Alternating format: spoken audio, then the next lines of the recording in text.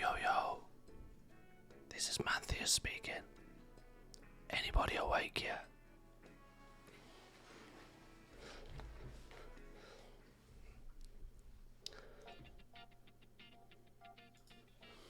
How we doing, boys and girls? Good morning. Welcome in. Crunchy, how we doing? Good morning to...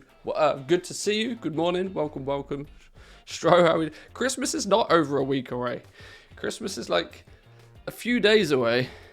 What is it? It's the 17th of December. Is it the 17th today? Calendar. Let me look at things, right. Oh, okay. Yeah. Has the man flu been vended? Yeah, cached, bagged. It's out of here. I'm done with it. Well, let me put it this way. Let me explain then for maybe those that also catch this on the VOD. I am going to the in-laws for Christmas. We are leaving Wednesday, which is the 22nd. We're leaving a couple of days before Christmas. So there'll still be YouTube content, I hope, I plan. But the streams will end today. We'll be back a week on Monday with the streams. Taking a week off streaming, if nothing else. I'll still be working on a couple of videos for next week to keep you ticking along.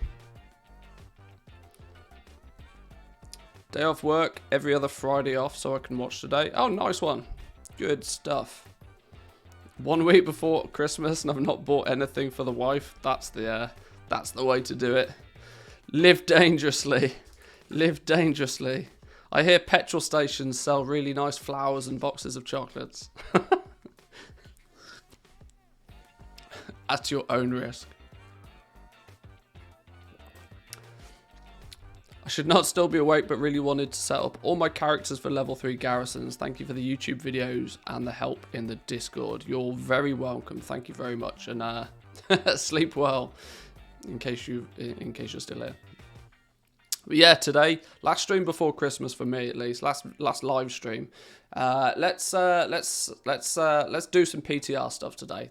I've been baiting doing PTR stuff for a while, but other things have come up. You know, we've had Winter Veil turn up. We've had the Mage Tower. There's been some stuff actually going on. So I usually would much prefer to do whatever is, you know, the live retail content. The token thingy is completely balked, but the token price has been doing a loopy-loop because there is a Blizzard sale. See how much of this I can show without doxing myself. There is a Blizzard sale on the go right now, up to 67% off, they claim. How are we doing, Alith? Welcome in. Good morning to you. I say all, but a huge percentage of the Blizzard store mounts and pets and the whole shebang is on offer. You know what's really annoying though? The one thing that I really would kind of quite like to be on offer, the level 60 character boost. Nope. Nope. Not happening. Not happening. I mean, this is the time of year if you want to cash in some gold and then cash it straight back out on silly pets and mounts. This is the time to do it. Just in time to pad those Q4 numbers. Their Q4 numbers are pretty good regardless. This is officially Call of Duty season as far as Blizzard Activision are concerned. Or Blizzard Activision King, to give them their full title nowadays. What up, dog? You're not best impressed with being in here, are you? Shall I let you out? Who let the dog out?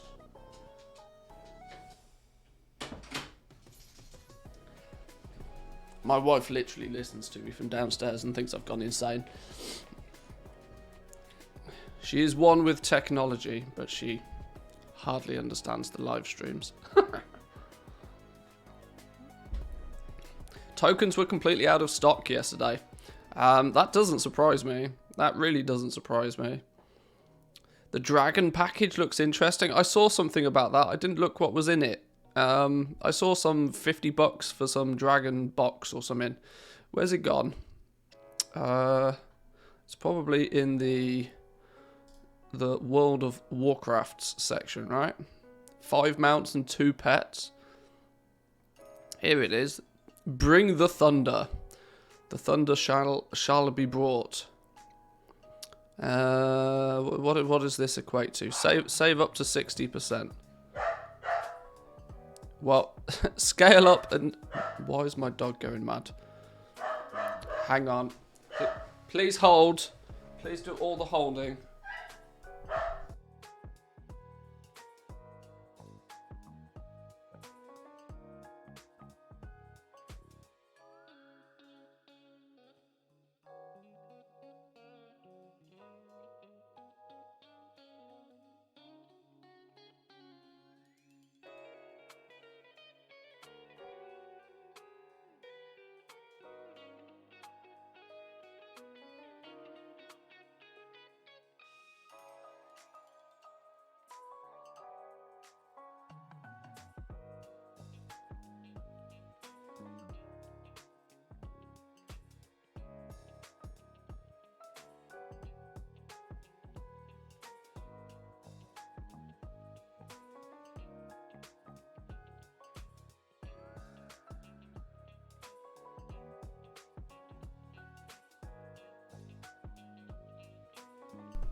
Yes, it's that time of the year when the mailman is at the door every day.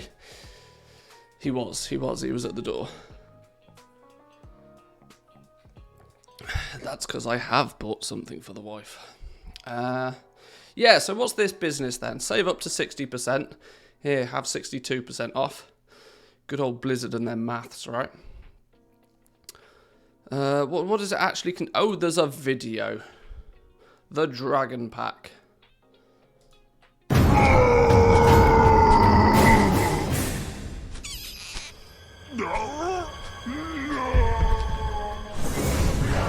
Oh shit!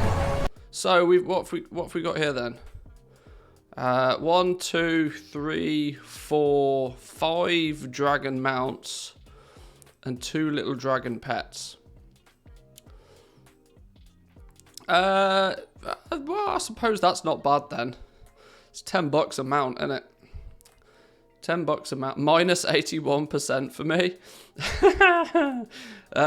These are kind of... I mean, I don't really care for these mounts. This thing's a little bit too hairy-fairy for me. But these two are cool. I like these pair. I don't think I want to pay $50 for 2 mounts, though.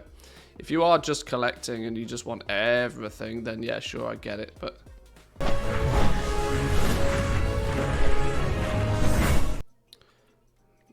well, yeah. Yeah, real good way to pad the numbers. I think I agree with you on that one. Minus 86. Blizzard does do some... in fact, that's probably because you guys have already got some of the mounts. So it you know, it scales further. There's no list of which mounts are in the package. No need to shy away from danger when you're backed up by a clawsome gang of winged beasts. Ride and fly with confidence with one of 5 majestic dragons. The Silverian Dreamer, the Enchanted Fey Dragon, the Steam Scale Incinerator, the Iron Sky Reaver, and the Heart of Aspects. Da-da-da.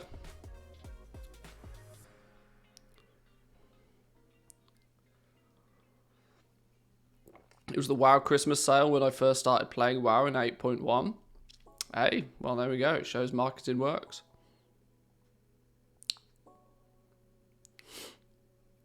Well, great.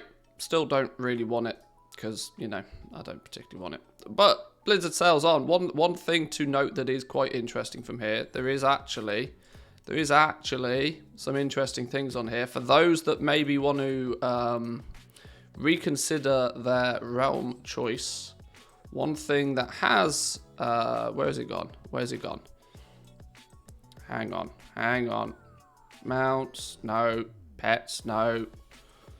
$5 for the pets though. This ain't bad. I mean, $10 for them ain't bad to begin with. But game services. This is the one I wanted to look at. You got the character transfer services on the cheap. So if you are looking to move characters from A to B, now's not a bad time to do it. It's not outrageously expensive. Well, I mean, the fact that they still charge you stupid money to move a character from one server to another blows my mind that they can get away with that sort of stuff. But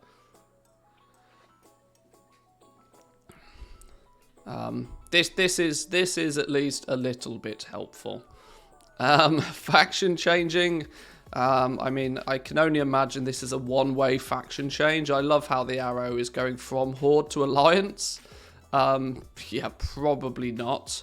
Probably not. I think you should it's more than likely players are going to be like, right, I'm going Horde now. Screw this. But sure. And of course, race-changing services are on the cheap as well. No game time offers, no guild changes, no token cheaps, no level 60 boosts on the cheaps. But, the character transfer is not too bad. Not too bad. Token, though, token price has yet kind of boomed. What's it saying on the old, where's Wowhead at when you need it? What's the token price doing now? Race changed back to troll. Couldn't get used to being anything else, and my hunter was troll since vanilla. Yeah, hunters just kind of fit, 325 for the token price. Oh my days, look at this. It was like sub 300 gold a few days ago because of the mage tower. The mage tower had helped to push the token price down a little bit. But no, Blizzard sale, bang, there we go. Everybody cashes out their gold to buy some shiny shinies. And all of a sudden we're up to 325,000 gold again. That's bonkers. That's bonkers. Poor token price. Get wrecked, token price.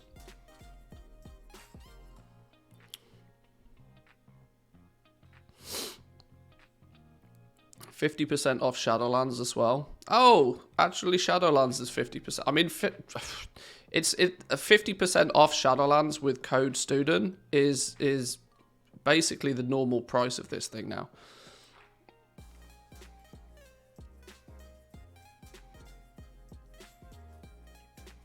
Oh, look. The Essence of Affinity is live. Did they just hotfix this? Blizzard pushed a hotfix to live servers to add the new alt conduit catch-up item. Using the item with a character learns every available conduit and raises them to item level 200. Essence of Affinity is sold by the dude, the heirloom broker in Oribos. You got to be 80 renown with any covenant with any character. In essence, you need to have earned the achievement renowned. The items bind on account so you can freely send it to alts. 500 gold. Cool. It's about time, really. It's about time. Because, conduits, what do they scale to now? Conduits are... I want to say 252. Is 252 as far as they go nowadays? Which means, what is it going to be? If they give you 200, you've got 200, 213, 226, 233, and so you've still got 5 upgrades. 5 upgrades to get for each one to get them to max. But it's better than starting all the way down at, what is it, like 145 or something bananas. Yeah, really good for alts. Really good for alts. Especially considering the, I can't remember what they're called. The things that drop in Korthia that give you a bump. They only go up to 226, but because they only focus on whatever your current spec is, you only need like 7 or 8 of them to get everything up to 226. So yeah, sure, okay, fine. Some in Crescent. Yeah, there we go. That sounds right. Some in Crescent. We'll take that one. I really wish there was a hide owned in the Blizzard store. Yeah, if that was the case, I'd treat it like all the things, though. I'd treat it like we just need a big an X in the top right-hand corner of everything that you don't own. I'd treat it like all the things. I'd just buy everything.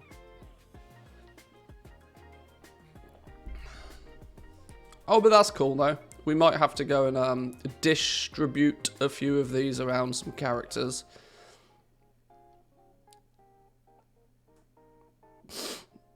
That might be helpful. Any other news I've missed on then? Any other news I've missed before we get going in game? The Blizzard pack, we've seen this Blinky. Blinky the new dragon. That's one of the ones that you get in this thing, right? This dude is just the pet that changes colour. Yeah, it's like the Fey dragon. What was it called? The Fey dragon or something? Yeah, this thing changes colour as well. I'm sure this is to some people's liking. Just looks like the Budweiser lizard. Some people know what I mean when I say the Budweiser lizard.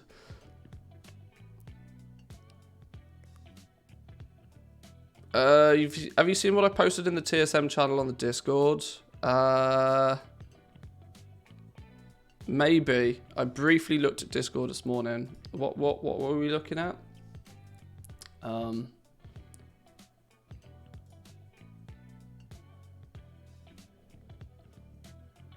Is that the how on earth does the bling bling guy have blues with different IDs? Is that what we're talking about?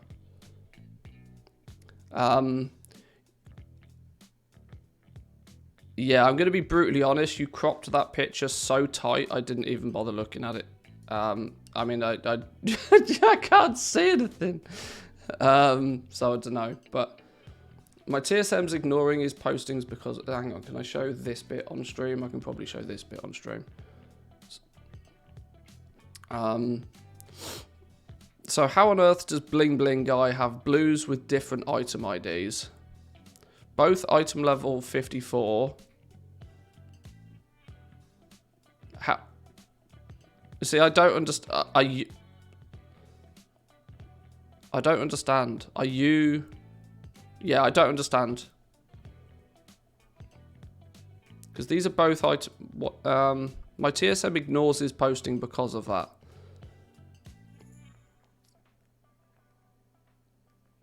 Oh, you mean it's undercutting this pending dude, but not undercutting Bling Bling? I don't know. I don't know. I would quiz them in the official TSM Discord, but if you crop a picture this tight, Sapu will shout at you. So, you know, full screen screenshots. Don't do any of this scribbling out business. Nobody cares about this. Nobody, like, full screen screenshots in the TSM Discord, and they'll have a look at it. Yeah, I don't know. I mean, I can't see is the honest answer.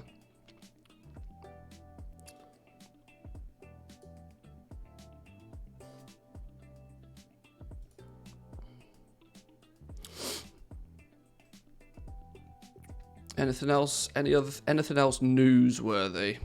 Half-naked paladin defeats High Lord Cruel in Mage Tower hard mode. Are people memeing on the fact that the Mage Tower's too hard now by doing it with no gear on? Oh, brilliant. Just you know, get good, yo. He's literally taken off half the gear. Mage Tower has proven to be quite a challenge for some, but others it's not too bad. Then there are a few that feel the need to add their own Mage Tower hard mode.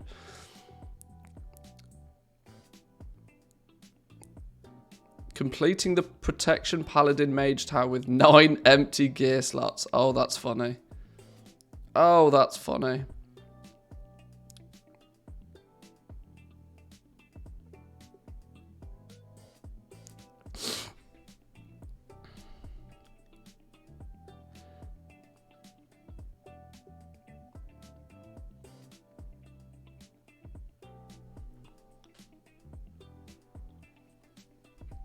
I saw a trial character for the Frost Mage do the challenge. That's funny.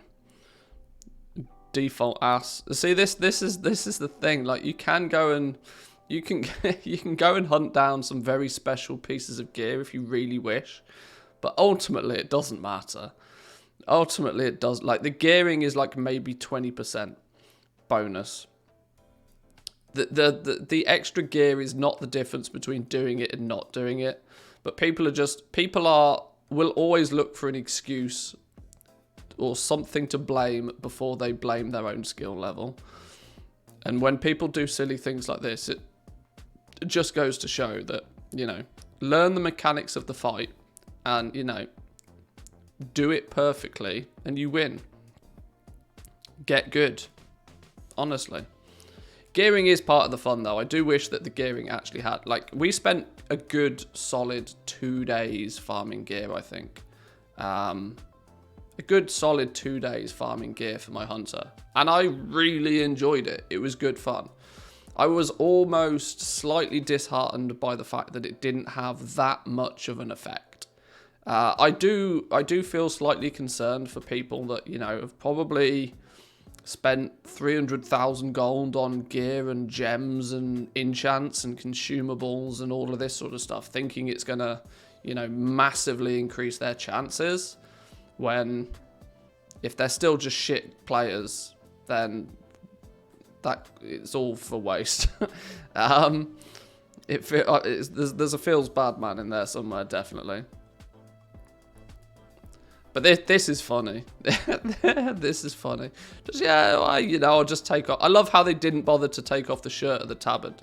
No, we'll leave those on. We'll leave those on, fine. But we'll get rid of all rings, trinkets, and...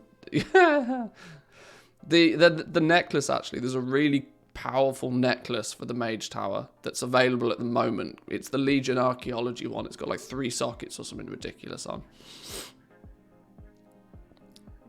So expect anything Legion Archaeology to be selling like hotcakes. Oh, there's even a video of them doing it. I'm not going to watch the video of them doing it. It's just funny that somebody has. Get good, yo.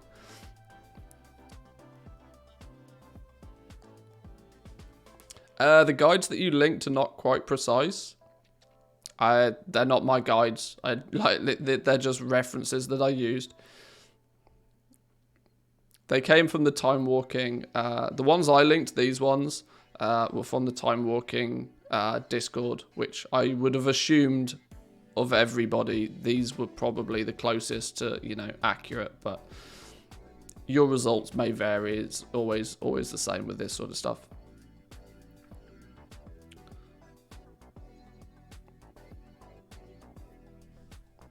I know they are not, but it was still a guide point for many.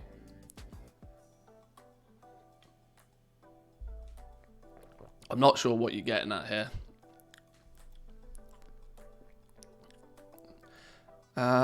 Death Knight changes, Rogue changes, more Mage Tower hot fixes. Oh, here we go. Here's the neck with 3 sockets. The Prize Rock neckband. This bad boy, look. This thing's pretty powerful. Loads of secondary stats, loads of sockets. Apparently this thing is one that scales really quite well for the Mage Tower, for those that are still doing it.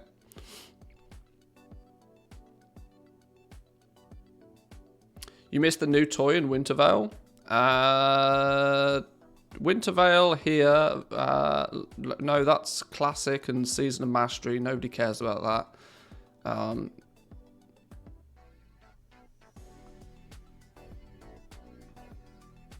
Oh, Feast of Wintervale, new toy available from vendors. Oh, the Chorus book. Yeah, we had a little look at this. I didn't realise this was new. You have to use this, and then there's also an achievement with this. You have to go and sing in enemy capital cities. You sing in a few enemy capital cities, and there's an achievement that you get for this as well.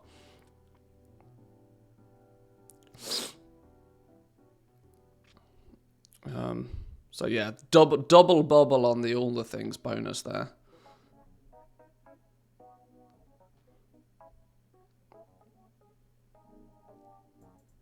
Don your holiday apparel. The Feast of Wintervale has begun. December 16th, January the 2nd. Holiday quests in Orgrimmar, not in Forge, but decorations throughout the world. The fact that they didn't give this to us as a mount.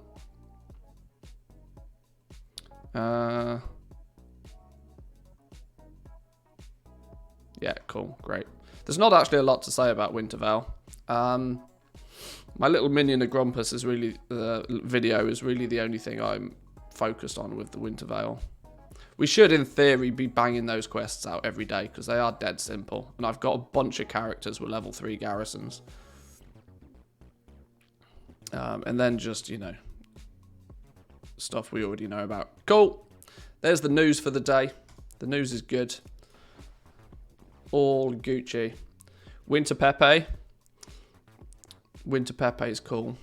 Let's quickly then get some auctions listed before we jump onto the PTR. No restocks today. No need to be messing about with restocks. I think we're pretty much stocked on things. I just need to get it listed on the auction house because, you know, you don't sell what you don't list. So you need level 3 garrisons to do the Winter Veil quests. If you're doing the dailies to give yourself a chance at the minion of Grumpus, then yes. Yeah, level 3 garrisons needed to do those. But watch yesterday's video. All is explained. It's not that bad. Right, let's grab this lot, put it on the auction house. Hang on, I've got bags full of materials again. What's going on?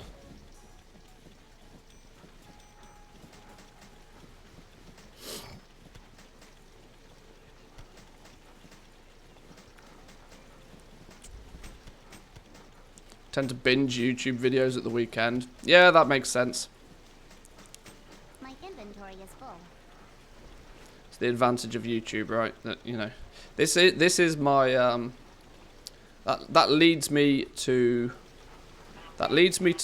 a topic of discussion which I don't really know quite how to approach it, but is a topic of conversation that needs to be had. Come 2022, we will be streaming a lot less. I will probably drop down to 3 days a week for streaming. For the simple reason of the live content lives and dies the second that it's live. Now, I don't want to bore you guys too deeply with, you know, business mumbo-jumbo. But the matter of the fact is that I need to take that extra time and put it into YouTube. I want to stop making daily YouTube videos or trying to achieve daily YouTube videos and do more curated, like, once or twice a week content. I want to up my game on YouTube is basically what I'm saying. But to be able to do that, I need more time to focus to it.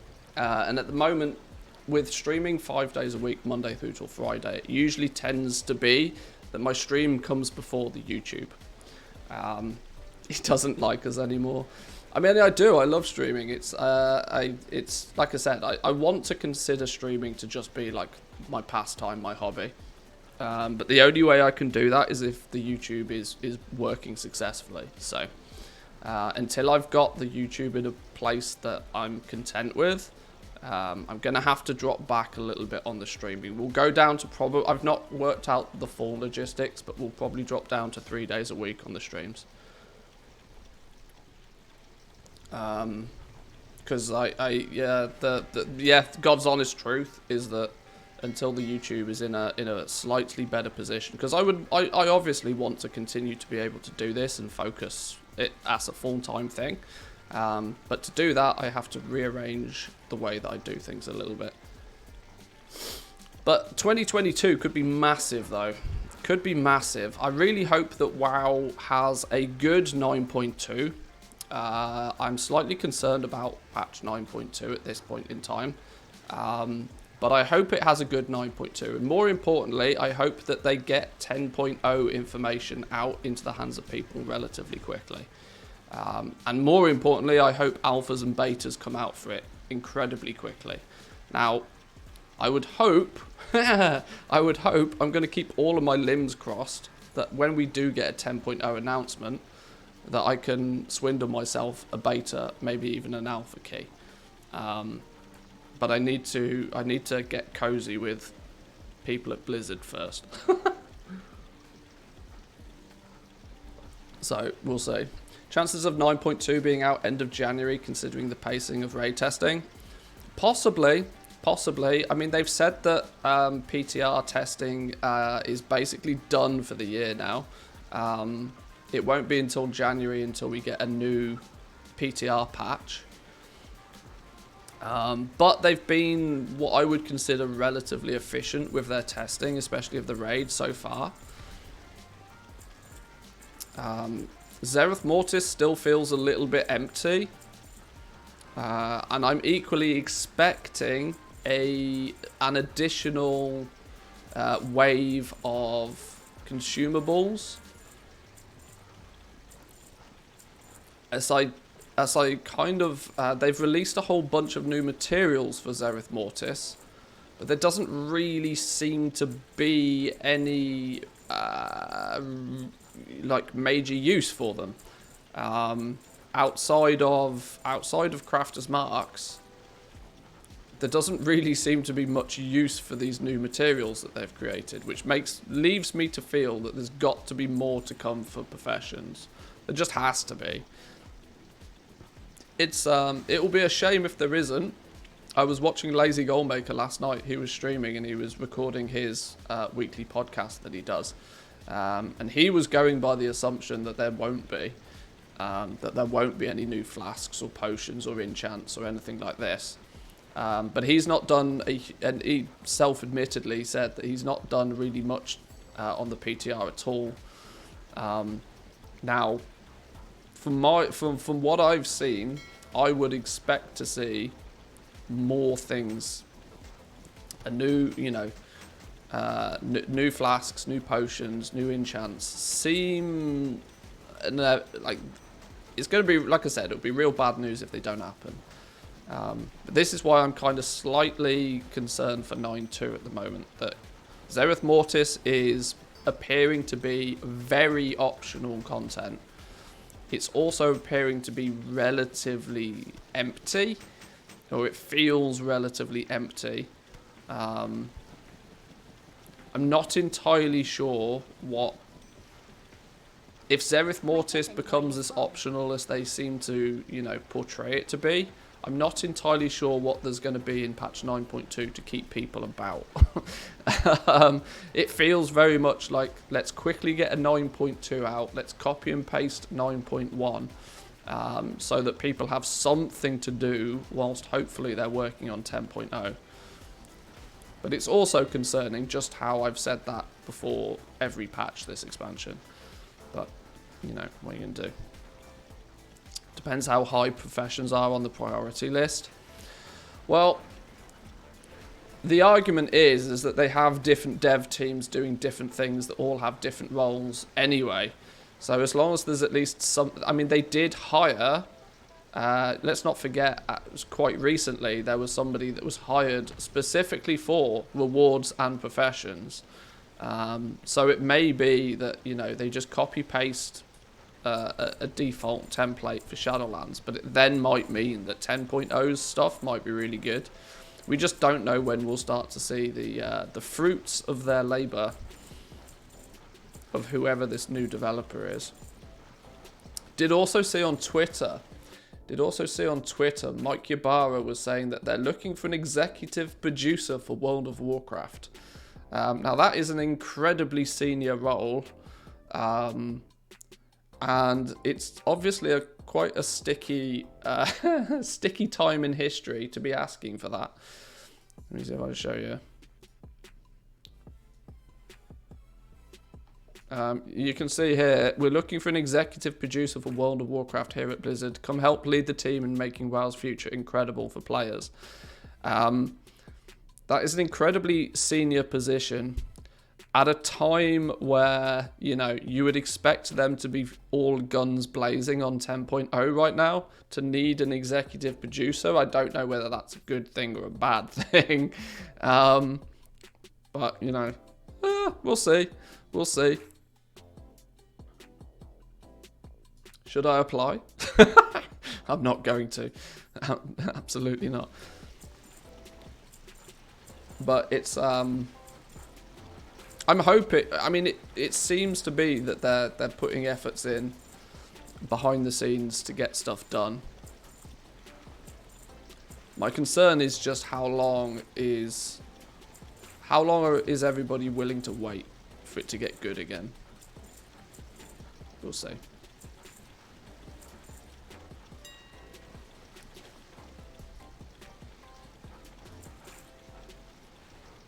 Oh, exotic leather's starting to tank in price. All right, sure. We'll throw ours in there just to get out of the way.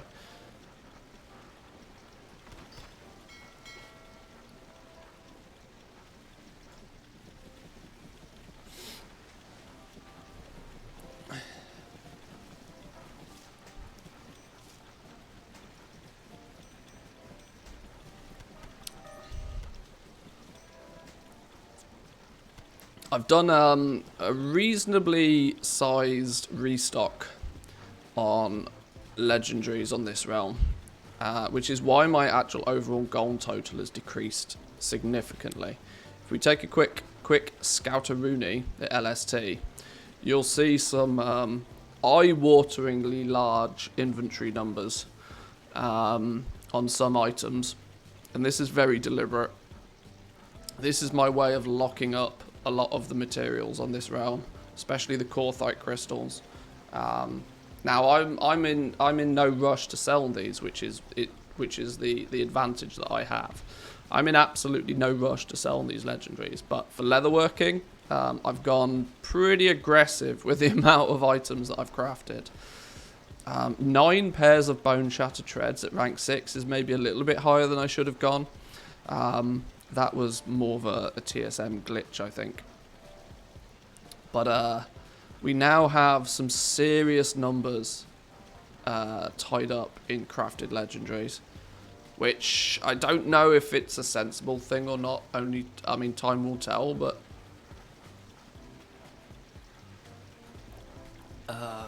for the time being, at least, this is where a lot of my capital is being locked up. Corthite crystals have dropped in price quickly on Tauren Mill. Oh, they will do. The 2 big servers out there, like Kazakh, Tauren Mill, Draenor, Twisting Nether, the big realms. It was a bubble. I mean, I was saying it since the beginning of the patch. The price was a bubble. It was just waiting to pop. The second people start struggling to sell their Corthite crystals, the undercuts will happen and they'll drop in price really quickly. They'll be back down to 300-400 gold before too long.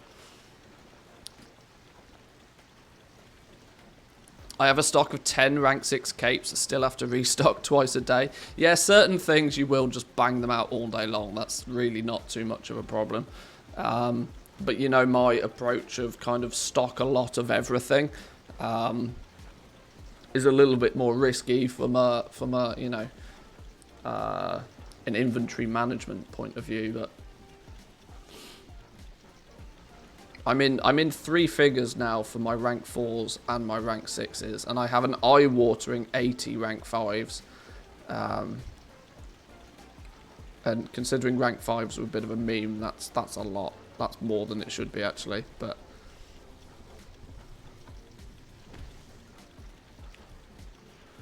and I haven't restocked blacksmithing for quite a while. I mean, can you tell? I've literally got nothing. But rank 5 sales have come to a halt this week, at least for me.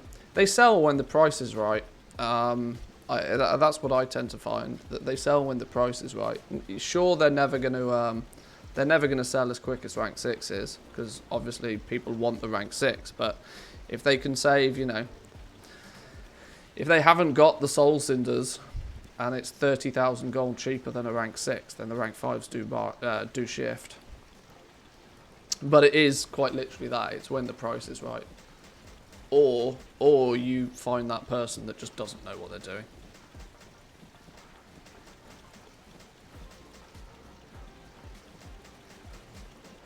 I cannot carry more.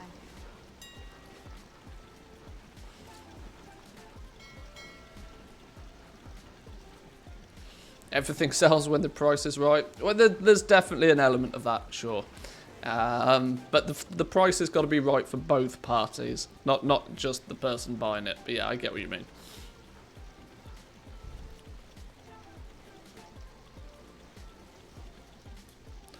Have I fixed my TSM settings? For what? For what? Oh, you're probably talking about Draenor, the fact that I'm posting things at stupid high prices. No, I haven't, no. So you don't, by mistake, undercut with like 10k? Oh no, I don't mind doing that. My price ranges are still relatively tight.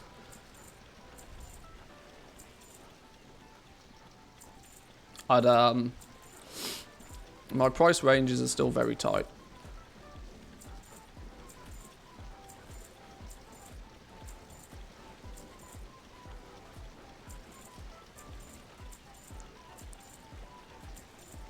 Trying to limit, you know, the goblin greed. A means that I still sell a lot. B means I don't have to cancel scan a lot. So, two bonuses in my eyes.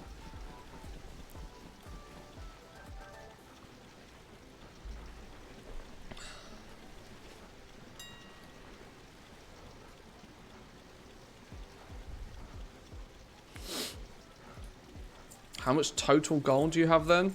Sunshine?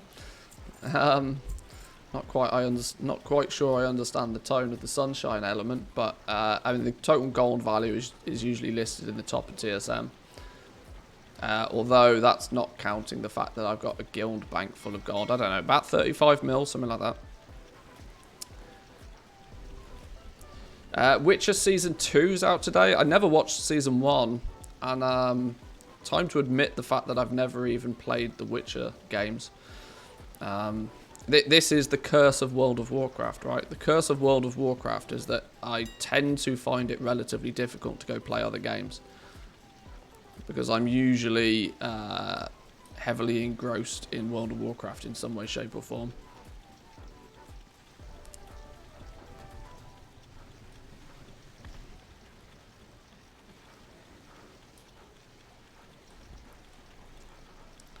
That 35 mil for reference is on this realm. I play on multiple different realms. I'm currently active on 3 realms right now.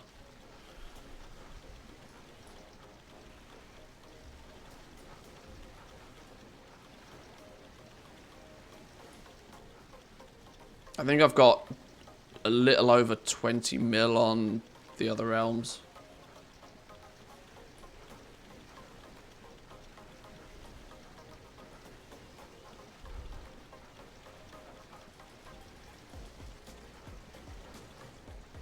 You should, if you think that that's a sizable amount of gold, you should just quiz some of the other people in chat. I can almost guarantee there's a few people in chat here today that have probably got 100 mil plus.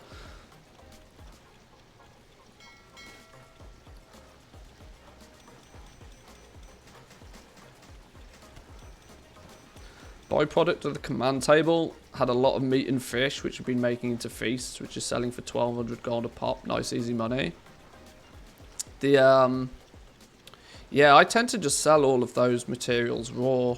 I don't really ever seem to have much problem shifting them either. I don't know what my numbers are on these. Although equally, I don't know. I don't know where all of my things like that, all those fish and stuff have gone. I'm always sending them to this character and I always think I'm selling them. Maybe I'm not, I don't know. I don't seem to have bags and bags of them lying about, so they must be being sold. Or at least being listed on the auction house. But yeah, turning them into feasts is probably not a bad idea.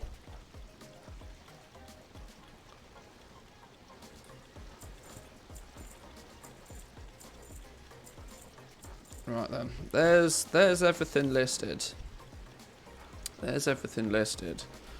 Let's call that realm a day now, because I don't want to get too caught up in the runnings of auction houses. We want to be doing some PTR stuff today. There's a couple of things I want to do on the PTR today. Lazy Goalmaker brought up an interesting question on his live stream yesterday, which I want to explore. The question being of just how easy is it going to be to acquire Heavy Callous Hide in Zereth Mortis? Because because we already know, so basically what I'm trying to get at is we need to do some skinning on the PTR. My problem is I don't really have any characters that are geared up for skinning. Now I think my Demon Hunter has skinning. The only other thing I could do,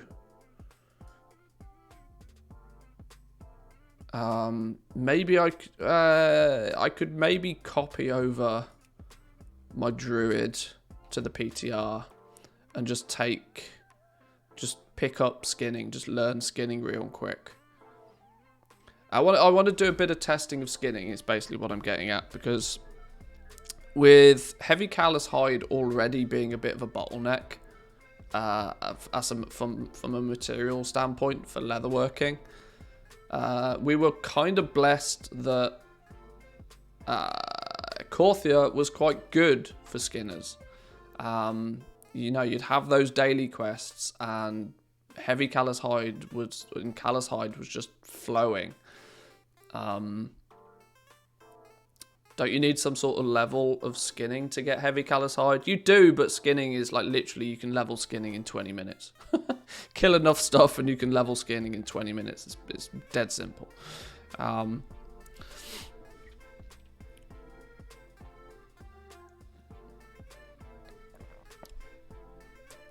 Let's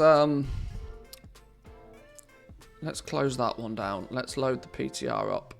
Let's take a little look. What's going on here? Why have we got updates available? Not now. Maybe later. PTR, go. Yeah, so I want to, a couple of things I want to take a look at. Skinning, I want to see what the skinning possibilities are in Zereth Mortis. I want to see if any of the creatures out there not only skin for the old materials, but how many of the new materials we also get. So it would be good to get a little bit of an overview of what's going on there. Now it means I might have to do some intro quests and bits and pieces to test this properly. Anybody done any 2x4 skinning farm tests? I mean, as far as the PTR is concerned, that's nearly impossible to do. Good luck finding 8 people on the PTR willing to test something like that. And 2x4 skinning doesn't really exist, because only one person can skin each mob. It used to be a thing when, you know, multi-boxes were about, because, you know, if you own all 8 accounts, then it's, you know, it's easy game. But let's maybe I need to copy over that Druid. Europe. Let's copy over too many characters. Hello?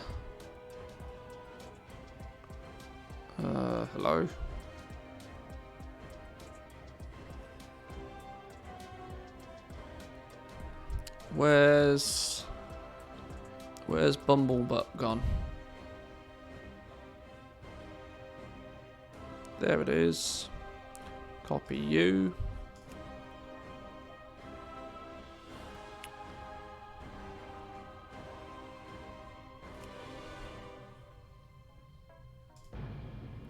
Right, we might have to do a few intro quests and whatever, but we can learn skinning on this one, because of course, if you're going to test skinning, you might as well be doing it on a Guardian Druid, because they are BIS class for skinning. So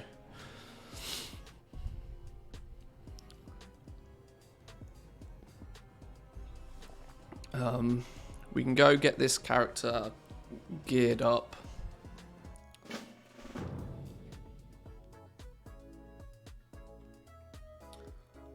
Fourth bank ult full. I think you've got a hoarding problem. That sounds a lot like you have a hoarding problem. 4 guild. Let's make Damn. sweet, sweet profit together.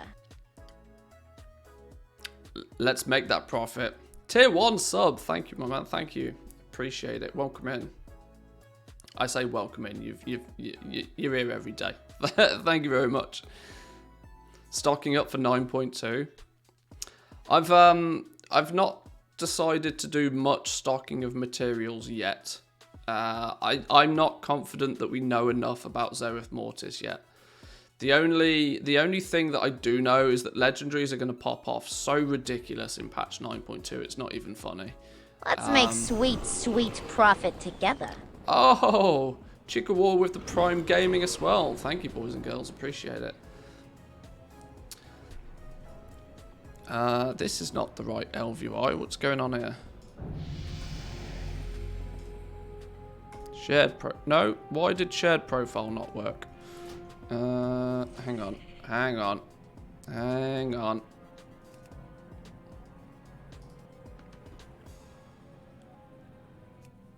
That's the one. That's the one.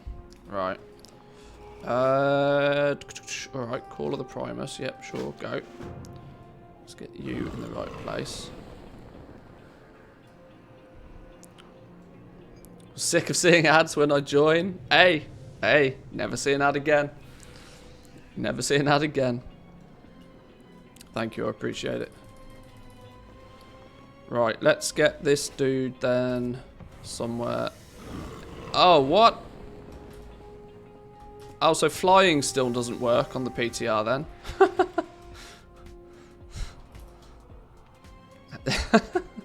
Alright, fine. Let's go to Orobos the normal way.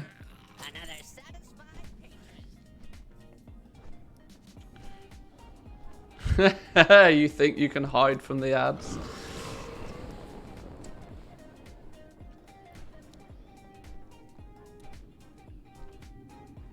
Hardest problem with goal making is inventory management. To a degree it is, yeah. Is that your wallet? Are you just glad to see me? Oh. Both, I hope. Savior 66 with the tier 1 sub. Thank you, thank you. Oh look, if we have the goblin gumbo belch when we're flying, it makes a massive, great big belch trail. That's quite funny.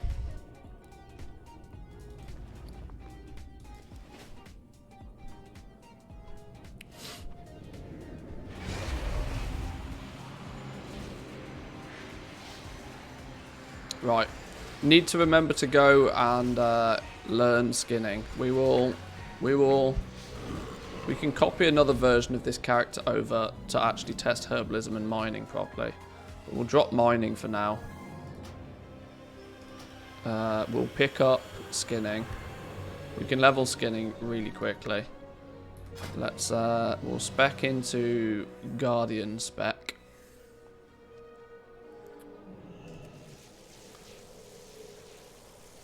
Because, you know, Guardian Druids be top dollar regarding... Why does my PTR always look terrible? Something about the textures always feels off. Yeah, I've got everything on max. DirectX 12, the whole shebang. Let's put ray trace. Is it? I'm just so used to seeing ray tracing nowadays. No, it still looks dog shit. Don't know what it is.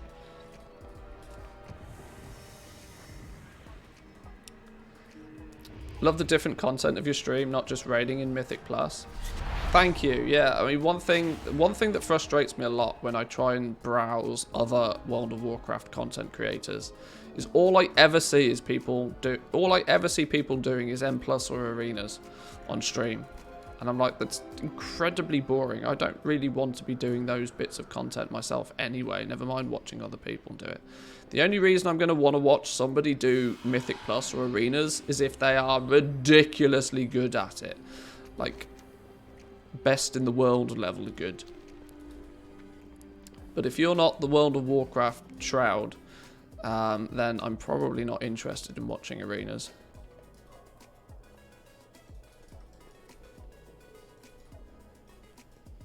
Where's the skinning trainer then gone? Who's stolen the skinning trainer?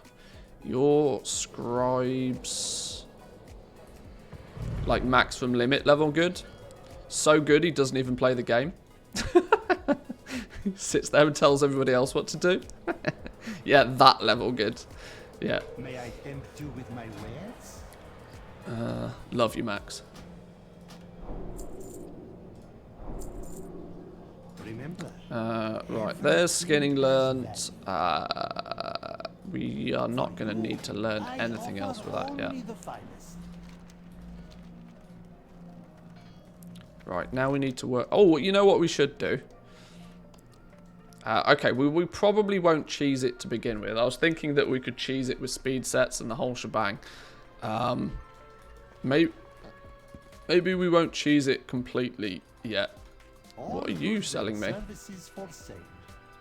Wow, you're going to sell me 272 gear. Holy bejesus. Alright. I can get myself fully decked out in 272 PvP gear for testing. Sure. Does a better job than my 193 Druid. Right, well, we'll have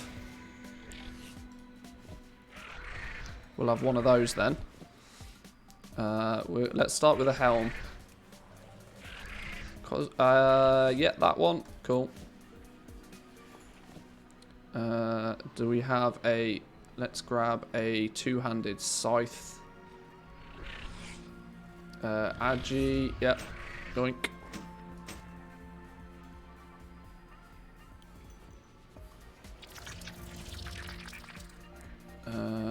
What's this? Held an offhand? No. Helm. We've got one. Shoulders. 272 shoulders. Let's get ourselves kitted and geared. And then we can go and do some skinning. Level up skinning nice and quick time. Chest plate. Chest piece.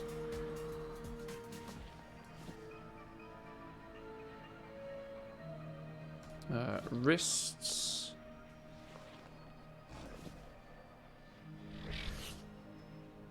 Gloves.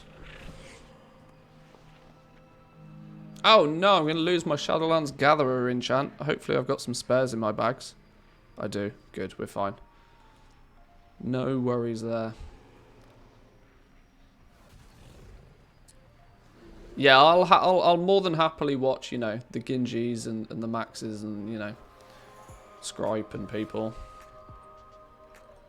But yeah, when I see 20 viewer Andys streaming arenas, I do wonder. Now maybe they're going to be the next greatest and, you know, the next greatest thing, but no disrespect to them, but they're probably not.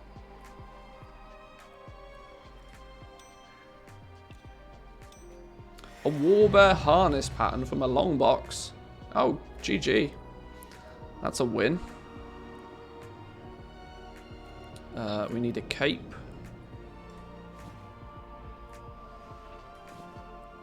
Are we decked yet? What do we need? We need rings. Rings and trinkets. Give me rings and trinkets.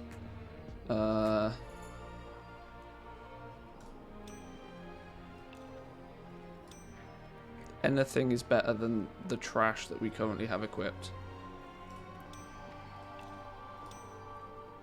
Oh, you can only equip one trinket at a time. That's really annoying. Can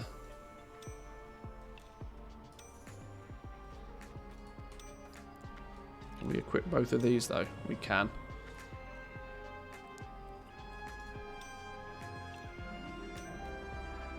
Haha, there we go. 272. Decked. Decked out. Let's get rid of all of this trash gear. Nobody wants any of that rubbish.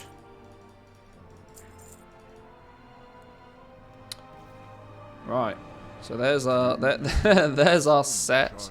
Let's throw up. Oh, hang on. Let me just get rid of that. No, apparently not. That seems to be bugged out. I can't do anything with that. Great. That's just sitting there. Awesome. Let's put our gathering enchant on. Okay, my UI is now completely bust. Where's that thing? One of those on one of those. Beautiful. Right. Class sets, we don't need class sets. Renowned for free, yeah, sure. Yoink. Walk with the earth,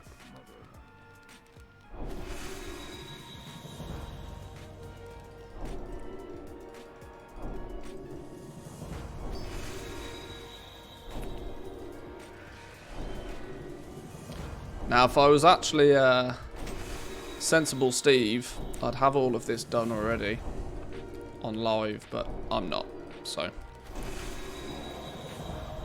Look at all the freebies. There's actually no need to be doing this, to be honest, but.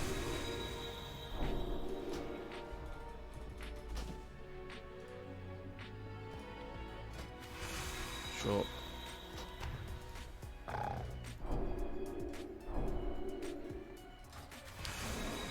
What else do you have to sell?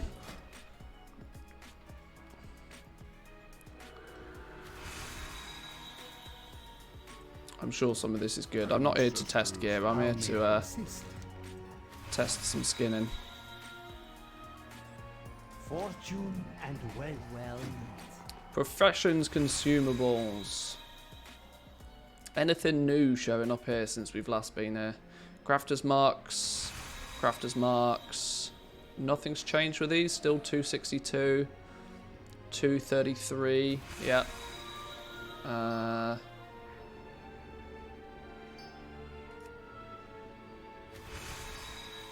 Crafter's Mark 3, Crafter's Mark of the Chained Isle.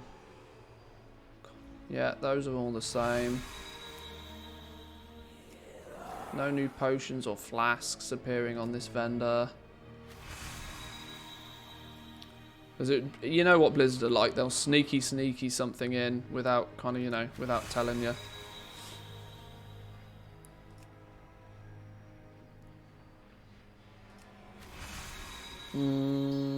I think that's all as we would expect. What does this do? Selling now, Master Crafter.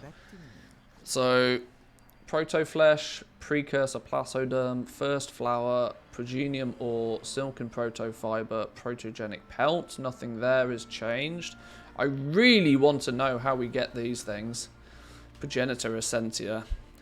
An extraordinarily rare remnant of the progenitors which can be used to craft powerful enhancements, can be bought and sold on the auction house. I really would like to know how the hell you get your hands on these. That would open, that would tell a story if we could work out how we get these.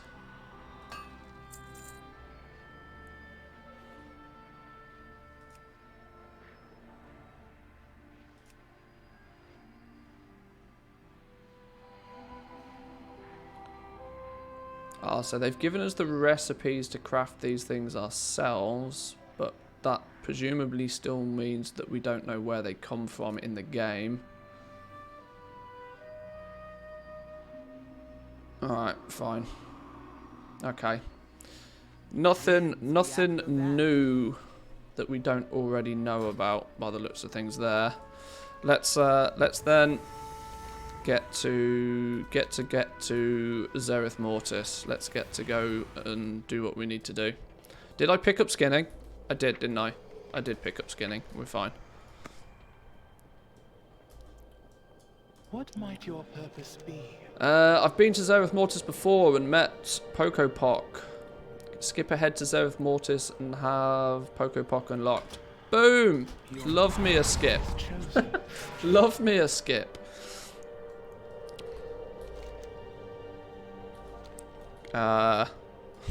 Did anything happen? Do we now just have all of the things we need? Why does travel form not work? There we go. Added handy notes for Draenor. Goddamn, so much to do now. Hey, look, you're making problems for yourself. Oh look, a big shiny door. Why can't the other big shiny doors do big shiny things?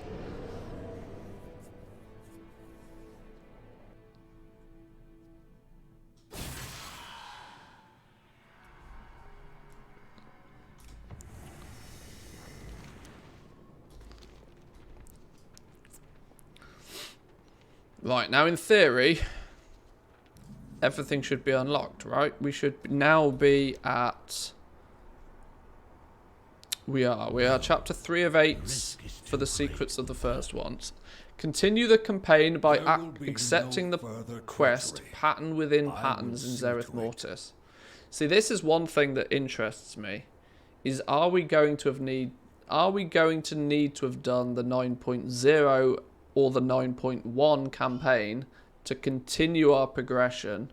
Now, for the PTR testing, this is the thing that could be different, right? It might be different on the PTR because they want us to test the new campaign chapters. But the way that it is in live currently is you cannot get past chapter 3 of Chains of Domination without first completing all of the patch 9.0 campaign. Now, that may not have made perfect sense to some of you, but it made sense in my head. We still can't talk to those dudes. Patience, patience. I will await your return. Alright, fine. Let's go kill some things, let's skin some things and see what we get. Now. Skinnable? Beast? Skinnable? Let's find out.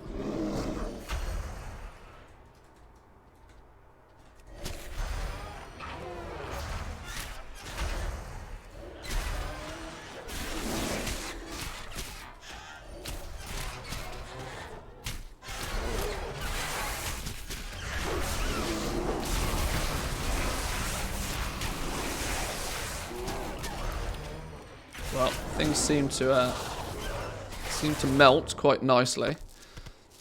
Now to see what we get by skinning. We're not going to get much of anything to begin with because we're leveling up. Let's not forget that. Let me drag this. He says unlock window. Drag this up here so you can see what's going on.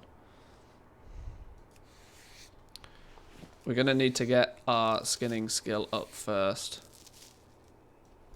We got some... Is there music in Zereth Mortis yet? Apparently, but actually not. Okay. Fine. Fine.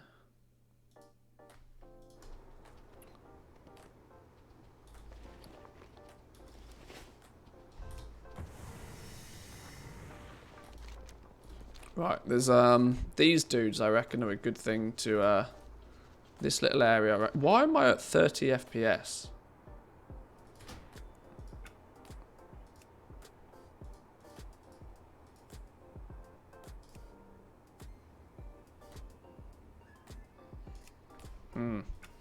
Something's a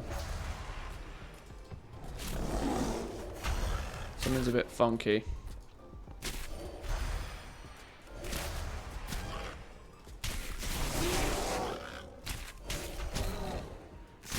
Currently completing the crafting, the campaign on all my crafters. Yeah, I'm the same. I'm not really willing to risk it. I would rather have done the campaign and not needed to have done it than need to do it and haven't done it. If that makes sense.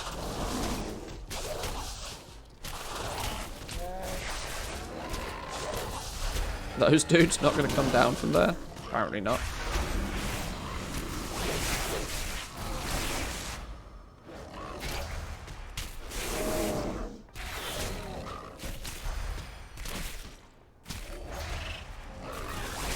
Is this some rare or something? This dude's this named mob seems to have twice as much health as everybody else.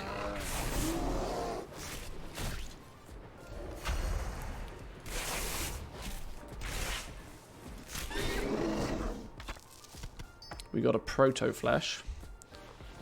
Oh, our first protogenic pelt at Shadowlands skinning skill 8.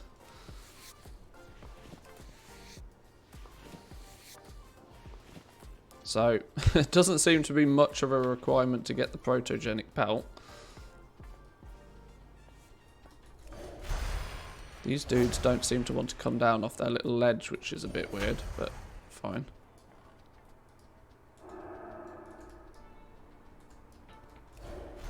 We'll drag them to us.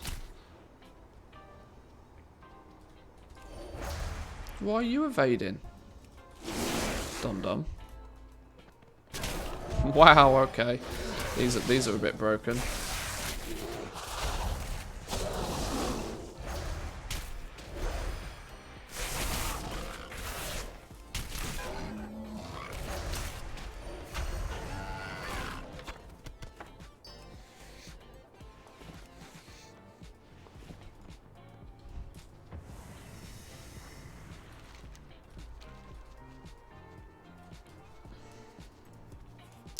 Trying to remember the layout of Zereth Mortis. I'm trying to think if there's any good spots that stand out as that could be like, you know, just OP skinning. Are these no, they're not considered beasts. Neither are these things.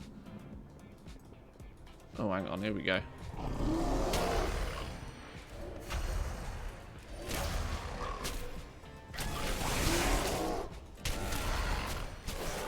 I wonder if they fixed the leashing.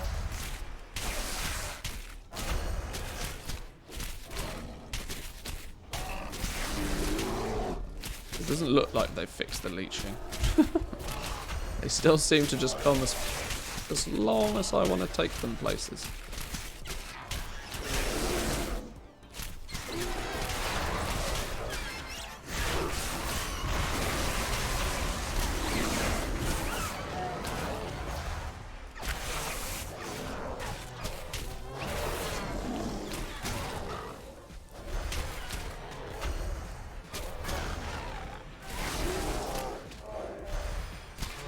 The ones with the unicorn head thing give you leather in Korthia, so probably the same here.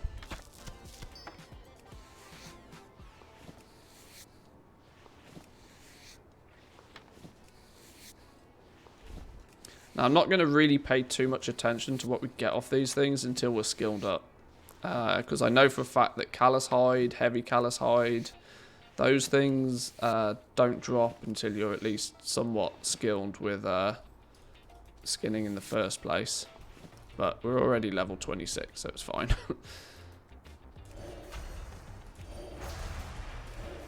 What would be really nice is if we could work out somewhere to force a hyperspawn. That would be really clever, wouldn't it?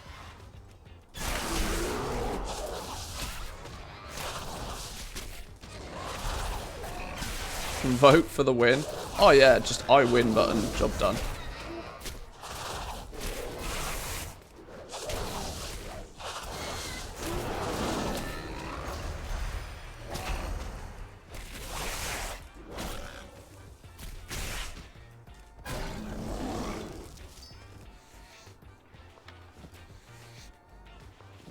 What's this over here? Oh, Death Blossom.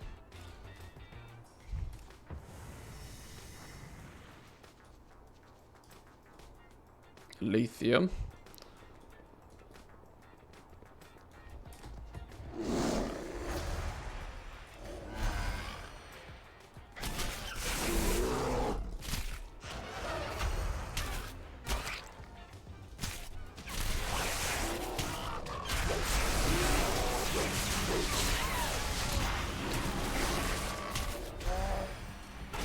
And everything melts.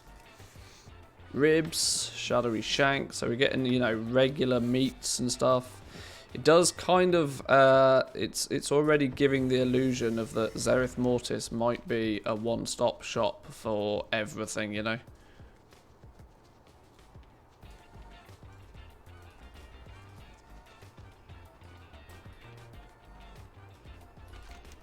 I wish I could just remember the layout of the zone enough to try and work out where's the good skinning spots.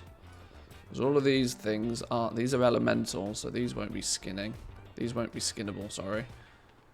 What have we got going on in here? I cannot really remember. These things are all elementals. We're after beasts. These are mechanical. Nothing much going on over here. Skinning wise.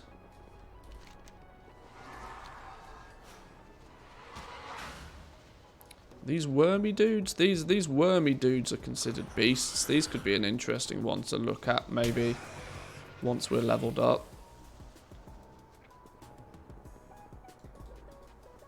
A lot of elementals.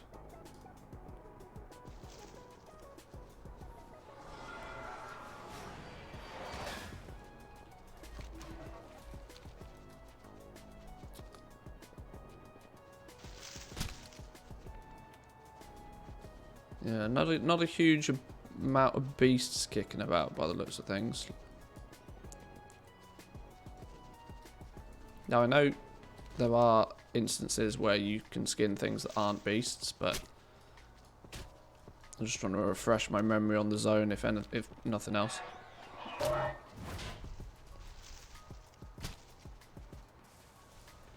Oh, here we go, look.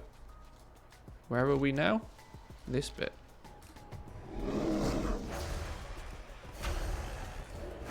Oh god, there's hundreds of these things, look. This is what we're talking about.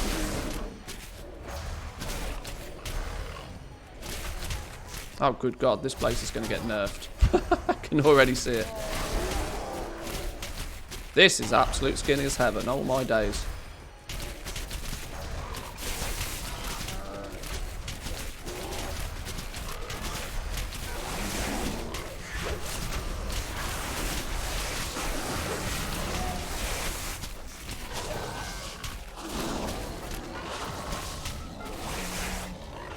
That is ridiculous. If we can get those things to respawn quickly, oh my days.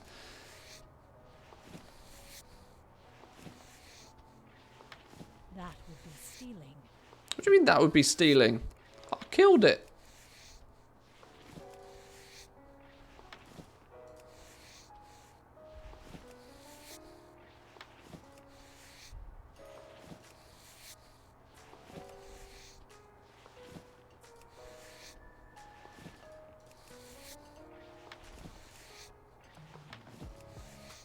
That was a lot of mobs in one go. What about these gastropod things? These are considered beasts. How much health do these things have? 53k compared to 26k. Okay. That lot's not respawned yet. Let's go on another pulling session.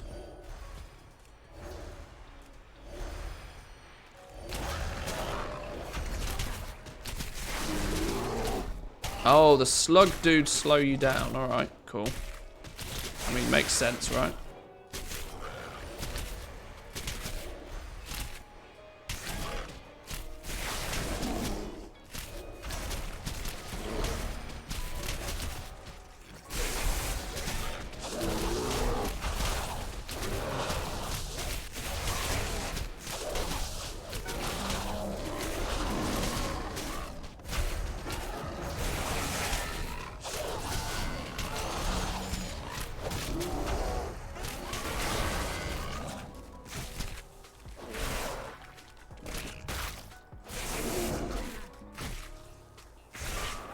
Beautiful.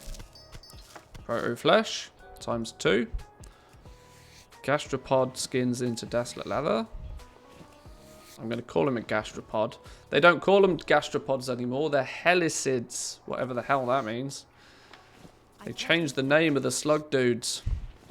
Sorry, the snails. People get offended if I call them slug dudes.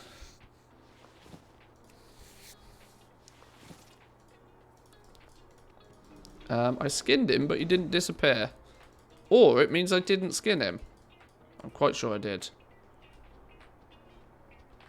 Might have to test that again in a minute. I thought I skinned him. What about these dudes? Oh, these are beasts as well, you know.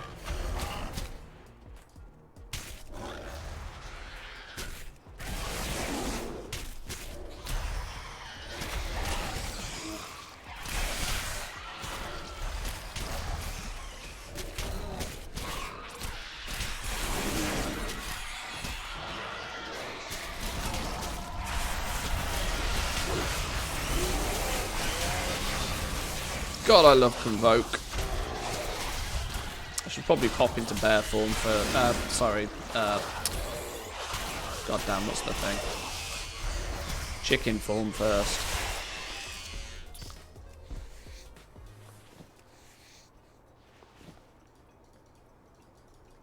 Oh! Oh, the wormy dudes are not skinnable. Even though they're beasts, the worm dudes are not skinnable. That's interesting. I guess it's because they're a new being.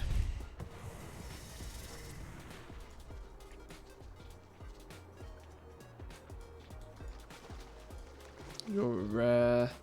So we don't need to kill these things then if they can't be skinned. What about you? You're a birdie dude. Birdie dudes want to get skinned? Let's find out.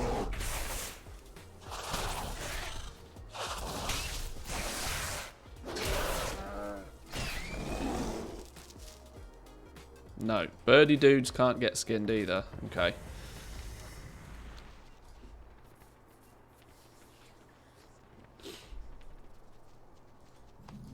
The Raptura are troublesome creatures that steal anything they can. Please, help us recover some items.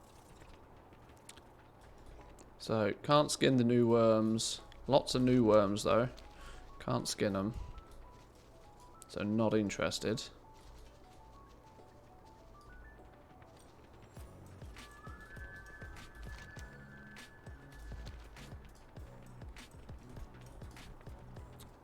Lots of new elementals. No idea what this thing is. This is part of a world quest.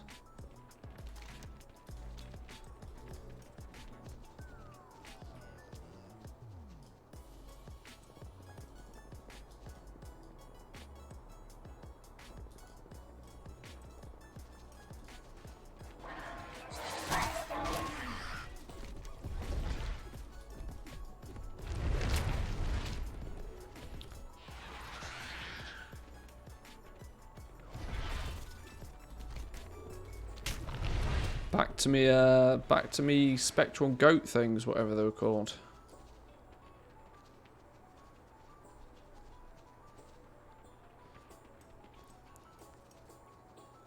A lush nightshade. Does a lush nightshade do more than a regular nightshade? 8! 8 nightshade from a lush nightshade. That's a lot. That's a lot.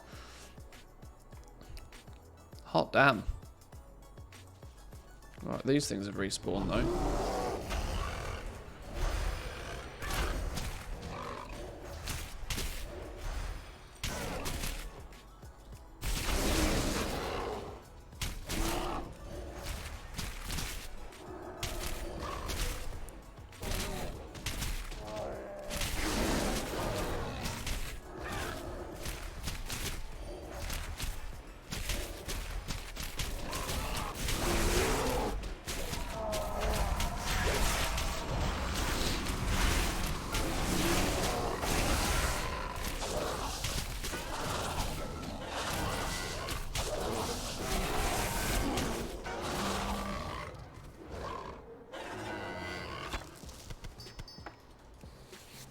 Prices will go down fast.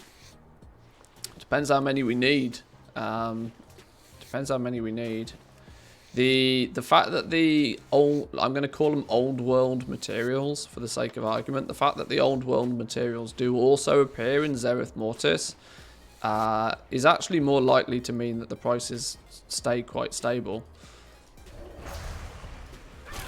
Because anything new, let's look at consumables, for example. Consumables are going to need a lot of nightshade all of a sudden. There's more elusive nightshade. There's lush and elusive. I'll go pick that up in a minute.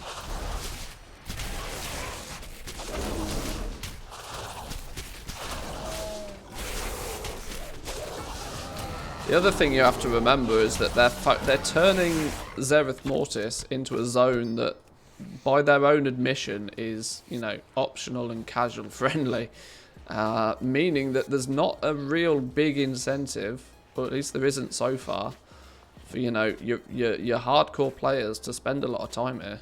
I mean, some might, sure. I mean, some might choose to just be out here for a long time anyway, but there's not actually Oh, can we not get to that until we have flying? Is that why it's elusive? Ah, okay. Unless, of course, you're a demon hunter. Demon hunter herbalists are going to have a good time.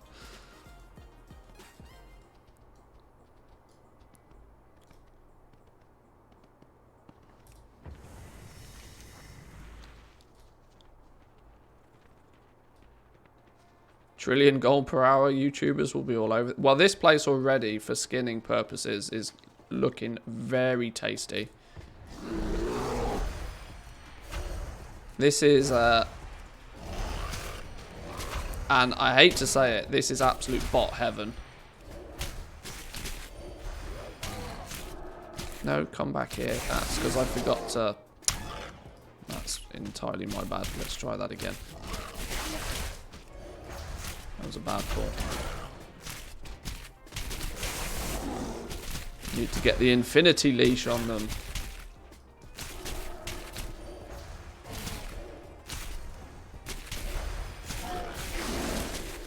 Oh, it still didn't work. Oh, god damn. That's because Rash fell off.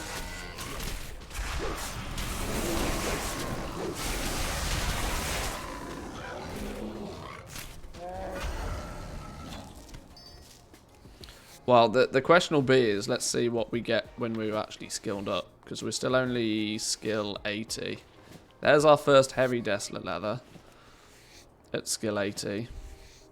Now by normal we're only get... Oh, there's our first callous hide as well. So now it's... Now the numbers are coming in. Elusive rich Elithium deposit. That thing's going to offer monstrous amounts.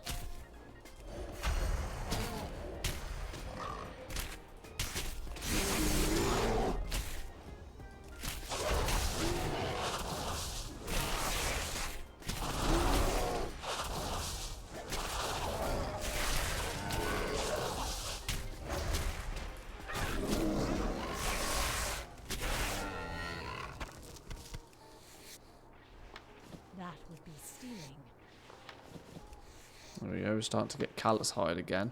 If I remember right, it's about skill level, I want to say, what was it? What's the max? The max is 150, isn't it? So I think it's about 120 you start getting heavy callous hide dropping.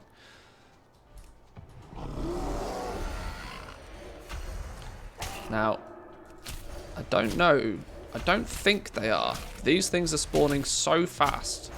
Because let's not forget, I'm also 272 item level. Now, I know it's PvP gear. So I'm aware I'm going to chunk through these things fast. It's also respawning very quickly.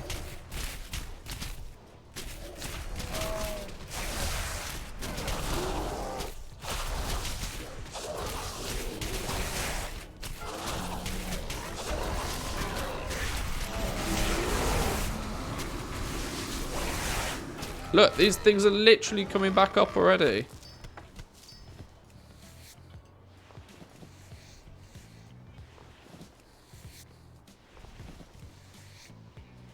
If these things are needed for a world quest at any point, this would mean there's a hyperspawn mechanic on them.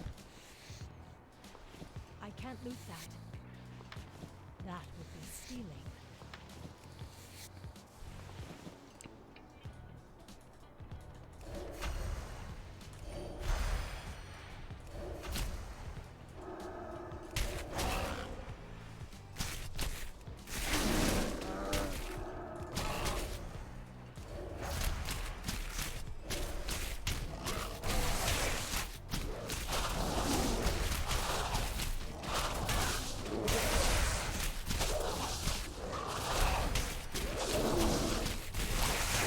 Trying to watch to see if any of them respawn as I kill them. Oh my god! Literally respawn. Okay, these hyperspawn. Oh dear. Oh dear. Or as close as I can tell, these hyperspawn. Starting to get callous hide, heavy callous hide. We're yet to get a heavy callous hide. But we've been getting proto flesh. We've only ever had one protogenic pelt, actually.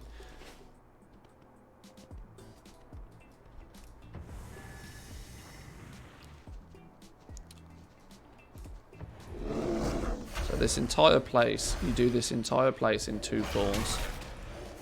And they hyperspawn. Oh my god, bots are going to love this.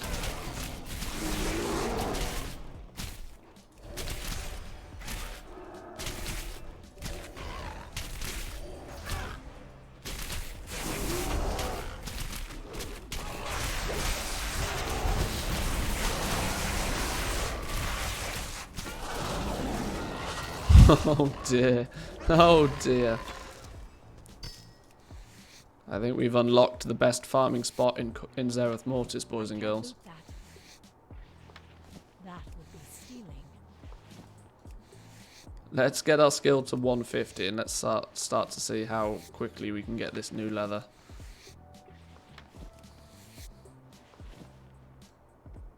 Because that's wild.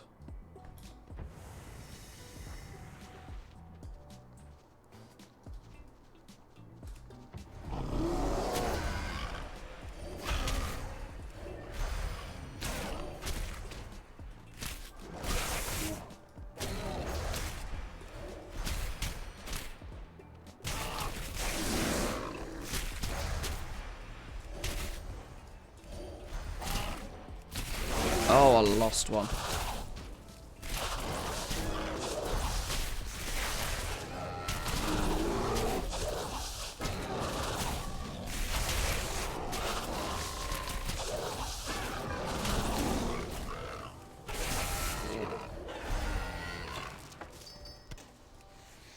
Literally the second I kill them, they're back up again. Oh no.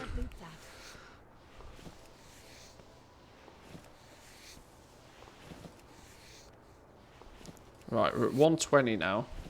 So I would start to... Oh my god, they are literally up faster than I can kill them. I would expect to start seeing heavy callous hide dropping now.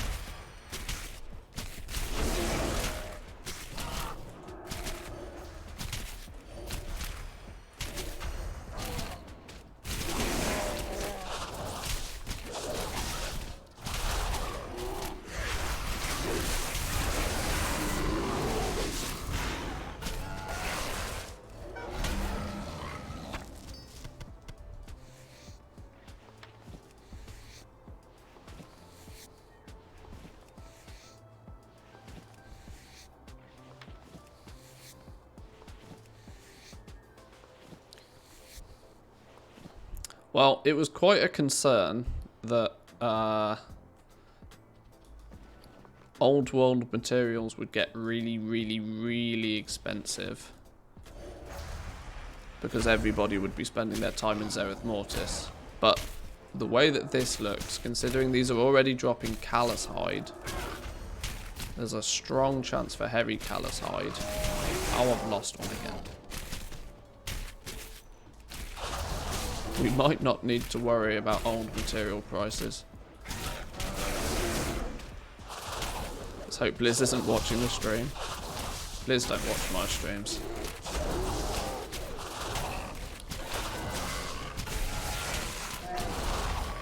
You know who I think do watch my streams though?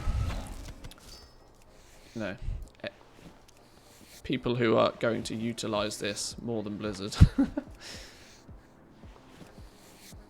Exactly, goblins.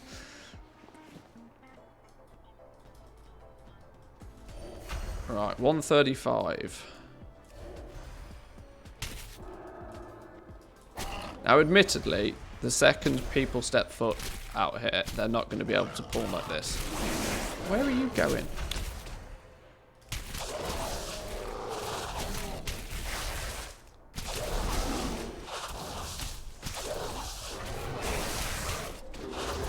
Although I am 272 geared, I'm not using a single legendary.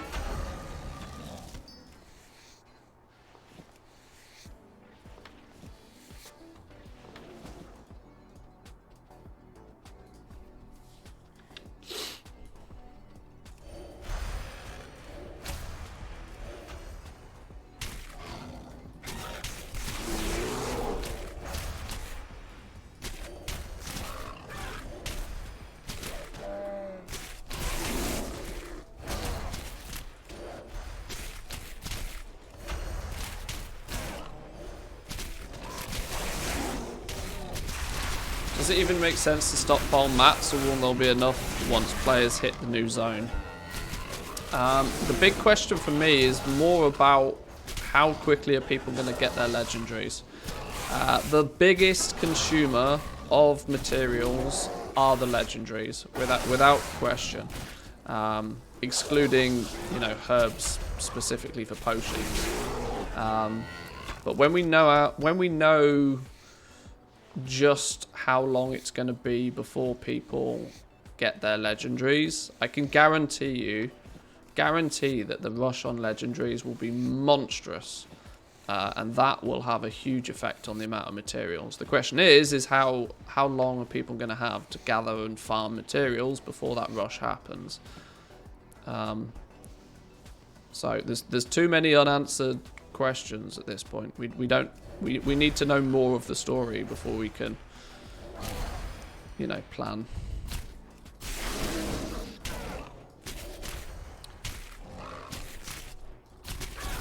Because, I mean, if we get rank 7 legendaries the first week, I would be like, yeah, stockpile your absolute ass off. Stockpile like a madman if we get rank 7 legendaries week 1.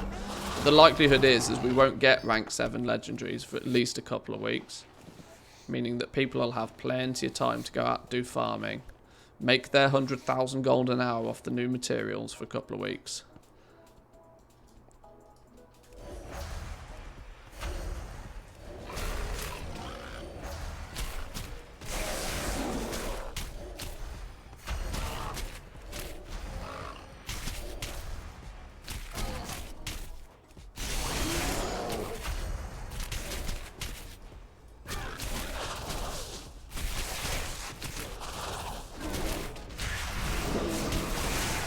Right, well, we're now skill 150 though. So now that we're skill 150, we can start to actually try and, you know, put some numbers to this a little bit to see just what are we getting. Callous hides, heavy desolate leathers. I'm yet to get a heavy callous hide off these guys, but it only makes sense that it's on their loot table. That's just a matter of time. The new leather though, we don't appear to be getting off these things. This might end up be, if the new leather doesn't drop off these guys, this might be, you know, the go-to place for, you know, your regular materials. But if you want the new stuff, it might come from somewhere else.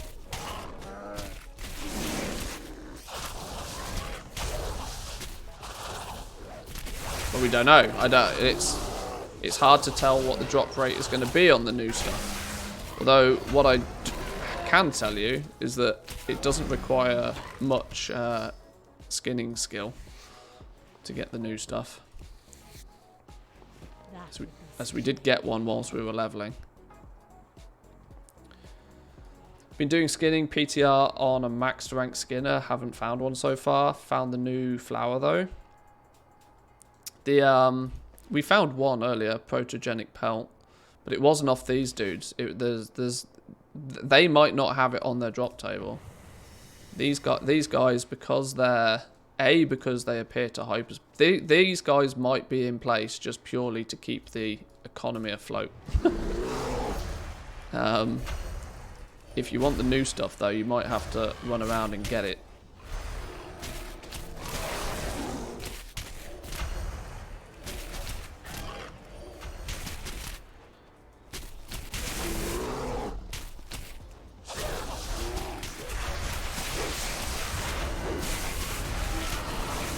When will it go live? Do we have a date yet? No. 9.2, I wouldn't expect to see it before February. Probably March, to be honest. What dude was it from?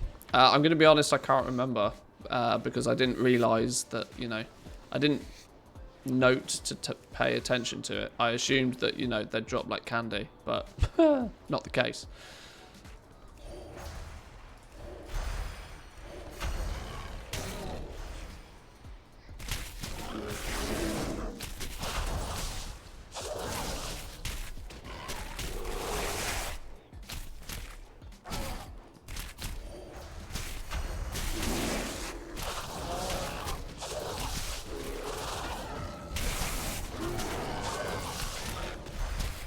Yeah, the token command's bust. I don't know why.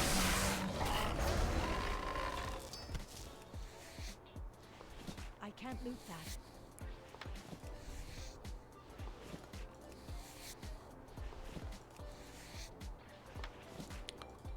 Right, I've not seen one heavy callous hide yet. I want to see at least one heavy callous hide to, you know, so I know it's on their drop table before I move on.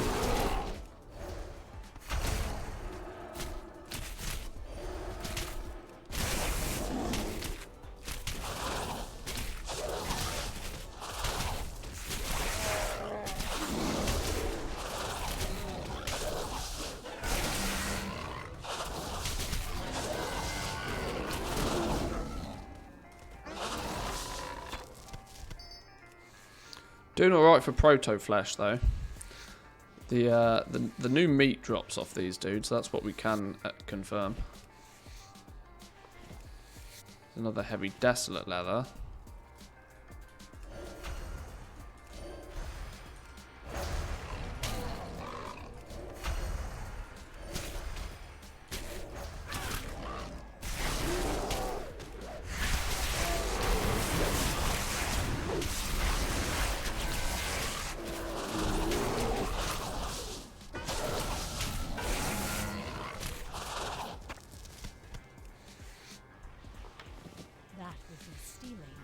That would be stealing.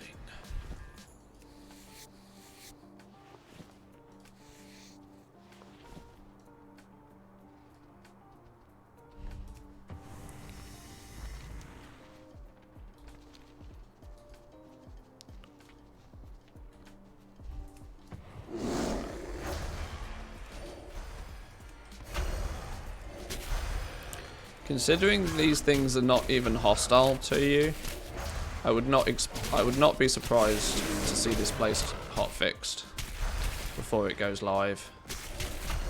Blizzard probably wouldn't want.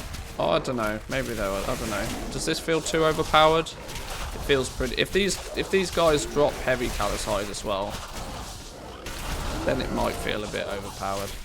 But it doesn't appear that the new leathers on these guys drop tables, so.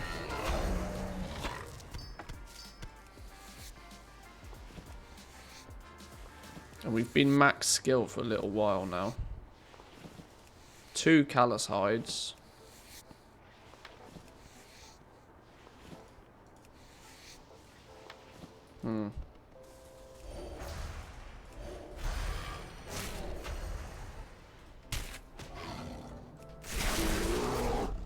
It's good. Is it overpowered? Is it broken enough for Blizzard to say, you know, maybe. Is it better than, do we think it's better than, the, what do you call them? Hang on.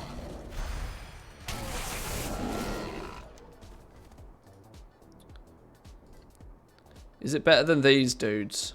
The Maulers? Do we think it's better than Maulers? I'd say it's comparable. These things hyper spawn, which makes them abusable.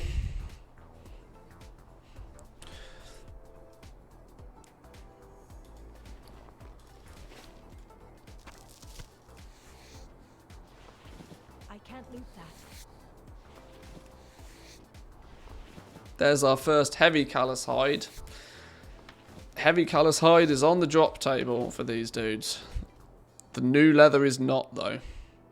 Or if it is, it's super duper mega, even more rare than a heavy callous hide from these fellas. Okay. Okay, that's interesting. Hyperspawn, good news.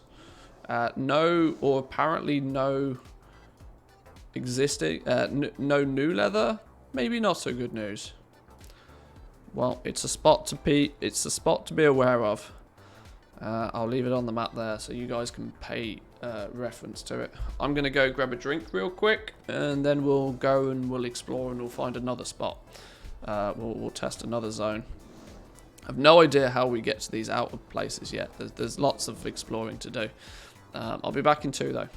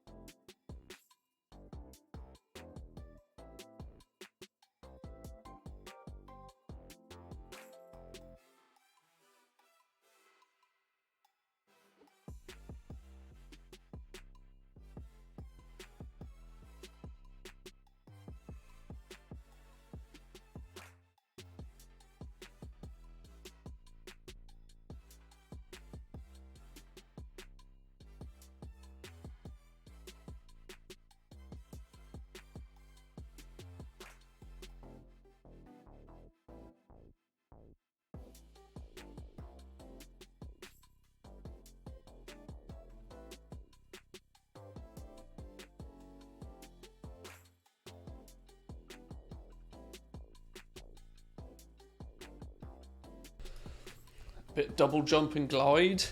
Yeah, demon hunters are going to have a good time. If you've got a demon hunter that's got gathering, herbalism and or mining, you're probably going to have a good time, because you can get to all of these fancy nodes that other people are not going to be able to get to.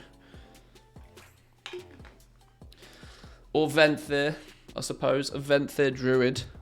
A Venthyr druid might have good times.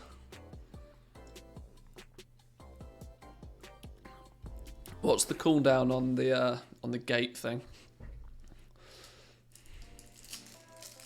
What's it called? Door of Shadows.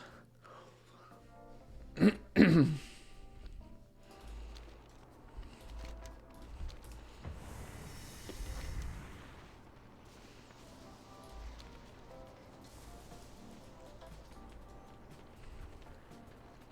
it 1 minute cooldown?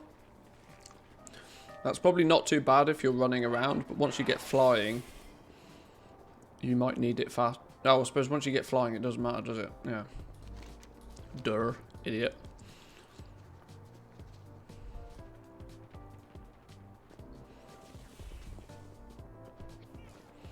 Been able to craft any new Legos? I've not looked too deep into that yet.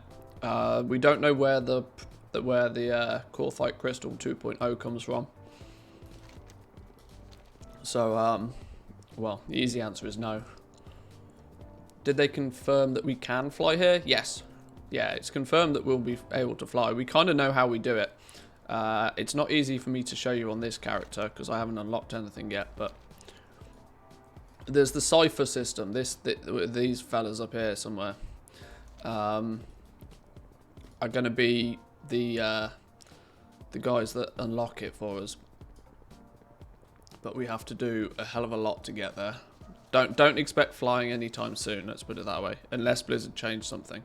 Now it's these dudes. The big dudes with the big horn things. This is the fella that I think I killed, to which gave me the new lever. So let me kill this thing literally by itself a few times. Just to confirm. Boom! Protogenic pelt. There we go. So those fellas are responsible for the new stuff. What about these grazers, maybe? Let's kill a couple of these grazers by themselves. See if these dudes have got it on their loot table. Managed to pull a stupid birdie bird. The birds aren't even skinnable, so.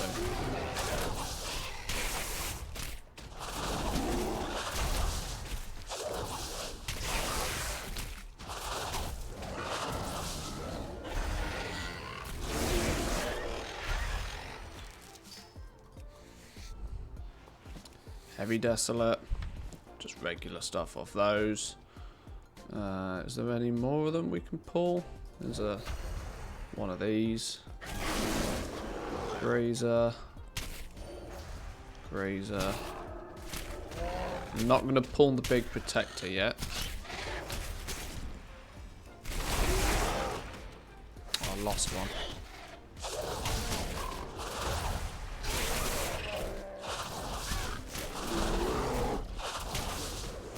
Wanna be famous? Do you wanna be banned? Ooh, banned.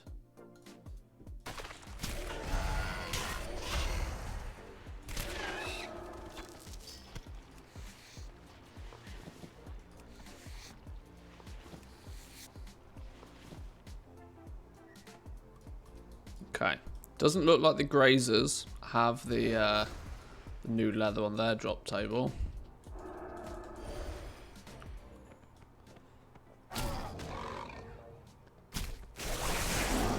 Well, it's one of those. They might do. It might just be a really low drop chance.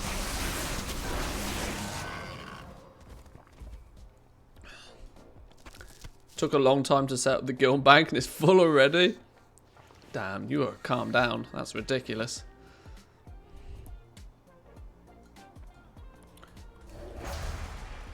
Right, still you. Considering you're the dude that does have the new leather on his drop table.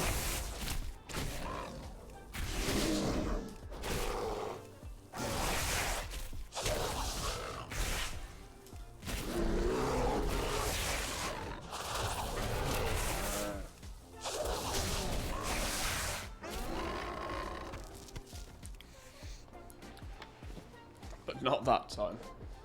Does Wowhead maybe have a list of things that might drop this already? They might do, you know.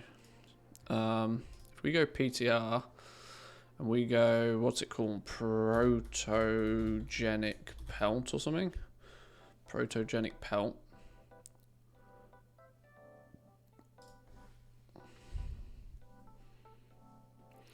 Can be purchased from vendor in Oribos. Okay, yep, so, yeah, okay. There's no skinned from tab yet. This is the concern for me, though, right? The concern for me is that they've, and this is why I think there must be more coming.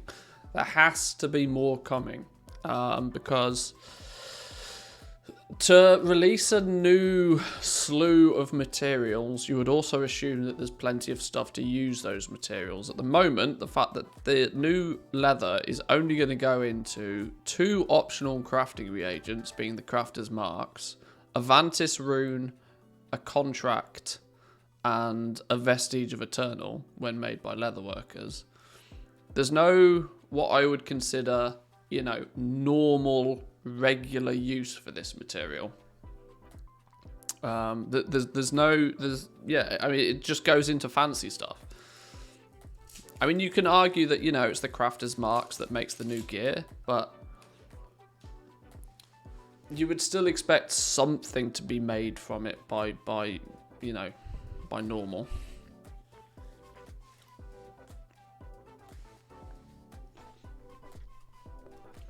Just got a Pog Essence from Herbing. Yeah, I'm aware that they can be mined, or gathered, I should say. Because there's a perk with the ciphers that increases the drop chance.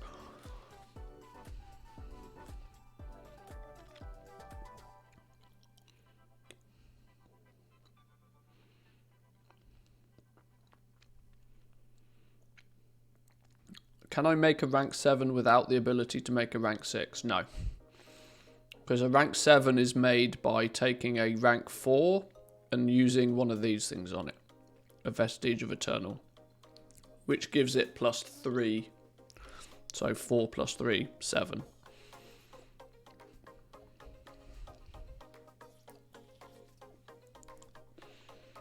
So if you want to make rank 7s, you have to unlock rank 4. Normally. Through crafting, what is it, like 45 previous ones.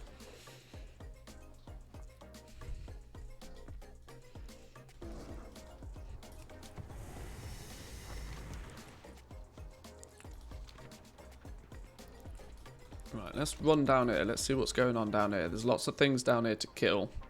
What I can't remember is that... Oh! More torched animates.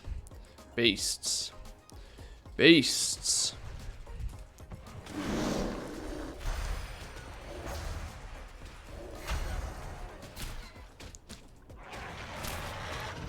Beasts that are killing themselves.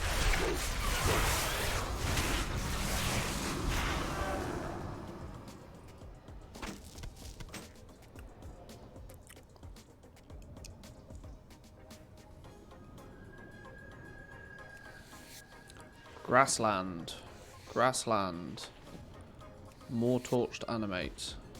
Okay, so those things can be skin. Okay, there's lots to run around and skin here then. More torched bull. All the bulls. Oh, these things look prime for skinning. Oh dear, this looks real juicy. All of this lot. All of this lot.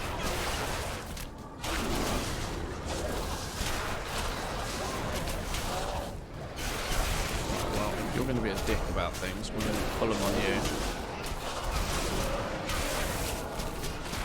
Oh, okay. Something in here stings. Something in here stings.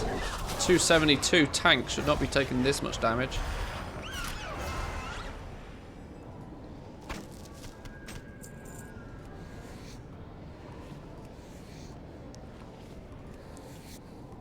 These are all more touched balls. Animate. Animate. Another animate. These are the wolf things. Not even callous hide. Oh no, we did get some callous hide off them. Okay. The ones that get killed by the other NPCs can't be skinned though.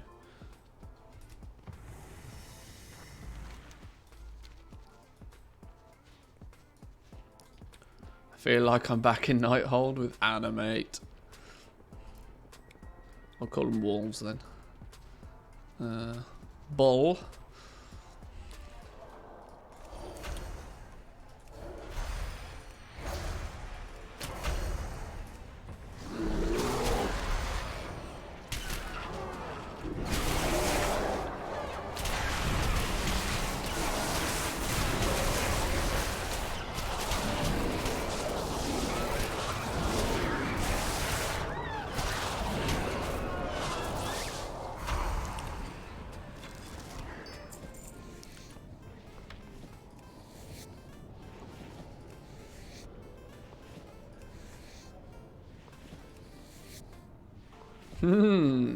Very interesting. None of these even seem to be dropping the new stuff.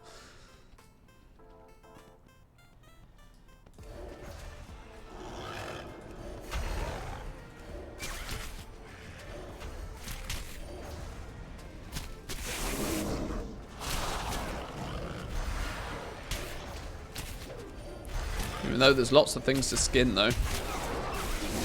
It's I'm not quite sure it's going to be as good as Corthia for skinning, because these are a little bit more spread out. But already it feels pretty good for skinning all the same. The problem might be is that you're going to have to be more geared to, you know, be as effective over here. And if none of these things seem to be dropping the new leathers, then you might as well just be in Corthia still. Because you'll have a much easier time with less gear and probably with less competition.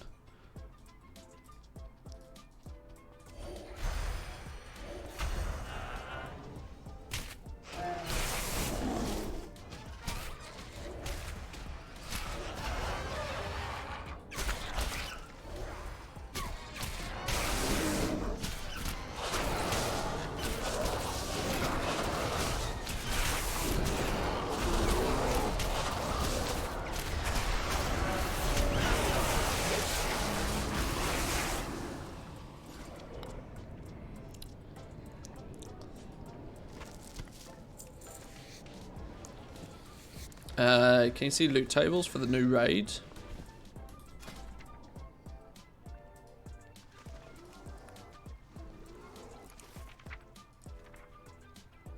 No.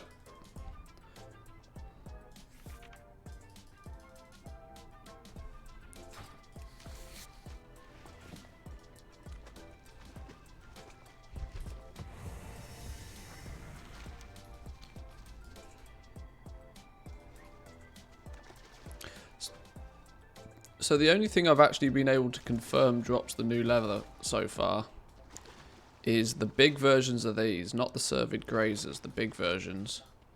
These the bulls, the animates don't appear to drop the new leather. It seems to be weird just how much stuff doesn't drop the new leather. You'd expect a lot more of it to drop the new leather. If it's restricted to literally only a handful of mobs, it could get interesting. But like I said, that might be the design. It might not be designed to be just like a new material that takes over. It might be designed so that you know, it is rare and is only then used in a very select few material patterns. It's kind of hard to tell, considering we never really know what Blizzard's going for.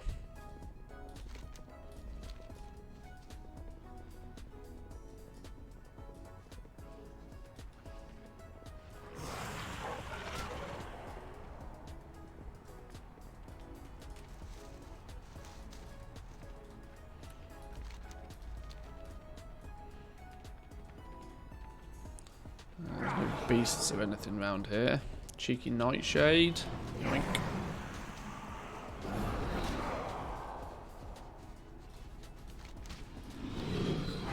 Now, I wonder if there's much in the... wonder if the sand biome might be better. These burrowers are beasts. Vespoid workers, these are all beasts. These are all low level ones. 60 minus mobs.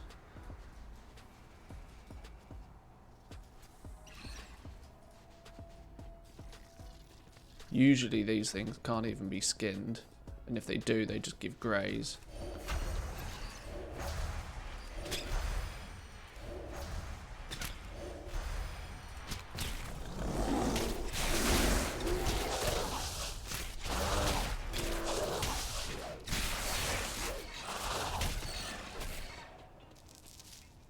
Yeah, these little bugs can't even be skinned. That's kind of what I expected.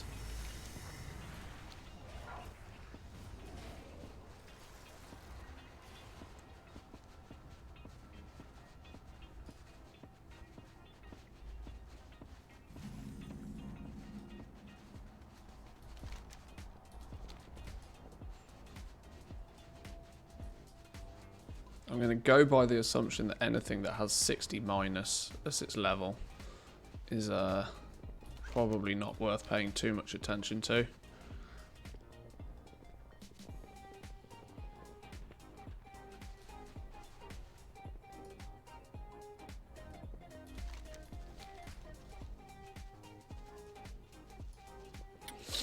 One dumb question: is your EU TSM setup work just as well for NA?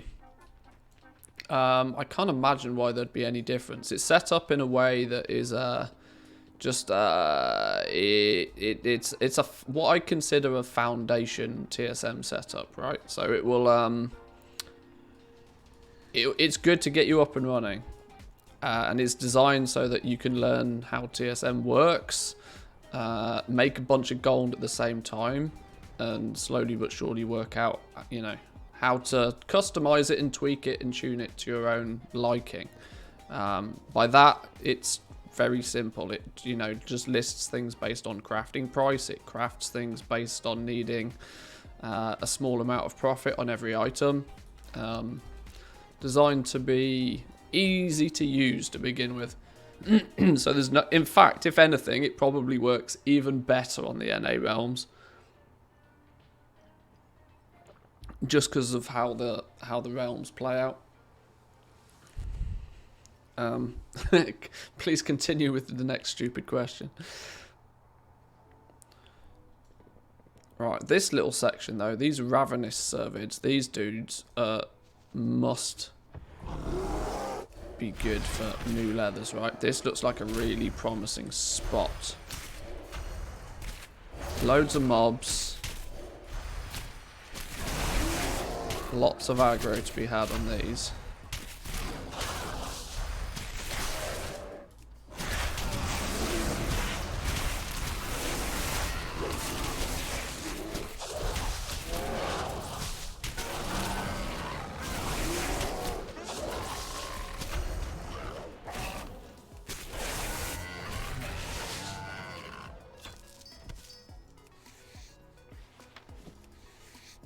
Right, leather, leather, just leather. Wow, just leather, a few pallid bones. Okay, okay.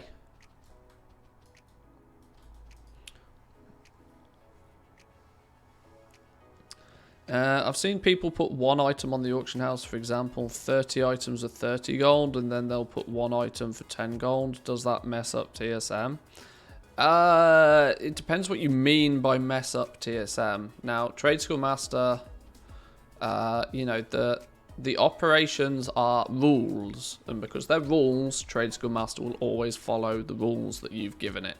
So if your operations are set to, you know, be comfortable posting something under 100, under that 10 gold, it will still post under it. But if that 10 gold is lower than your minimum price, then it won't post under it. This is why I consider my Patreon profile to be a foundation, an entry level, a basic setup for people.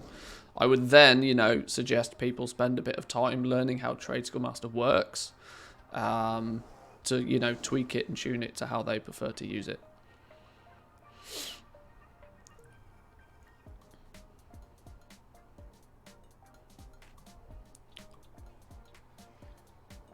But yeah, my profile set up for it's very heavily designed for crafters, by the way.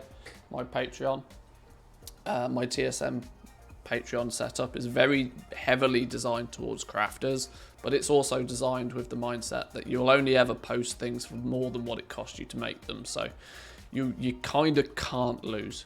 Everything that you sell, you're going to be making profit on. I wonder if this is going to be the art style for the zone, or if the plan going forward is to make the whole game more sort of cartoony or anime. Yeah, I don't really know. I'm going to be honest, the PTR doesn't look as amazing as I expected it to. But I think there's definitely still work to be done on like all the textures and stuff over here. Because it definitely does, like from a graphic side of things, it definitely doesn't feel polished. Or at least optimized for current graphics cards.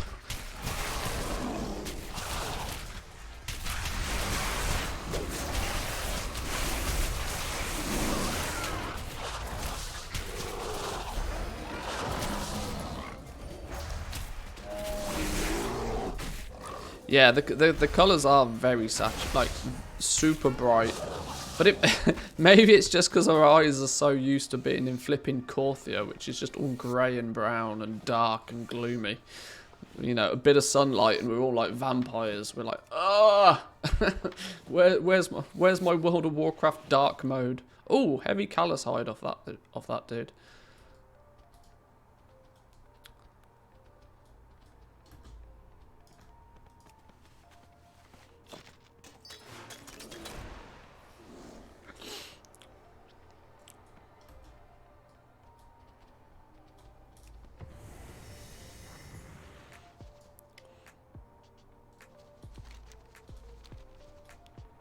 Right, well, I was expecting more from that little spot. Maybe if this side is pulled with it, these grazers at the same time. Dimensional cervid. We can't even attack that dude. What's going on there? Why is that dude just chilling? We can't even. Alright.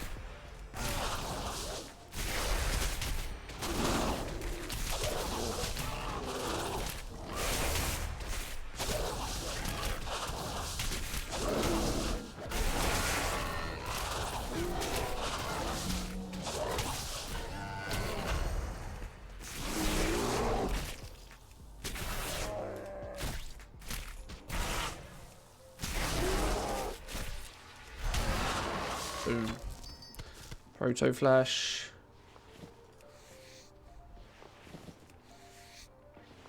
Another heavy callus hide. Okay, so this place is proving to also be quite good for old school material. Another heavy callus hide. Damn, we're lucky. There's not many places I've found so far that are going to give me, or mobs that are going to give me the new leather. That's a rare. I don't particularly want to pull the rare.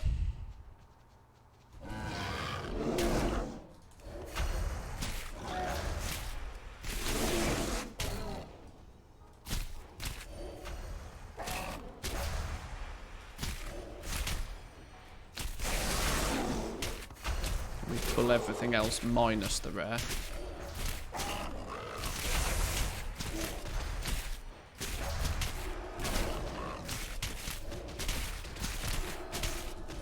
Stunned? What's stunning me? Oh, good God, we're going to pull the rare, aren't we? I don't want to pull the rare.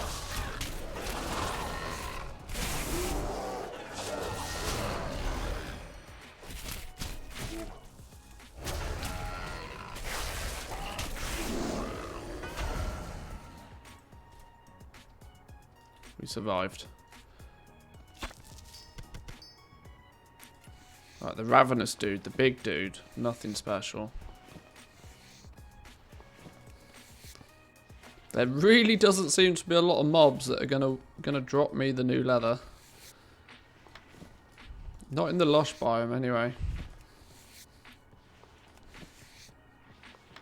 Could this new leather end up being like quite literally heavy callus hide, just, you know, on crack? Like that level of rarity? I mean, if it's deliberately designed to be super duper mega rare, are we looking at like 1,000 gold, 2,000 gold, 3,000 gold plus for a single one of these proto pelts? Because I've got 2 to drop so far. 2.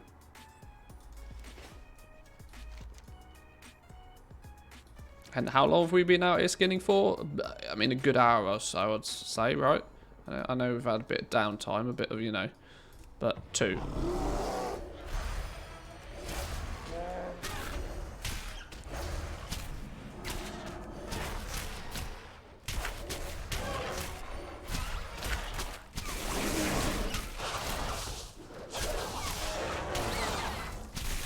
Don't worry about the rare, you're a big boy now. Yeah, I just don't want to waste time killing it.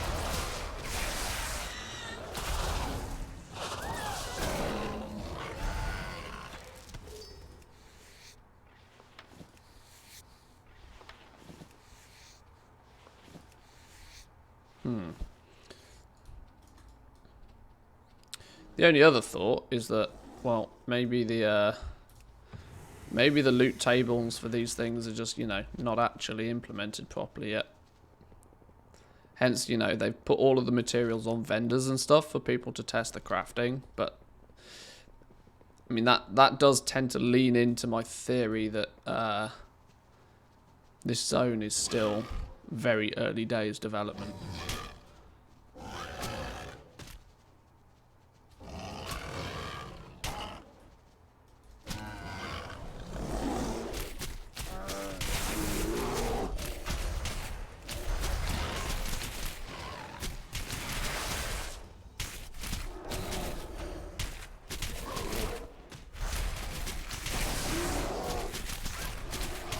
Grab this without losing everybody else. Beautiful.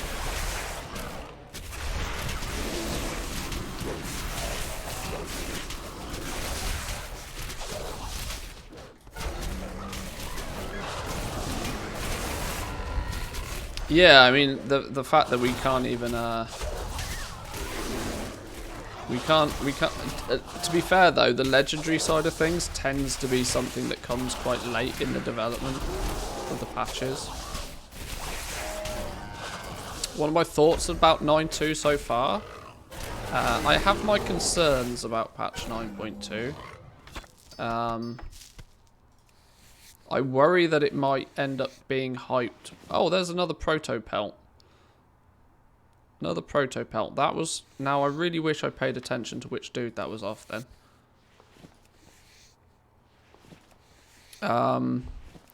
My concern is they've just copy-pasted patch 9.1.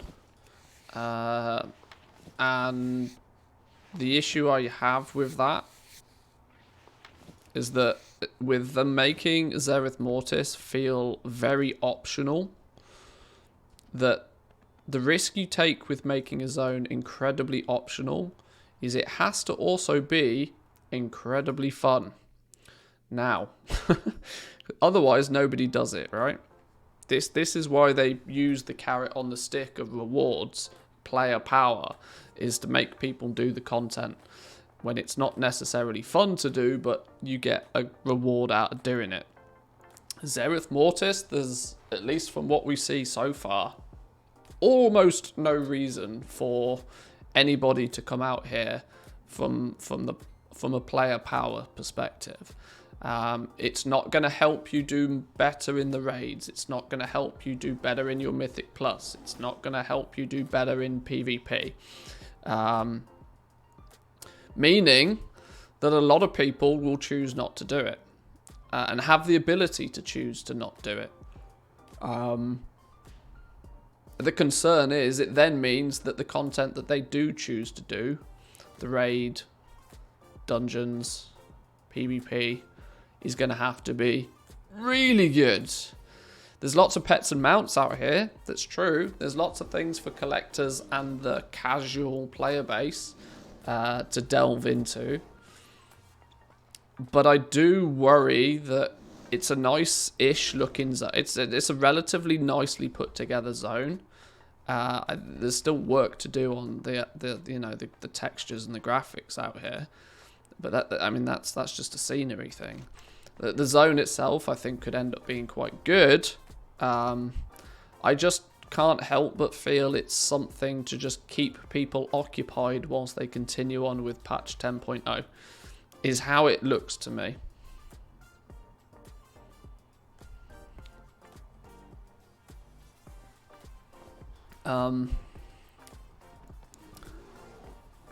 Yeah. I know it's a little bit cynical, but I can't help but feeling that they made this big story up for Zereth Mortis and made this whole, they made the video that they made, where is it? Let's find it.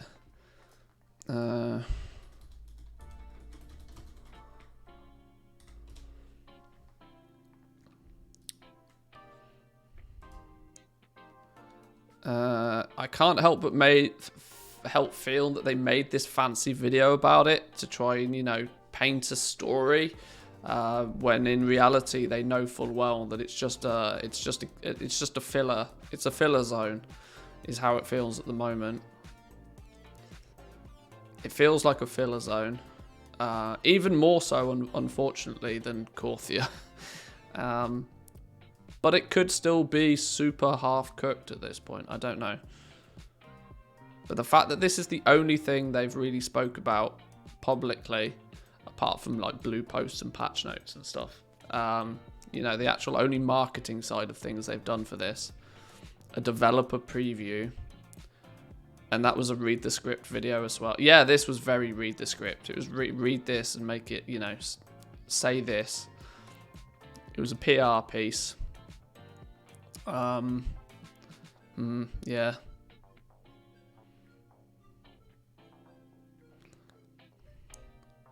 Oh dear, poor Dratnos. Tips and tricks for Playfall, featuring Dratnos. 18k views.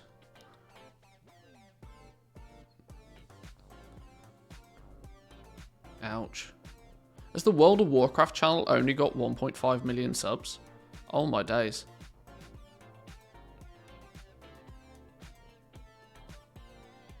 Oh damn, I was expecting it to have 4 or 5 million subs.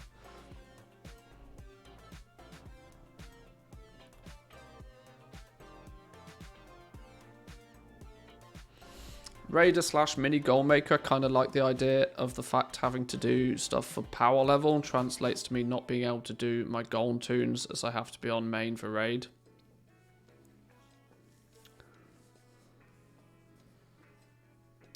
I'd didn't even know there was a World of Warcraft channel. Yeah, we're gonna have to see how it plays out. We're gonna have to see how it plays out. I'm on the wrong tune to highlight a lot of the things of Corthia. I should jump back onto my hunter. But the cipher system, for example, just feels a bit odd. Yeah, I don't know. I don't know how this zone's gonna play out. I mean, I'm in two minds about it generally. All I can conclude from our little bit of testing of skinning, though, we'll keep this dude about, is that these protogenic pelt things are as rare, if not even more rare, than heavy callous hide dropping. It's not a new callous hide, let's put it that way. It's a new heavy callous hide, and it's a new heavy callous hide on acid. That there seems to be only a small handful of mobs that can even drop this so far. The majority of things you're going to be killing while skinning out here don't even have the chance to drop this.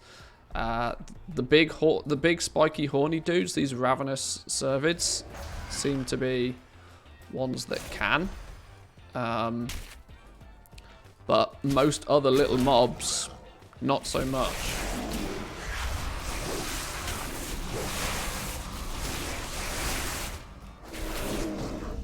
Now there may be some super OP zone in a corner that I've not explored yet, but at least so far, considering the lush biome is where you'd expect most of the beasts to be hanging out and the majority of the skinning opportunities to be, there are a couple of good skinning spots, don't get me wrong, but they're not good skinning spots if your goal is to get a whole bunch of the new leather. I mean, it does kind of make sense though, right? Players with the skinning skill can gather these rare hides from the strongest creatures inhabiting Zereth Mortis. So these, even the tooltip is indicating that these are not going to be super readily available. So if we then look, if we estimate them to be, let's say they're twice as rare as heavy callous hide is now. Let's say when you're doing your skinning, if you're in a good spot, you'll get twice as many heavy callous hides as you get protogenic pelts. It's not uncommon to be able to get, what, like 15 heavy callous hide an hour? Let's just say 20 for the ease of maths. If you can get 20 heavy callous hide an hour, you might only be getting 10 protogenic pelt an hour. If we look at what uses protogenic pelt, at the moment at least, Crafter's Mark 4 is going to use 5 each. 5 each.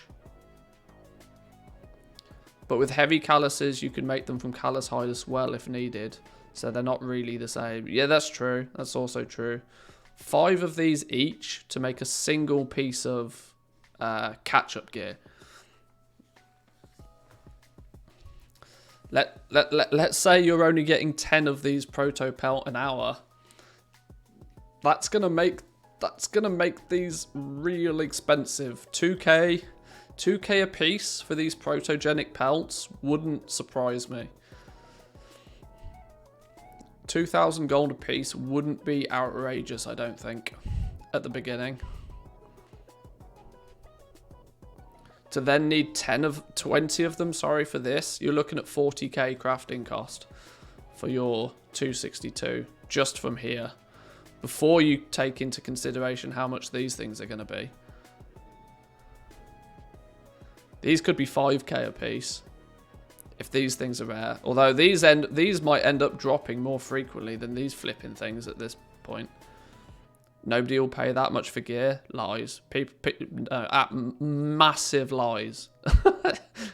Look how much people paid for 168 gear when it first came out. Look how much people paid for item level 200 gear when it first came out. Look how much people spent on 230 gear.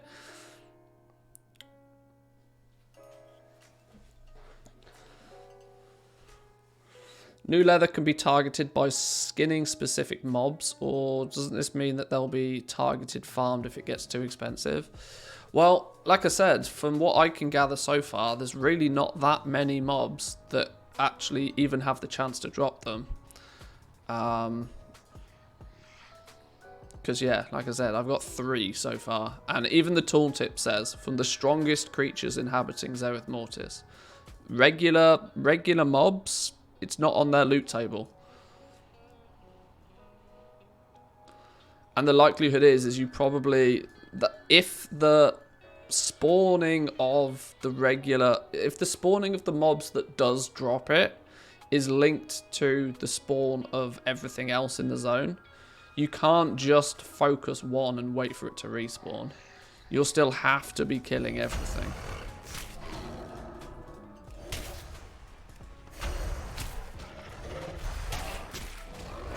Kind of meaning that you can't really just laser focus that one material. Unless, of course, there's rares or something, like an actual rare that respawns like instantly.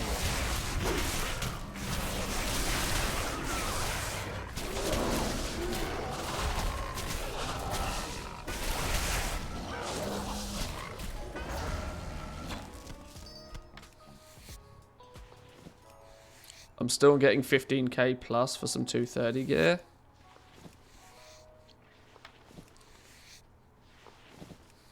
Yeah, 50k plus for a 262 at the beginning of the patch wouldn't be outrageous. Because don't forget, that will still be better than most people's current raid gear, and that's kind of the point.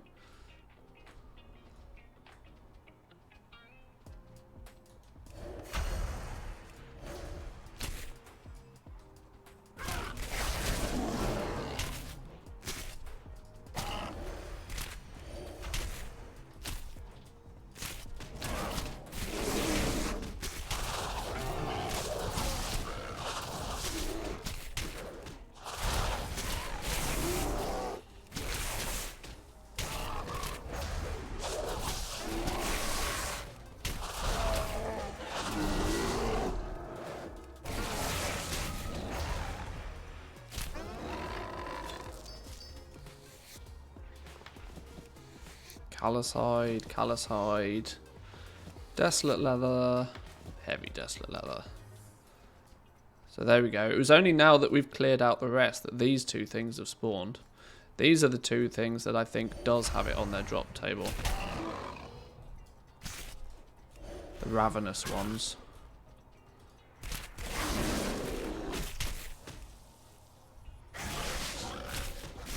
Whoa, crazy lag. I'll go kill that big rare in a minute.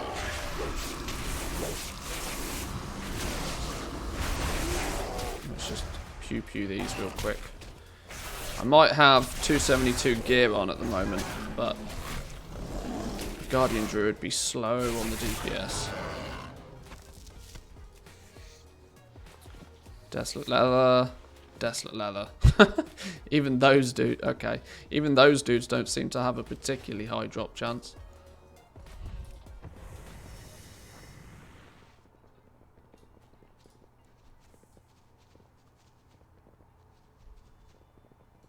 Where did the big red go? He's there.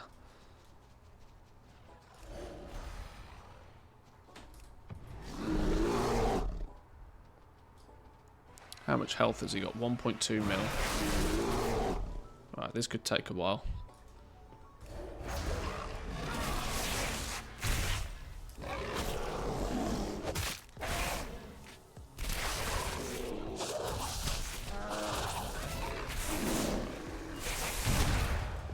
Where are you going?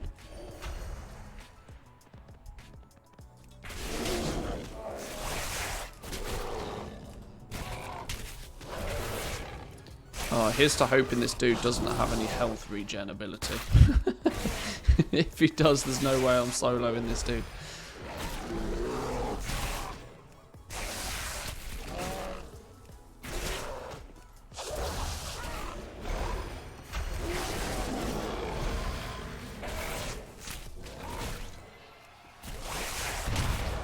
New leather vestige takes 40 of the new leather. That'll be fun with this drop rate.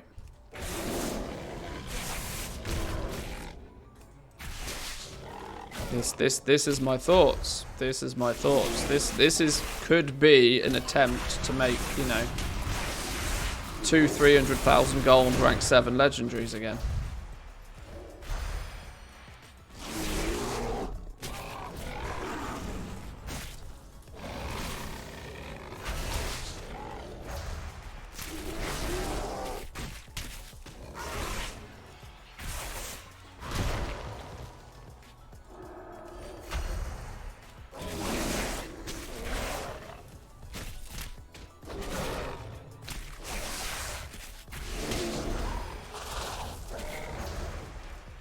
Can you upgrade legendaries more in the new patch? Crafters will be responsible for making a rank 7. That's all we know really so far. We know roughly what materials it's going to take, but what we don't know is just how easy it's going to be to get those materials, what they're going to cost, or how we get the rank 7 pattern. So there's lots of unknowns still currently.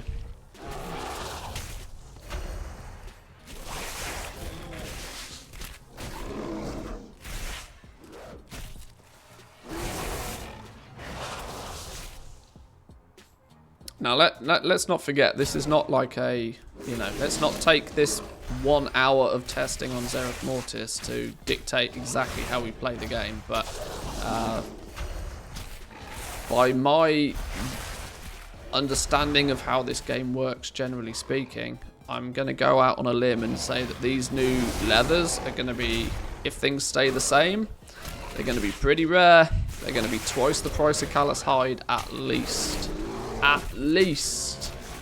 Probably 5 or 6 times the price of Heavy Callous Hide at the beginning, as people will want them. And not many of them will physically exist.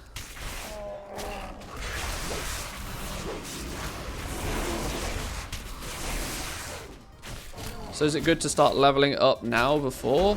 It's always better to level it up before. Always better to level it up before. No reason not to.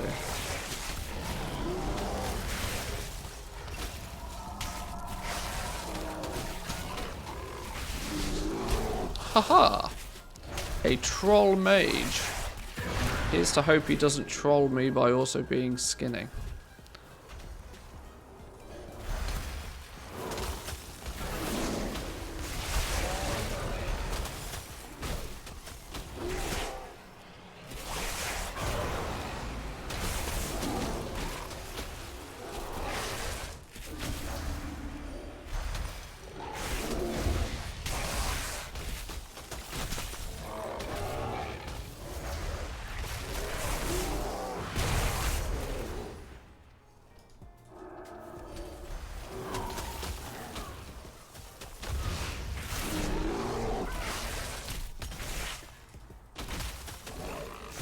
Right, he's nearly dead. You watch, we won't even be able to skin him after this.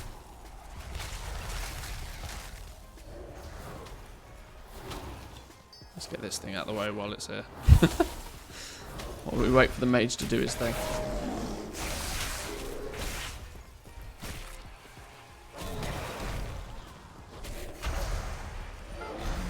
Hey! Proto Flesh. Skins for 5 pelt. Oh. Oh. Skinned for 5 pelt. That makes a difference. That makes a difference. GG Crunchy, well done. That makes a difference. If that's half an hour's worth of farming otherwise.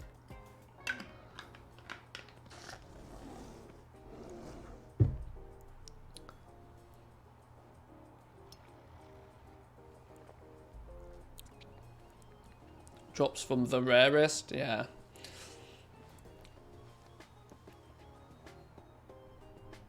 Well, That's that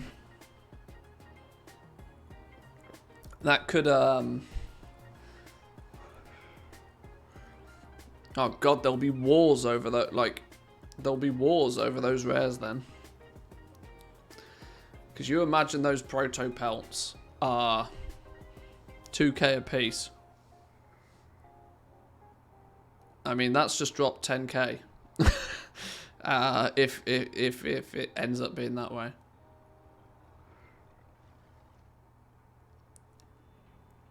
I mean, it's fight over who skins it. Well, it's more about who tags it first. Because if you are a skinner and you tag it first, then you get skin priority. If you choose not to skin it and run away, then once you've left it for a certain amount of time, somebody else can come and skin it.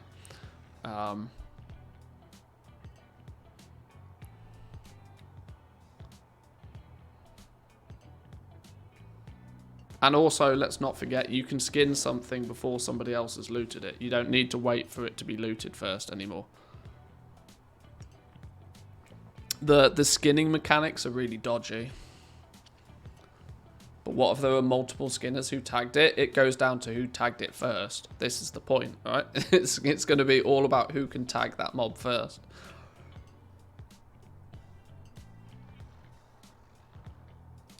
Then the one with the enchant and speed wins. The one that's camping it wins, yeah.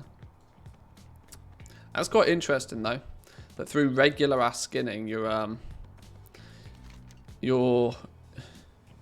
yeah. Assuming this thing respawns, let's say, once every 5 minutes. We should have set a timer between when we killed it. I'm going to wait and see how long it takes to come back up. Because it's probably only a couple of minutes.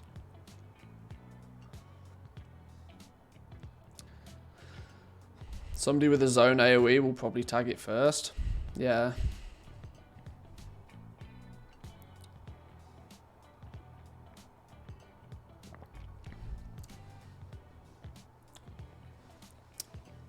But yeah, that's going to be an interesting one. That's going to be an interesting one. Mostly because, I mean, I'm a Guardian Druid at 272 because I've got stacked PvP gear because we're on the PTR. That thing's going to be very difficult for a single person to solo. All I'm thinking is, like, from a bot perspective. The likelihood of a bot being able to stand there, tag it, pull it, kill it, skin it all day long is very slim. Because that thing pretty much, unless you are geared to the teeth, which a bot is never going to be able to do, you're probably not going to be able to solo that thing. I don't know. Never say never where bots are concerned, but maybe it was a deliberate decision to only put the pelts on, you know, the big rares. Is this dude going to respawn? I mean, instead of waiting around, I'll go kill some other stuff while I wait, but...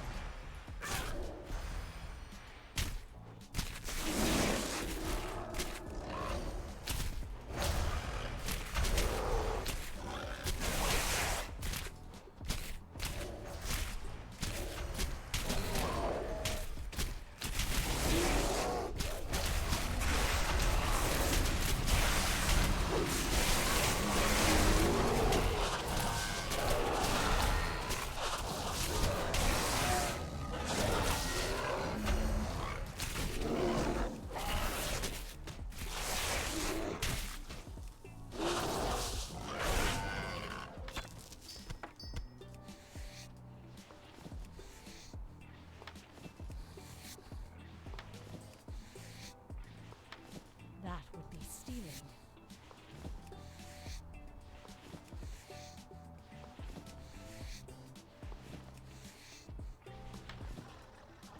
Not a single callous hide out of any of them. No, this could be interesting. Usually I can quite quickly get a sense for what value these materials are going to be at. But it becomes a challenge if the rares... I wonder how many rares they're going to be. There are... In the lush biome... Now, obviously, I don't know where all of the rares are already. I've not really paid that much attention out here. But there's a wolf that chills in this little bit over here, I think. There's a wolf over here that's a bit of a pain in the ass to kill by itself, but is surrounded by lots of wolf buddies. That could be a good little skinning spot if the rare then also drops these proto pelts. Just like this one here. It could be where we are here for this big dude. Let me go and kill the wolf thing I'm talking about, or at least go and investigate. The rare obviously doesn't respawn that quickly. It might respawn quicker if there's some force mechanic because there's lots of people in the zone.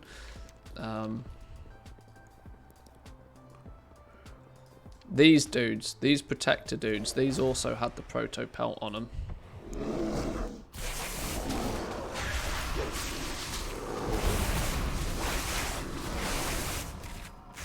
I think I was like skinning skill 7 or something and I picked a proto pelt off one of these dudes.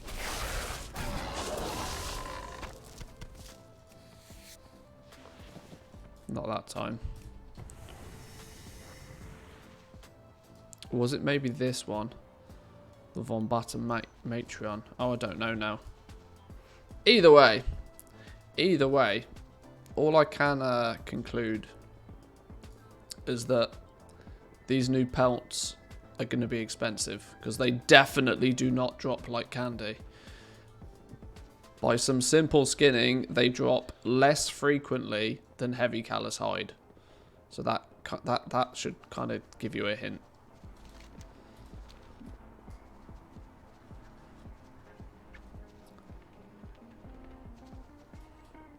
Where is it? I think it's down in this corner. There's a bunch of wolves. I wonder if that dude's not a rare, but he's a named mob. I wonder if named mobs have... Can we kill just the named mob?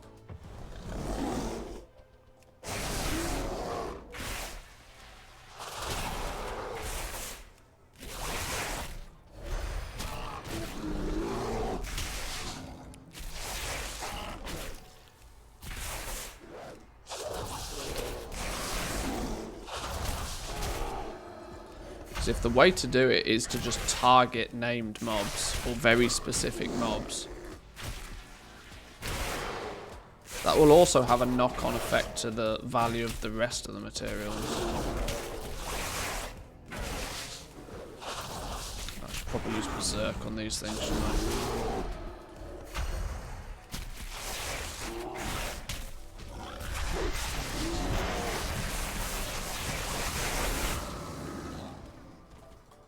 Wow, can't even loot that dude. They can't even loot him, never mind skin him. Alright then, fine. Well, let's assume that dude's part of a quest then.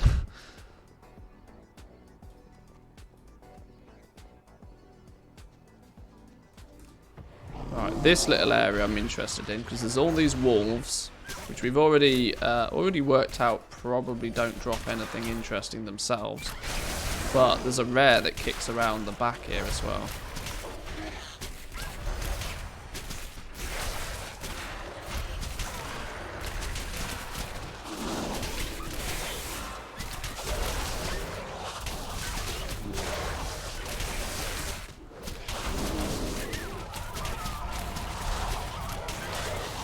Miss AoE skinning from Legion.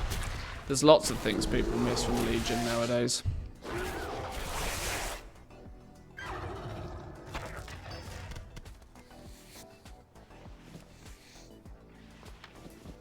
Callous hide. Heavy desolate leather. This is a good start.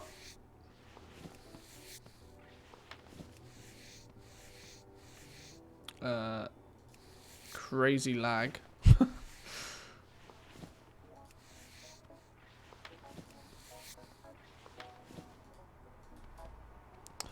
Right. Yeah, the rare's not there, but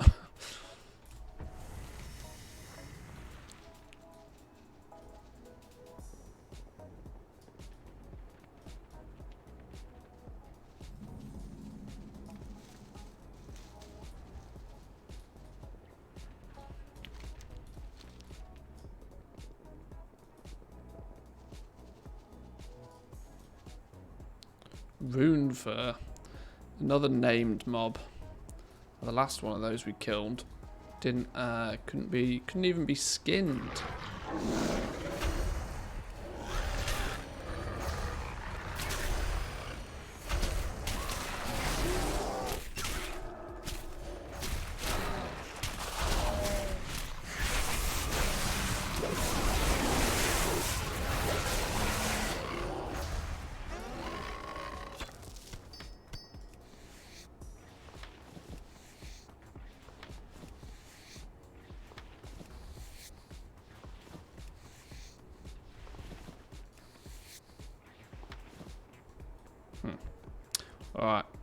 Alright, well, I think I'm content with doing a little bit of I think I'm content with doing enough testing for skinning today.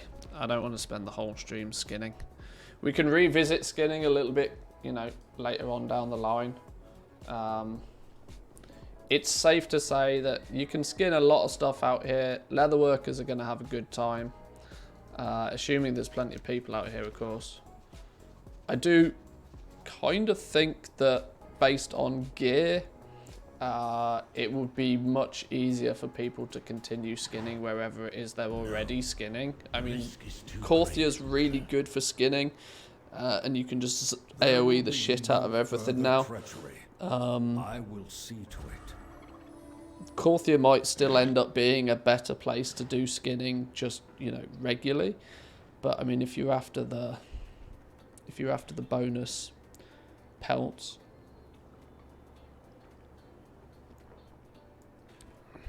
fourth time getting 300 oil in the Savage Gift.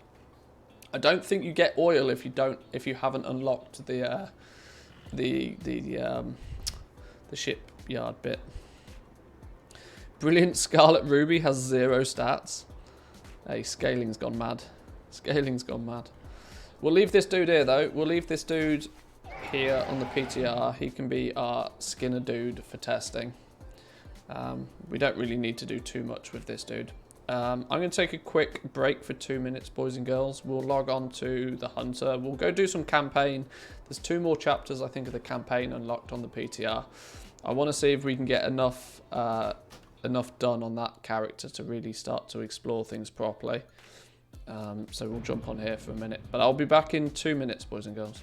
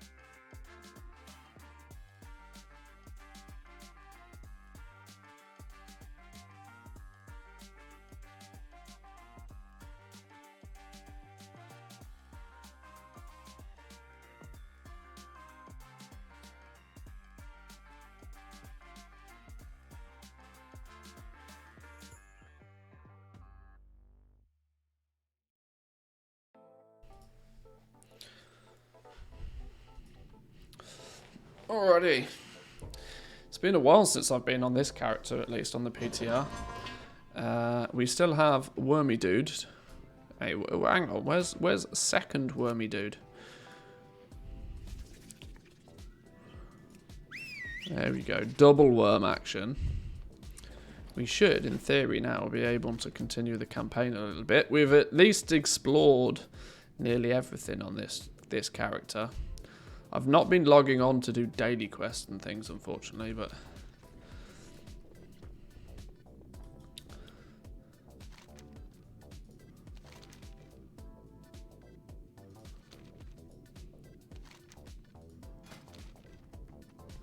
Right, so where did we get to with this? I remember now. We cheesed ourselves a bunch of ciphers of the first ones. We cheesed a bunch of these because we found a bug on the PTR and we abused it. What we found out, or what we suspected. I should clarify. What we suspected is that unlocking this is what we suspected to be the ticket to flying. It since has been worked out that that is not the ticket to flying. If we go... Where is the flying achievement gone?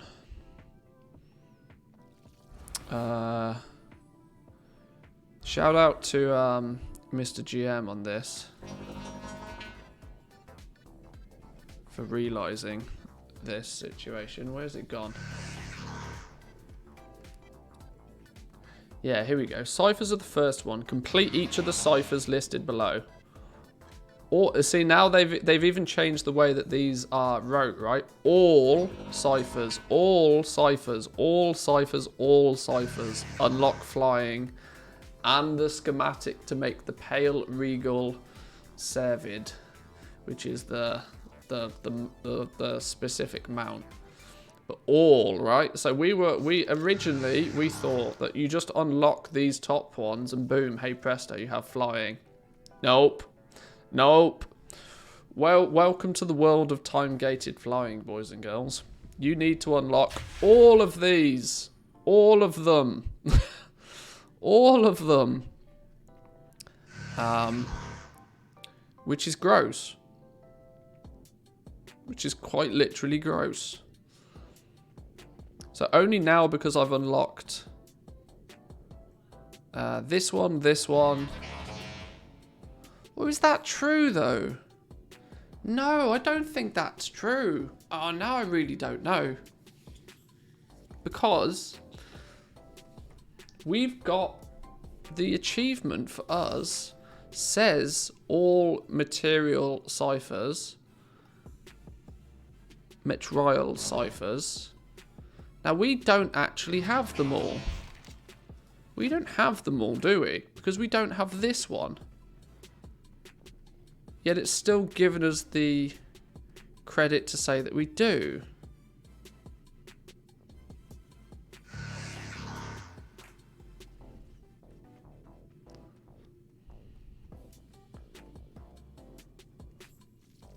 All I know though is we've unlocked the Alic here.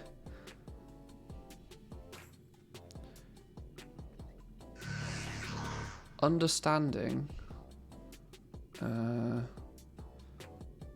Understanding.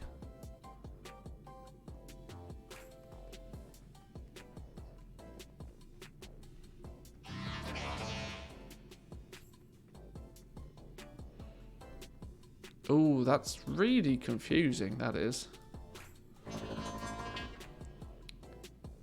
Gain the ability to communicate, interact in quests with you. Hang on, so why is this one such a short research time? They've changed a load of this since we last looked at it. I need to get rid of these worms. These worms annoy me because they make this sound all the time. That's why I didn't have the worms out. Oh no, but I'm always going to have one worm out. Oh, derp. I need to fix that.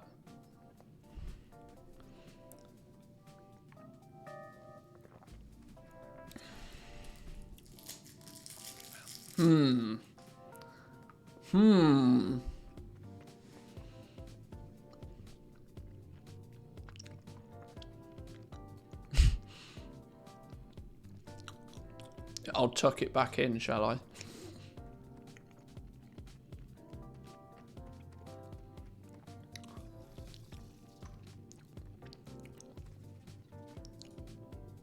See, why do we have this? Have these maybe... Is it... Why do we have this, apparently? I think this is character's bugged. Have these played... These things... No, I don't know. Alright, well, let's get that one on... Okay, of course it's broken. If we research this...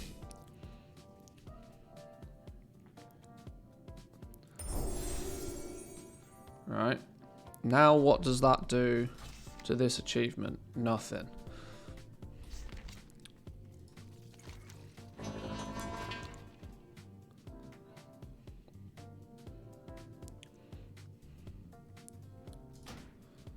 Hang on. What about the one...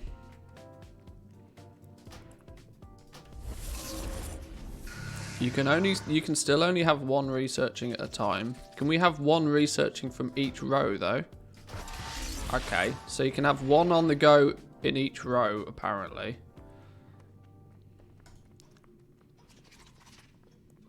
So this is researching in this row. This is researching in this row. This is researching in this row. So, but to even unlock this, you're looking at you're looking at 2 weeks before you can even unlock this, and then after 2 weeks you're gonna need 1, 2, 3, 4, roughly 4 additional days after that to get all of these on the go. Presuming then, okay, so it's not that bad. You're looking at no more than 3 weeks to unlock flying then, by the looks of things. Because once you've unlocked these, then you've just got to go one of these, one of these, one of these, one of these, which is 10, 20, 30, 40, 20, 40, 60, 80 hours, 64, okay. Yeah. Maybe they changed it after you already got credit for that part of the achievement. That's kind of what I'm thinking. This is the problem with the PTR, right? Your characters get balked because they make changes and then you end up, you know, having achievements that you shouldn't have because they've changed it and it's hard to work out what's going on.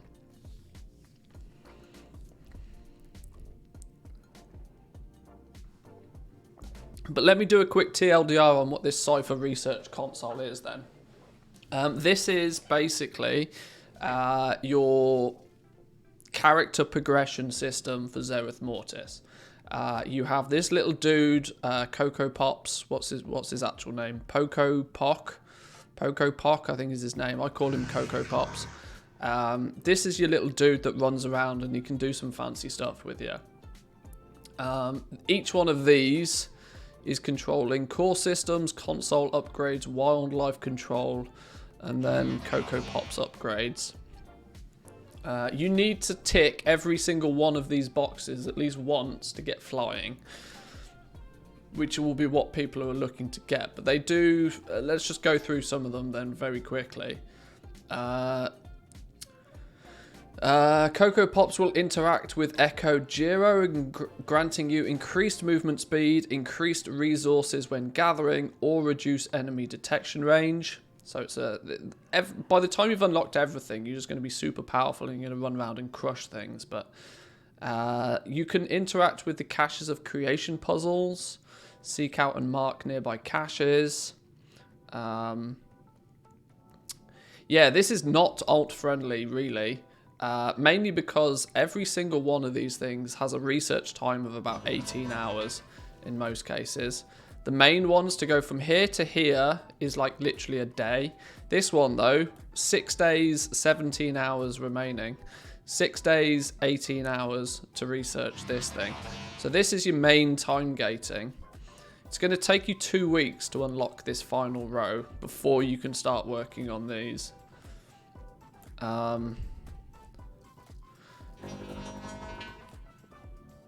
So Cocoa Pops gains a spin cycle, doing damage to enemies. He gains a light barrier that absorbs damage. His energy is increased by 20%. And then finally, convert a Cawless Guardian into a Resonant Guardian for 3 minutes. You and 2 party members can use the Guardian to cause havoc in Zereth Mortis. Wildlife Control.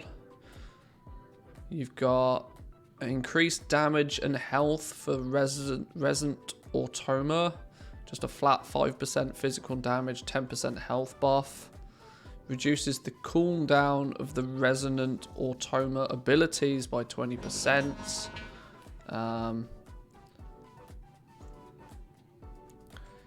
There is a gathering one somewhere. There was a second version of this. Yeah, they've changed all of this because there was 2 of this exact same icon before.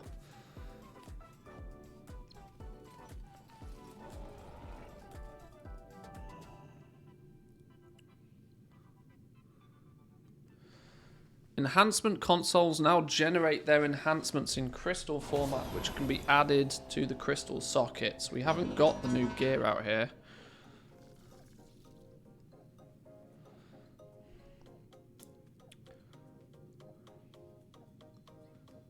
Research time and cost may have been reduced for the PTR. Expected cost 175. Expected research time 6 days, 18 hours. Okay. Yeah. Okay. Okay. That's where your time gating comes in then. I guess this is going to be the same, right? Yeah, they want to get you here.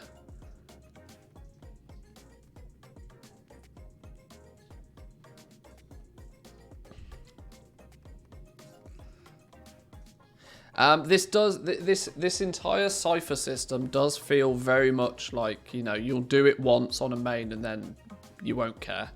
Honestly, the only thing that might like attract us gold makers is if some of the recipes, like your crafter's marks, are gated behind some of this.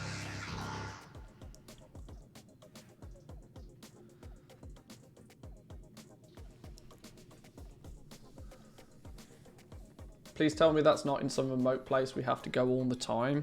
Well, your haven is the main city, but it's just slightly north of there. It's not too far out your way.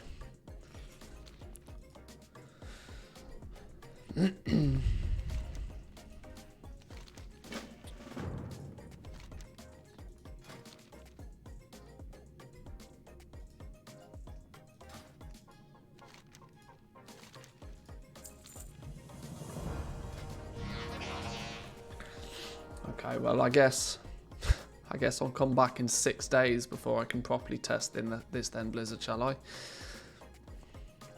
Why can't they just do this? Why can't they just change the, you know, do this for all of it to let us test it? What's the flipping point? But anyway, yeah, you're looking at you can do all of this on the first day. Unlocking each one of these was nothing more than like 10 minutes to unlock each one of these. You get to the Alic like literally instantly.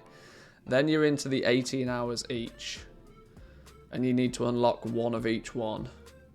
So not only are you going to need to farm up these ciphers enough to start chipping away at all of these, you're going to need to constantly work. You're going to have... Jesus.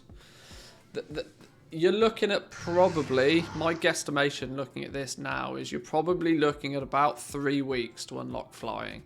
And that's if you are going ham. It's going to be at least 3 weeks by the looks of this to unlock flying. Because you're not going to be able to get to this point for at least 2 weeks. Because this is a 7-day unlock. This is a 7-day unlock. So there's 2 weeks straight away before you can even get here. Now, within those 2 weeks, you need to not only have these unlocked, but you need to have ticked the boxes on all of these as well. And when you unlock this, then you've got 1, 2, 3, 4 days more research to do before you'll unlock flying. So you're looking at, give or take, between 2 and 3 weeks to unlock flying. But then it'll be done. Like 2 or 3 weeks, you'll have it done on your main character, and then it'll be done. Like then that's the concern I have with Zereth Mortis and 9.2 in general. There doesn't appear to be much of a reason to do this on alts, especially because once all of this is just to help you navigate the zone before you get flying. Once you get flying, most of this is obsolete. Because you'll fly where you need to go, you'll kill what you need to kill, and then you'll peace out. And that's if you even bother doing it at all. It feels really strange. So this is like, it could be a lot of activity for you to do on one character for a couple of weeks, and then it's done. We'll have to see. We've got some campaign missions we can do, though. Let's go patterns within patterns. We are, for reference, we're on chapter... we've done 4 out of the 8 chapters, apparently.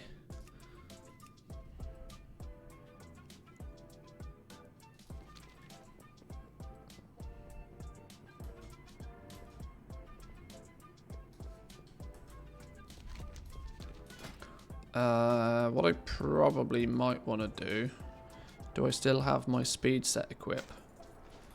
Yes, my speed set build. 320% run speed. Sure, I'll take it. If Blizzard aren't going to give us flying, then I'll just run really fast.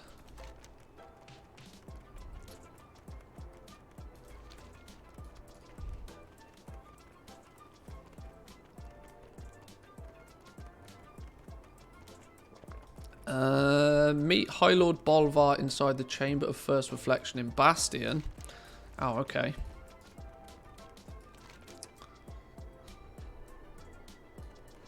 There's another. What news? Bolvar's here. Assist your allies in Zereth Mortis by completing world quests, daily quests, looting treasures, and slaying rare creatures. Oh no. Are they going to do that? Are they going to do oh, they're doing this again. Please go out and do a bunch of arbitrary stuff until you can unlock the next thing. This is something that you're probably meant to get very early on. Fill the bar. Yeah, patterns with patterns. There's your shaping fate. There's your shaping fate. I'm telling you, this whole zone is copy paste. Shall we? The entire thing is copy paste.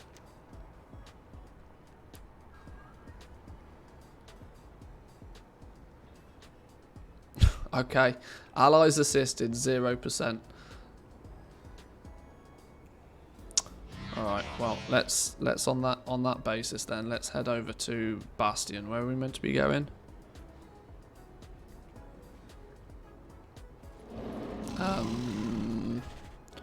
Inside the Chamber of First Reflection in Bastion.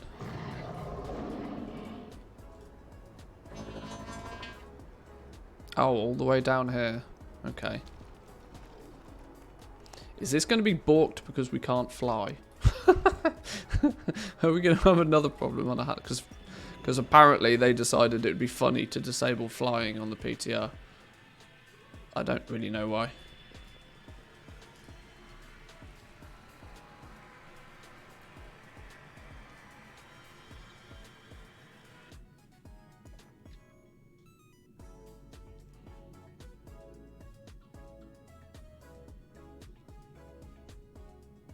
I swear I'd done more of the campaign on this character as well.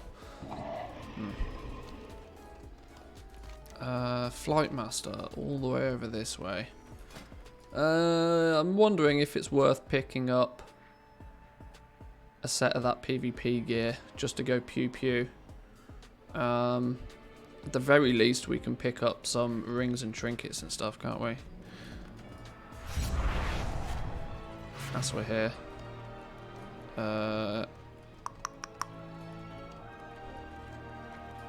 Everything is negotiable. Give me a weapon. Big weapon. Big weapon. Do we want... What do we want? Do we want crossbow? Or do we want rifle? We want a bow.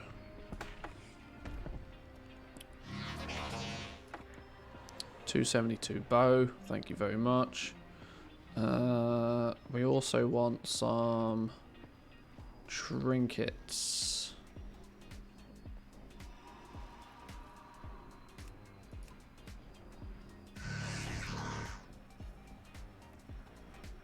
Hang on, wasn't there Our next transaction. that's the class set tester. The winds. Trinket extraordinaire.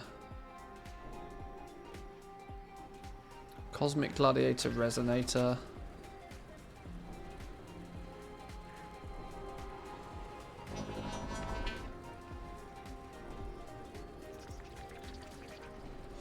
Alright, whatever. They're all the same. 249, 249, 249, 249. We shall meet. For you, On that I offer basis only then, the finest. I'll take a big one. Where did they go?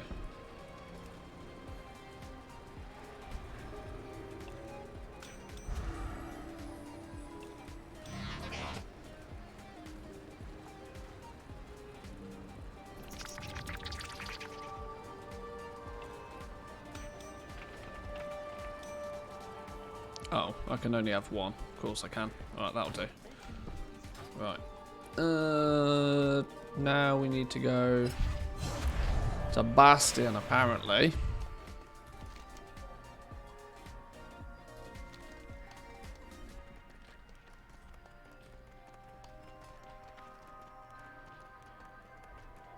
Welcome to the Eternal City.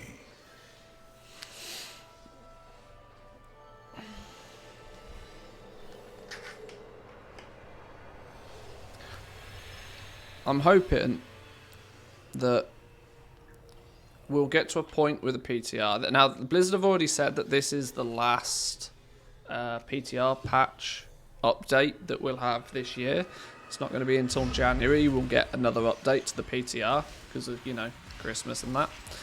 I'm hoping we'll get to a point, though, quite quickly where they just give everything to us on the PTR. And it's at that point where we'll just re-roll a new... We'll transfer over a new character and start afresh. Because that should hopefully get rid of the weird... you know, when they change things and your character just gets broken.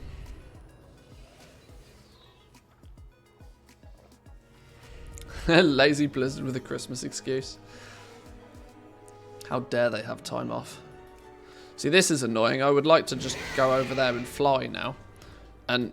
you know, how am I meant to test this properly when under normal circumstances I would be flying over there now? But I can't fly because to disable flying in Zereth Mortis, it feels like they've disabled flying in the entire of Shadowlands. Makes perfect sense, right?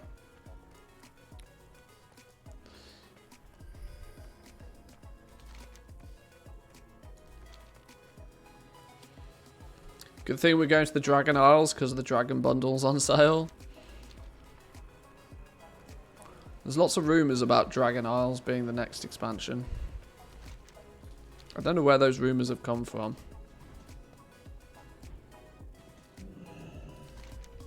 Right, where's Bolvar gone then? He's meant to be down here somewhere, I think. They've been rumours for years. I think it's just wishful thinking. These mirrors will focus your memories to draw out the ones that we need.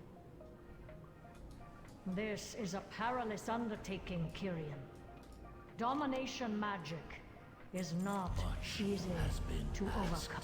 Ready the shard. Ready the shard. Alright, press the button.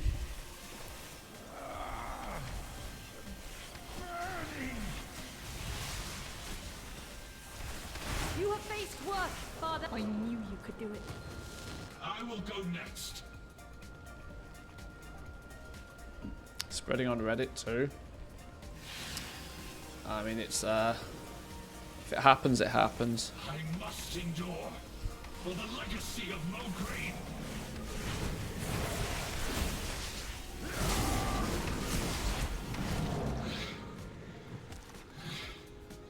It is done.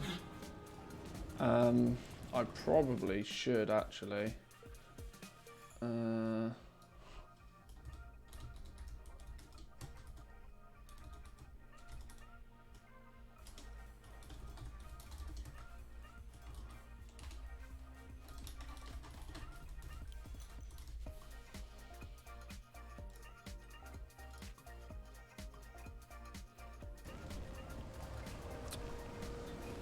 Just so people know, we are testing the 9.2 campaign, so if you are bothered, spoiler alert.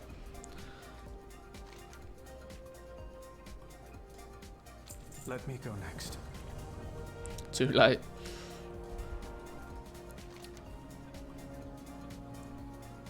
What? Who is what? Anduin?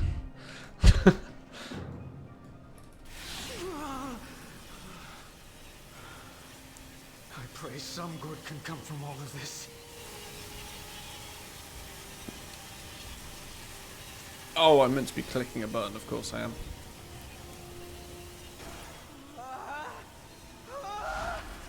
What is this? It's too much!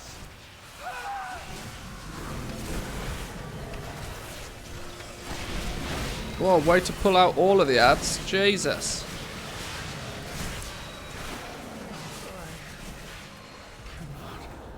Anduin, Oh. we cannot put him through this again. I see your struggle, young lion. Allow me to offer perspective. My 9.2 story, the mighty goblin opened the mailbox and looted 1 million gold, a record. That's one hell of a story. We live in prisons of our own making. We'll skip cutscenes though.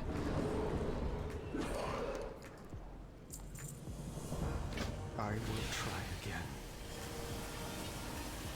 Search for the light within you, and Ah, Are a big strong. ghost. It's a big ghost. A creepy crawly ghost.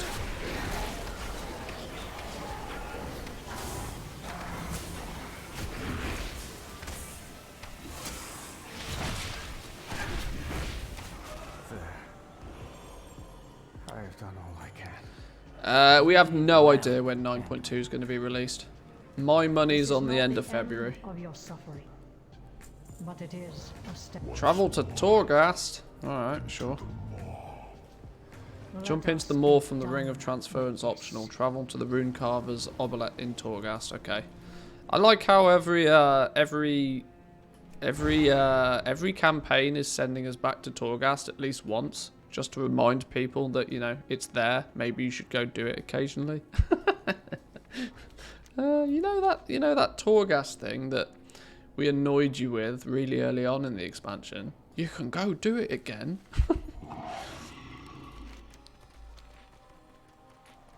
Or it was just copy pasted from the 9.1 campaign and they forgot to take it out. Maybe.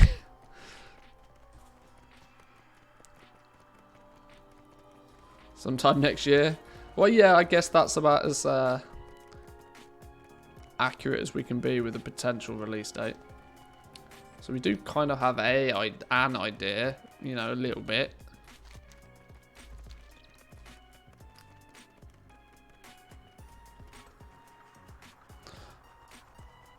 I welcome you. Go and serve it. Aiming to get that gold cap mailbox in 9.2. If you get ahead of the game with legendaries, it's definitely possible. Definitely possible. I think my best single day was, I think, about 7 million. I never hit the gold cap mailbox. Not in a day, anyway. Obviously, if I just pulled my sales for a few days, I would have done, but I think my best day was about 7 million on a single server, which was a bit crazy.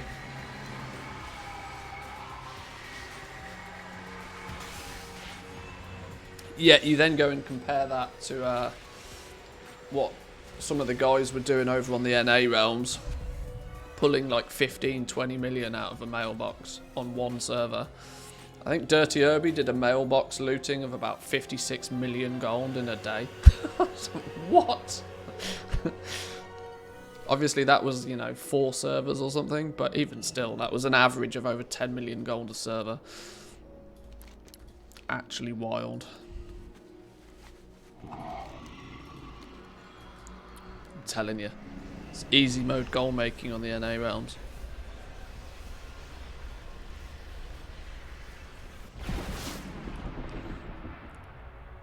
I can say that because everybody in the NA is asleep.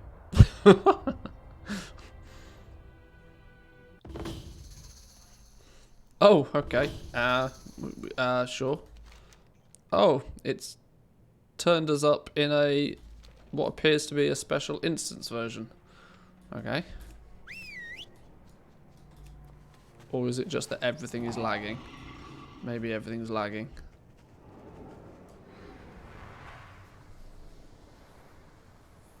I do want to test Torghast again on the PTR, actually. Now there's this new, what is it, Jailer's Gauntlet mode or something. I'm not quite sure exactly how that works, but... Oh, it's literally just a separate wing, okay. So we've got Twisting Corridors and now the Jailer's Gauntlet as a option. Ah, I see. Fair enough. Travel to the rune... Oh, we need to go see the rune carver. Oh, is this the point where we're meant to get our belt? Does it start to... is the rune carver going to give us our legendary belt now? Chapter 4, Crown of Wills. Oh, hello. What's going on here? Speak, mortal. Speak, mortal. Reforge the Helm of Domination. It is time to remake what has been broken. Click the thing. Yoink. Oh god, it's this again. Slowly drag something. Like PTSD from Shadowlands launch. At least we don't have to go that far. Greater, an instrument of free will. Oh, we don't actually really have to go anywhere if we're clever about it. Again will a Lich King reign in Icecrown. How did the others get here so fast? Couldn't they just give you a ride? Yeah, carpool, guys, come on. Save the planet and all. Yeah, cutscenes. With this reforging, our wills are our own. Our willies are our own, For the future, says Bolvar. For the Shadowlands. for Azeroth. It's an economic bubble. It's gonna burst. This will be the end of Zophal. Manthu the Lich King. There is much to be done. I will keep the crown close until it is needed again. Focus your efforts on Zophal's defeat. Return to Zereth Mortis. Well, that's a really interesting quest. Wow, really? So you do 4? Okay. At what point then does... Get on with it. Then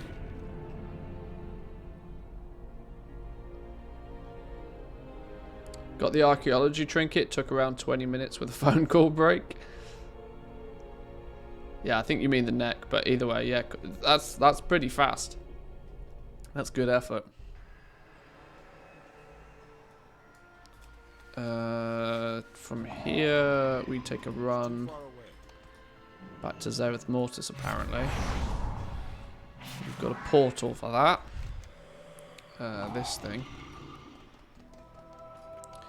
Are we literally now 4 campaign chapters in, gonna get a fill the bar quest to continue further? Is that what we're saying? It's looking like it. Or is this patterns with patterns gonna just be Shaping Fate 2.0? Stand together against the darkness. Oh god. Oh god. Oh no, this is a campaign quest. Something wonderful. Travel to Exile's Hollow to witness for yourself what's happening to Sejoir. If there is anything I can do for you, please. Which is up here. Please hurry. Alright. Do these guys even want to talk to me yet? What's my rep with these fellas? not even friendly yet. Well met. Duty calls. There is so much I want to ask you. I don't know where to start. When you grow up believing your father is a dead hero, everything is much more neat and tidy. Oh, the Flight Master works now. He didn't work the other day. Alive, it's different. Shush, Talia. Jesus.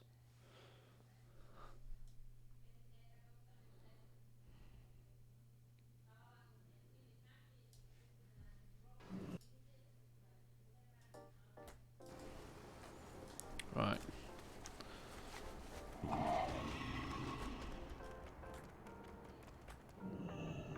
I have not encountered this sort of phenomenon before. It must have a deeper meaning. What is this thing? Mawwalker, Wait. What is happening to Pokepoke? Pokepoke? You mean Cocoa Pops?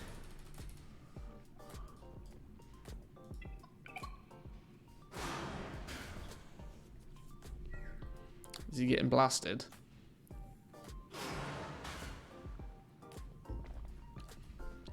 The wonders of Zereth Mortis are Pokepoke is reacting to the Oracle.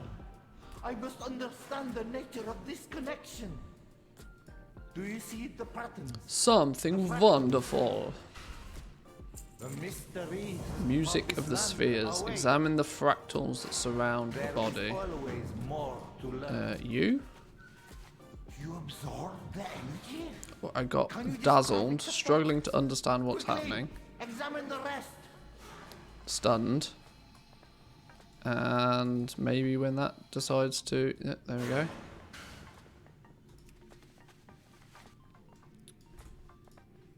I'm deliberately skipping cutscenes, by the way. You are interrupting my research.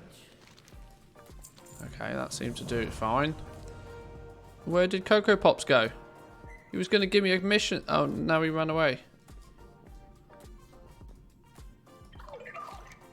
What a long, strange trip. Go with Cocoa Pops to make sense of your vision. The Oracle. She is speaking through Pokepoke? Alright.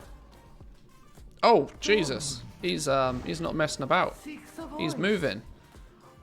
Thought I meant to be following him. He's gone double zooms. Oh, slow down, fella. Good thing I've got speed set on. Never catch him otherwise.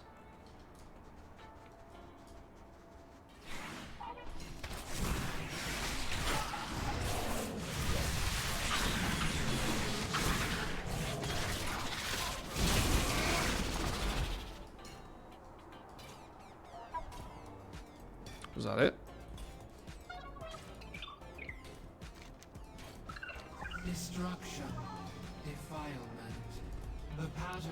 He's off again. Fractals.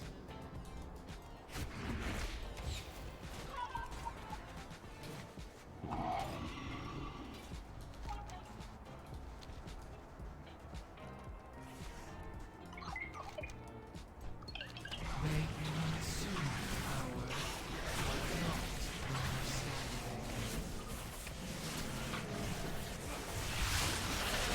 Yeah, really should have gone and got myself a full PvP set. Maybe next time.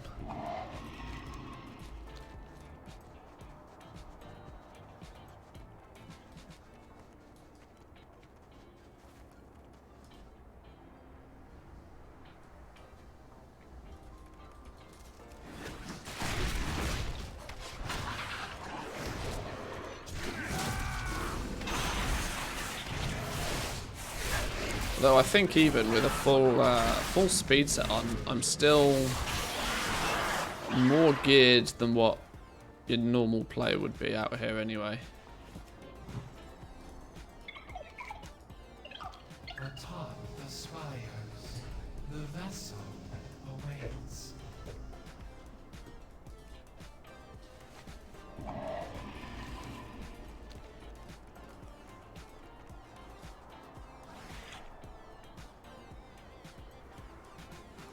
Keep your eyes out for anything that's considered a beast that might be good to come and skin. for another day, obviously, but... An absence keenly felt. Third mage tower done, off to gear the warlock. Hey, well done, man, well done. That mount will be yours soon enough.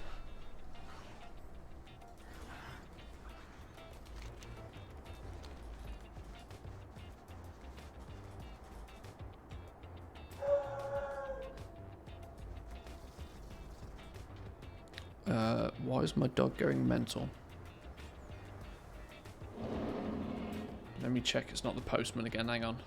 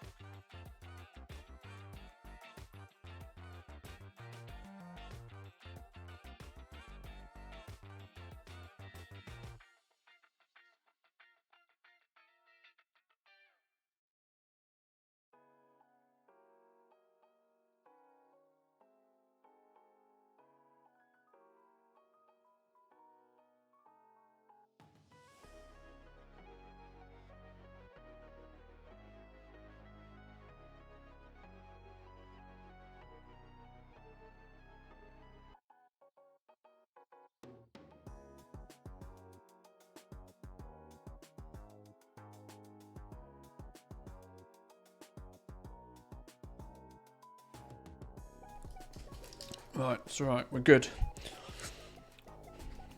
Okay, where do we get to? What's this funky bar at the top? Oh, this is our cosmic energy bar. It looks funky.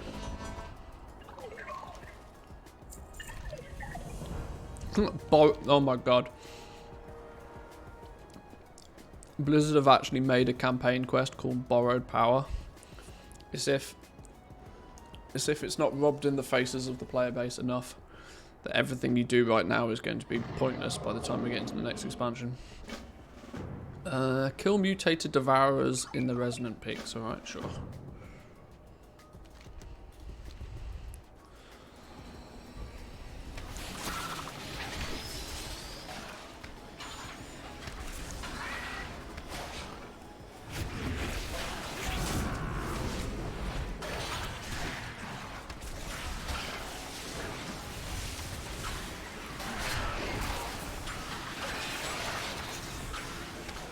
me that cosmic energy. Get it going. I think actually the bar looks funny because of my elf UI. I think default UI would probably make it look a lot better.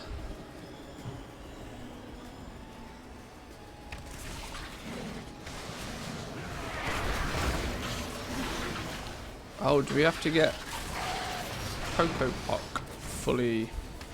I really hate calling him Poco Pock. He's literally going to be called Cocoa Pops from now on. I don't care what anybody says.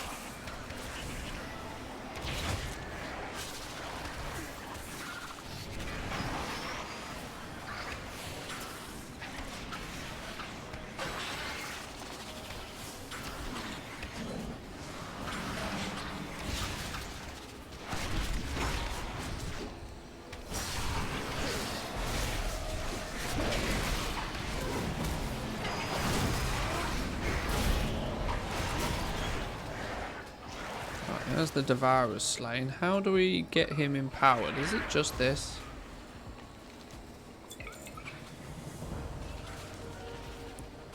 Defeat volatile lured enemies or soak the power from the pools to reclaim cosmic energy to empower him. Okay. So we can just chill here.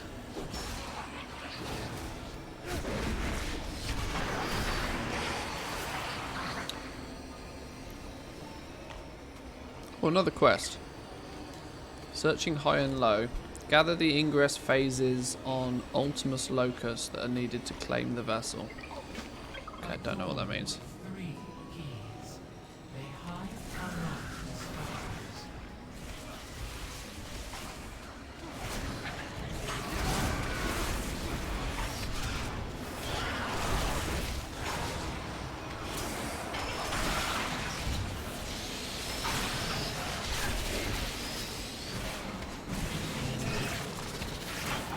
I wonder if this tower's going to actually have some relevance to us now. We the first time we were on the PTR, we towered all the way up to the top of this thing to find absolutely nothing at the top of it. Now we're starting to unlock the zone a little bit more. It might have some use. Obviously, we did all of that before it was added onto the PTR, so you never know.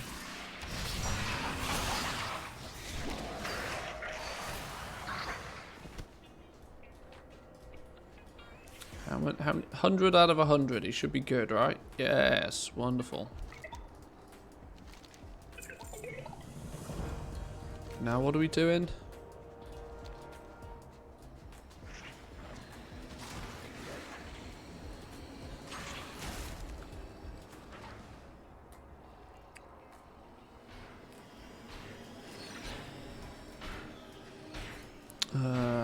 There doesn't seem to be a lot going on in here. What are we looking to do here?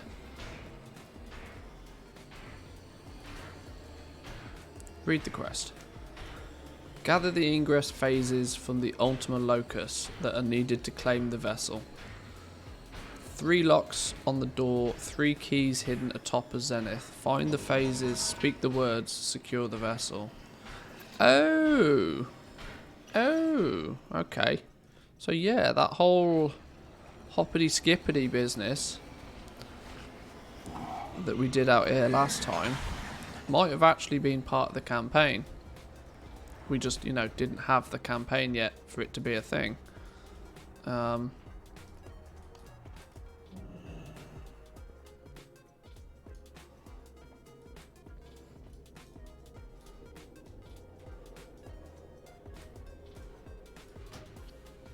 Oh, look! Now there's actually a teleport network for it. Now you can go places.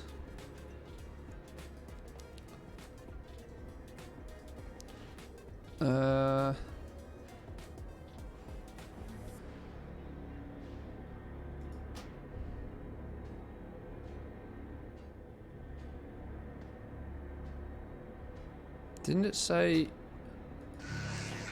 Gather the ingress phases on the Ultima Locus that are needed to claim the vessel. Ultima Locus. or Ultima Slope. There's no direct path to that one. Oh, okay. How did we do this last time then? Or is it balked because we've already done it? Okay, well I guess we have no choice but to go backwards then.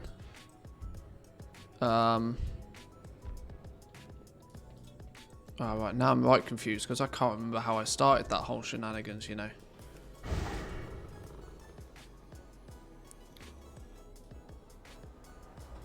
Do we just... Where? Now I'm really confused. Up. We need to be going up even more.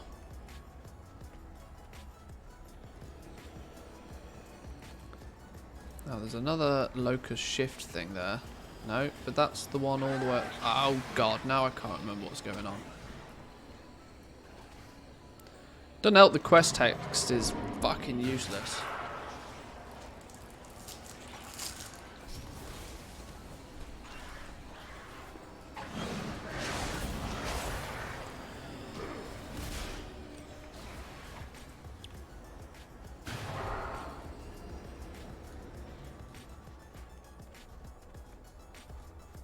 I think we were in the right way. I think I just missed a step somewhere.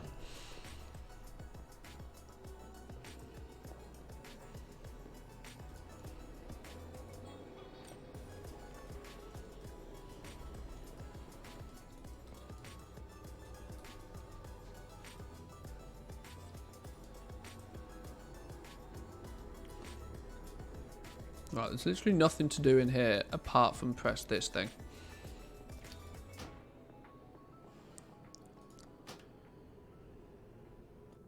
Oh, so now we can go there. All right, sure.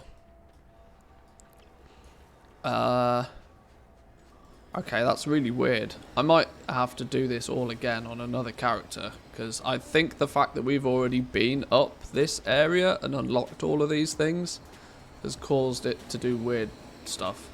I think you're actually meant to work your way up here the way that we did like a week or so ago on the stream. Whereas we've just somehow managed to skip straight to the top.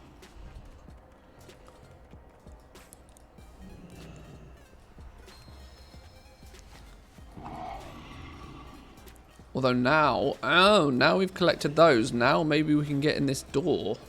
That actually means that this place actually has some use. Does this open the door now? Vessel chamber entered. Here we go. Oh, beautiful. Now there's a thing. There's a robot thing. What are you?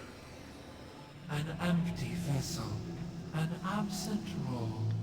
Both must be filled once more. Ugly looking dude, isn't he?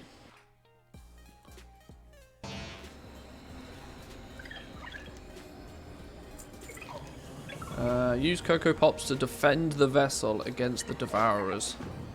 Alright. Activate Cocoa Pop's defenses. Alright, one there.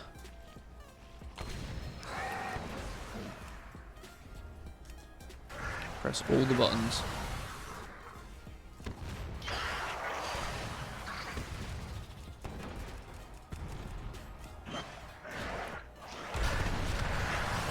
Oh, damn. Aggro everything. Kill everything.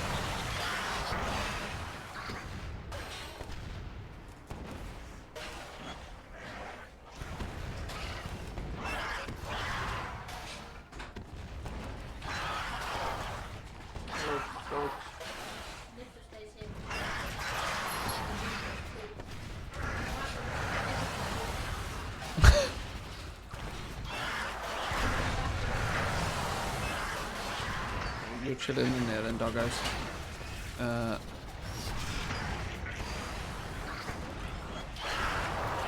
50%. Keep pressing buttons and killing things.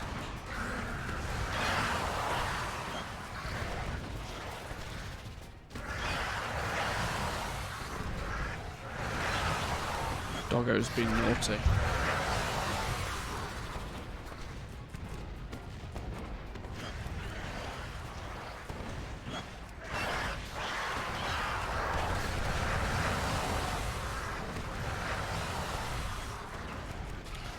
Now the fact that you seem to be able to aggro things either for the other faction or there's a like a limit on tag limit on these things feels a bit weird.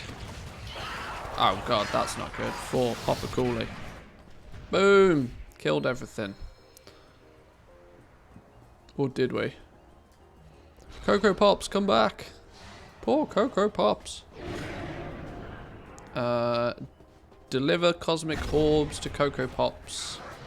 Okay, cosmic orbs, these things, right? No. Oh dear god.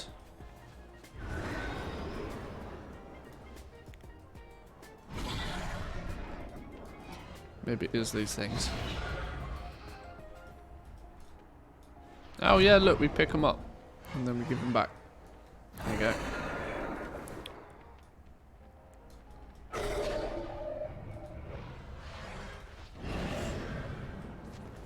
Boom!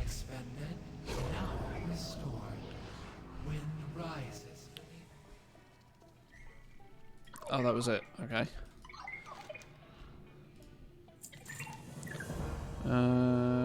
Bring Cocoa Pops to somewhere.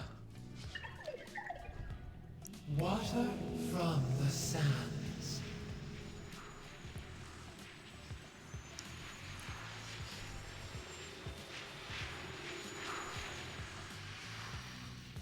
I am restored.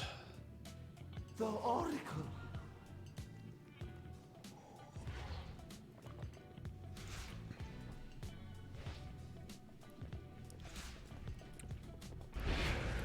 So this is still chapter 5.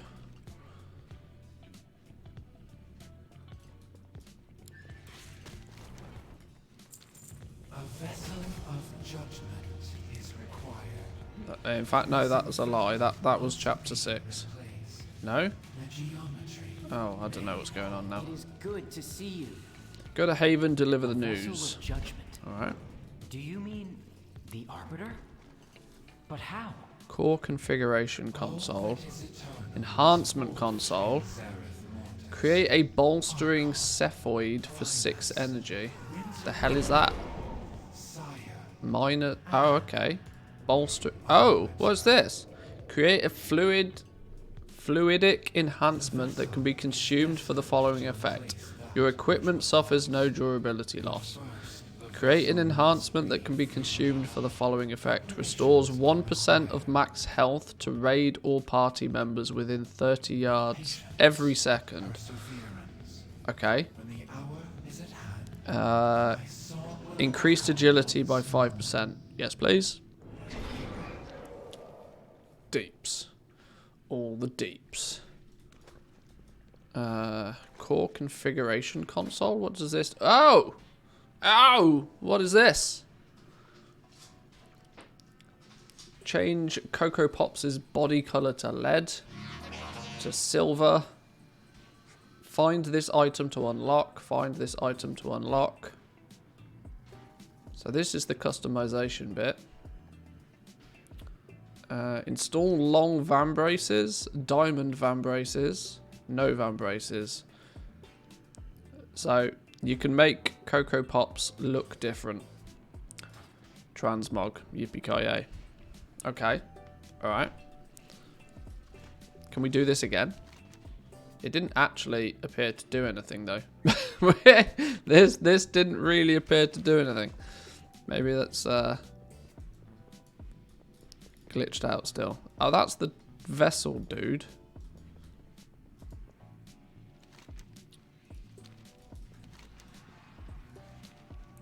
Alright, this little cave is going to become more useful, I think, as time goes on. This thing's nearly done. 6 minutes. What's this going to do? Cocoa Pops can interact with Echo Giro, granting you increased movement speed, increased resource gathering. Oh, snap! Okay, so there's 5 levels to this now. 5 levels to this.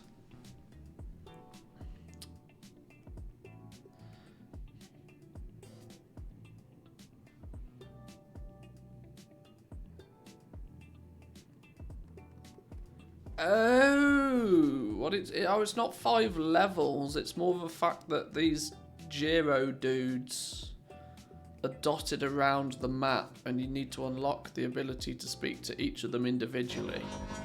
God, that's boring. It's not good enough that you can understand how to speak to them. You have to learn how to speak to each one individually. Okay. Alright, fine.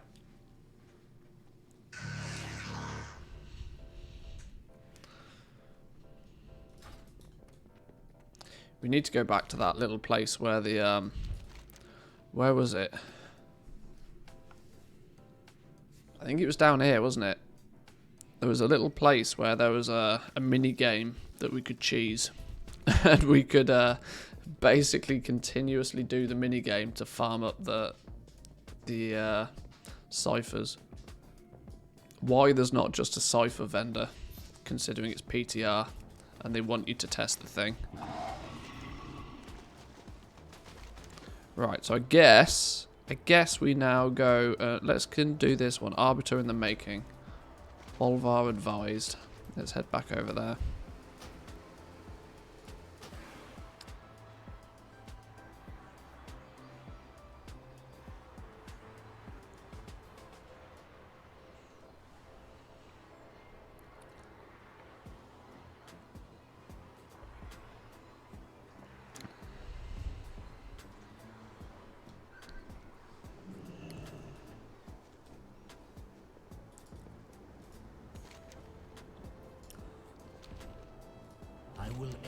As best I can. If a new Monumental discovery. Meet some dude in Exile's Hollow. Do whatever you can to aid the Oracle. The fate of the Shadowlands depends on your success. Oh, okay, so now go back to where we've just been before. Okay, sure.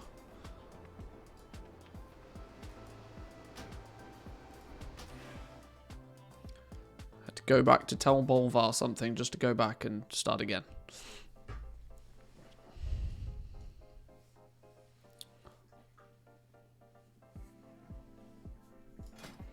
One thing I should check actually is there's no flavor text to these yet. No idea where these come from. No idea where this comes from. No idea where any of the new crafting stuff comes from. At least not for jewel crafting. Leatherworking. Yeah, still don't know where it comes from. 40 proto pelt. To make a vestige of Eternal with leatherworking.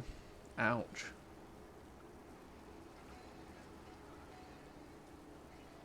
I mean, when you look at that though, you look at that and you assume that paints a picture that Protopelt should be, you know, considerably easier to get your hands on than Heavy Callous Hide.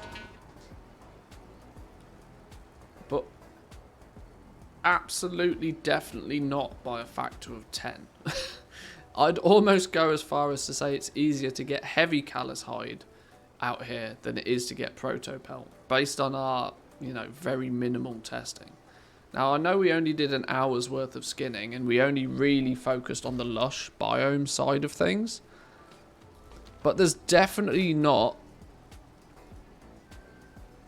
a 10x ease of use of getting Protopelt over Heavy Callous Hide.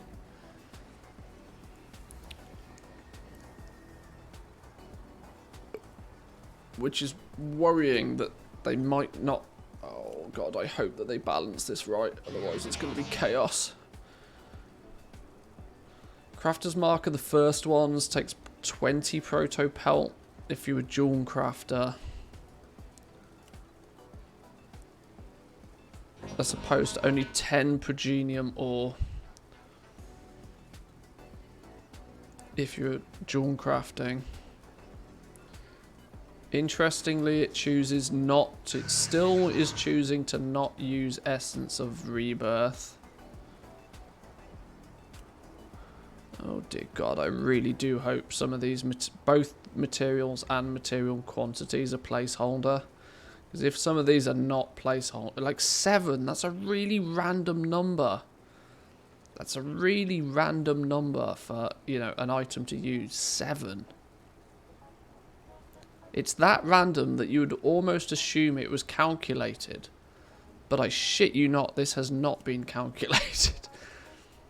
7 here as well. Something just feels a bit weird with it.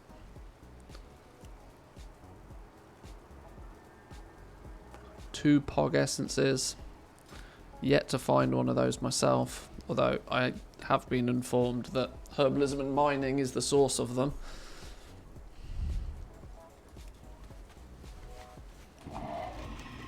I'm yet to test herbing and mining out here though. Chaos, I say opportunity. Well, yeah. Yeah, in the midst of chaos there is always much opportunity. I feel increments of 10 would be more random. Either way, gonna need a lot of Elythium. Yeah. You can never research too much. To think I will observe something of this magnitude.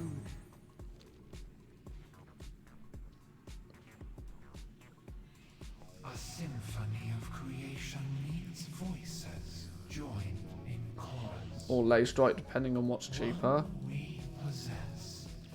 One fact regarding prospecting. Now I know I always, you know, I preach the fact that, you know, you can pay 10 times as much for Elythium, but I will often pay up to 12 times as much for Elythium, mainly due to the fact that if you're hunting down essences, it's also 10 times faster to prospect it.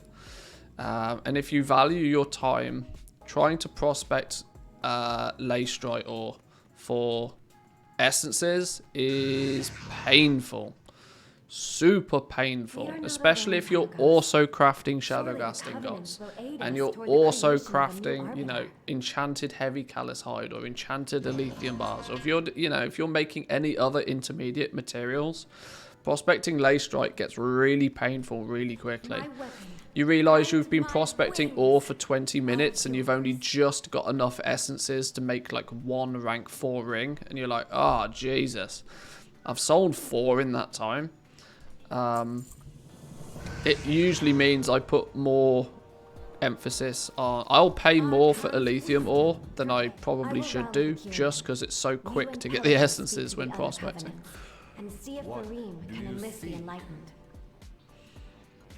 The glories of the first ones will be I doubt my compatriots in heaven would dare tread on such hallowed ground. But fear not. I think I'm going to stock up on cheap Elythium a bit. Have an idea. Well, Elythium does also come from Zereth Mortis, but Elythium also is available in Korthia, and it's, you know, still not what you would consider cheap. Perhaps you can awaken it, mortal.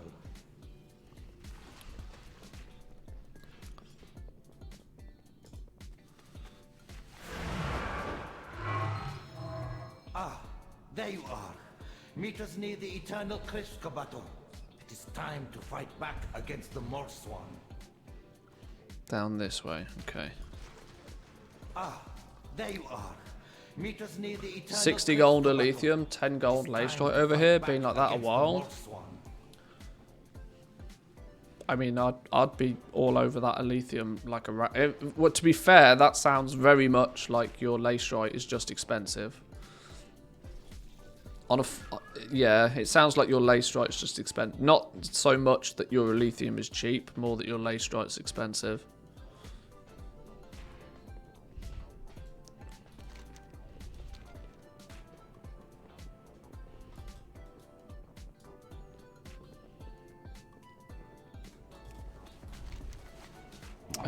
We're going all the way down here. Right, well, if we're going down there, we'll cheat. We'll go halfway via this thing. A chance to we'll run the rest. balance to the Shadowlands. Do you think it's still worth starting with legendary items? I have them all at level 1. Yes. If you want a slightly longer answer than just yes, you're certainly not going to make any gold if you don't.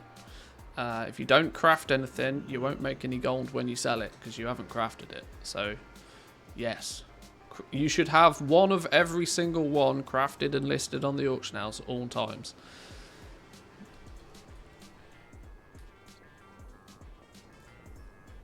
And when it sells, you make it again. The sooner you start doing that, the sooner you'll start slowly but surely leveling some of them up. Now, you may not make a huge amount of profit, if any profit at all, at the beginning.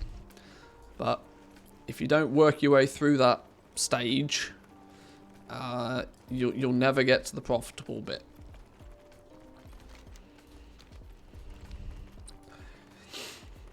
Nobody suggests you dump 10 million gold into legendaries overnight. That kind of play is super risky by anybody that does it. The only people that should be power leveling legendaries are the people that have so much gold already that they literally don't care. That if they lose it, it's no biggie. But for everybody else, for the majority, you should have one of every legendary that you can make crafted and listed on the auction house at all times. Let us hope your plan And when it sells, make another one. needs anima, and for that, we need souls that deserve redemption. Like, when it comes to min-maxing it, like, you can pick and choose slots that are popular, but that only leaves you in a sticky situation that when the popular slots change to different slots, then you're back to square one again, that you've now got, oh, well, today the popular one is the vest, but I didn't level up the vest, I leveled up the cape or whatever. So this is why I always recommend try and level them all, but has a point. You know, chip away at it You slowly ask but me, surely. Well, I think every soul deserves redemption.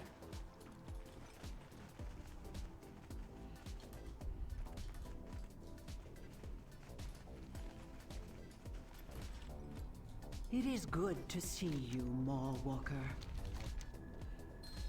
Okay, we've just got to introduce ourselves to all the factions now. Would you advise to purchase a token or two to speed up a few legendaries to have them ready for 9.2? I think it would pay off multiple times during the next patch. No. No, mainly because a couple of tokens worth of gold isn't going to get you anywhere long term. It's certainly not going to buy you that much of an advantage. The Arbiter's decisions affect more than just souls, but the Shadowlands entire. Okay, we've got a keystone, sure. Yeah, it's really not going to buy you that much of an advantage. 2 tokens is like 600k. 600k is like maybe for dual crafting, possibly. I'm never going to recommend anybody spend real money to gain an advantage, because when you start getting into that sort of mindset, it devalues the rest of the the advice. Because obviously the answer then becomes, yeah, just get your credit card out. But if you're willing to buy my question becomes, if you're willing to buy tokens for gold, then there's not much point trying to make gold if you're willing to just buy it anyway. I don't know. It's really it's a really difficult one to sort of to touch on, because if you're happy to buy your gold, then why do you need to waste your time trying to make it?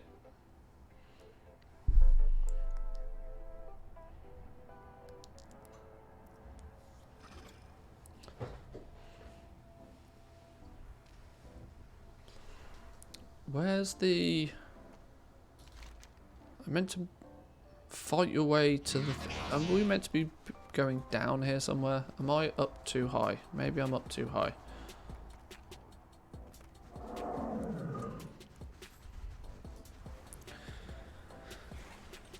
That one-time thing that would yield me an advantage and momentum on the auction house, so I never have to do it again. That's not how long-time goal making works, though. It's really not how long-term goal making works. I'd suggest watching, if you haven't already, my 2 videos I put out on the channel quite recently. which are...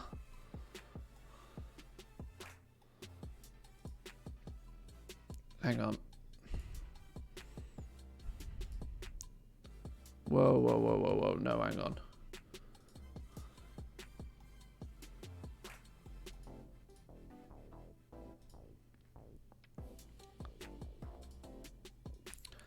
I would recommend watching these two videos. These two talk about the sort of mindset that I recommend people be in with gold making. Now, I've deliberately titled them to draw attention from a certain, you know, corner of the gold making community. But if you want to get to a point where you never have to pay for this game again, you can easily get there. But it's just going to take you a little bit of time to build things up. You want to slowly but surely add value to your own account so that it makes gold making easier. You know, stuff like leveling up your professions, having access to more alts, leveling up, unlocking new patterns and this sort of stuff. And eventually you'll end up with so many different things that you can craft and sell on the auction house that you're selling just tens of thousands of gold worth of stuff every day. There isn't really a simple, easy way to buy your way into that system. Which is why the World of Warcraft economy does so well. It does really well, with even though there is a huge pay-to-win aspect to it because of the token. But the economy is built quite cleverly so that, you know, you can't buy your way into success.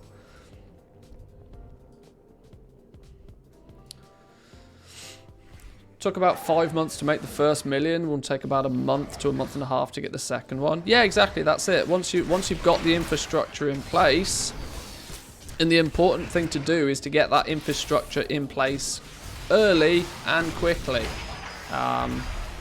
This is why I kind of like, it's never too late to start with legendaries, but the answer that I really want to give to people when they say, you know, is it too late to get into legendaries? The answer I really want to give is, why didn't you do it in 9.0? Because that was the time to be doing it.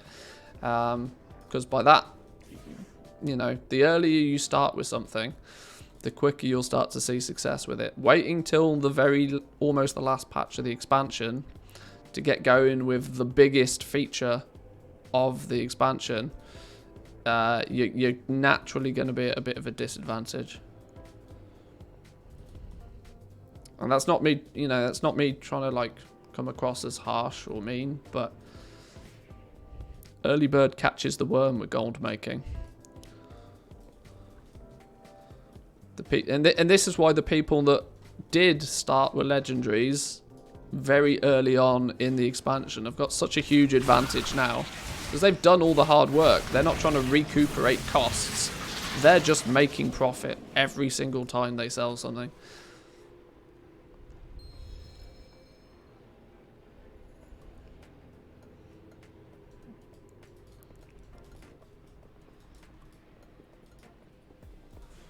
How do we even get to where we're meant to be going? I'm confused now.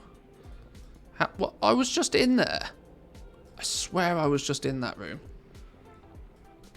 Was I not? Have I gone mad? Have I lost the plot?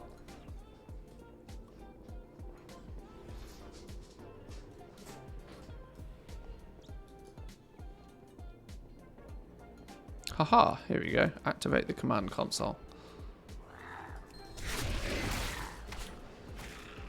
Hopped on the Mage Tower trend with the Dreadful and Food and Primal Diamonds, etc. with about 400 gold, 400k. Now I've got close to Gold Cat. Very possible. Very possible. What you need to now do is use the gold that you've made from that, because I would hope that you're aware that the Mage Tower is a flavor of the month gold making method. You can't do that again. You can't repeat that. You can't go to another server and repeat that again. What you'd want to now do is use that gold to build up something that will work a lot more consistently for a lot longer. A couple of million of that towards legendaries will go a long way. At least it will push you past the kind of what I commonly refer to as rank 1 hell. Giving you the ability to that's the closest thing you can do to buying yourself an advantage. But equally, you know, do it carefully. Don't spend all of your gold. Although you can always make more. That's the advantage, because it is only a video game. Where's the dude? Where? Oh, it's all the way up there. No wonder I can't find it. I'm getting the wrong way.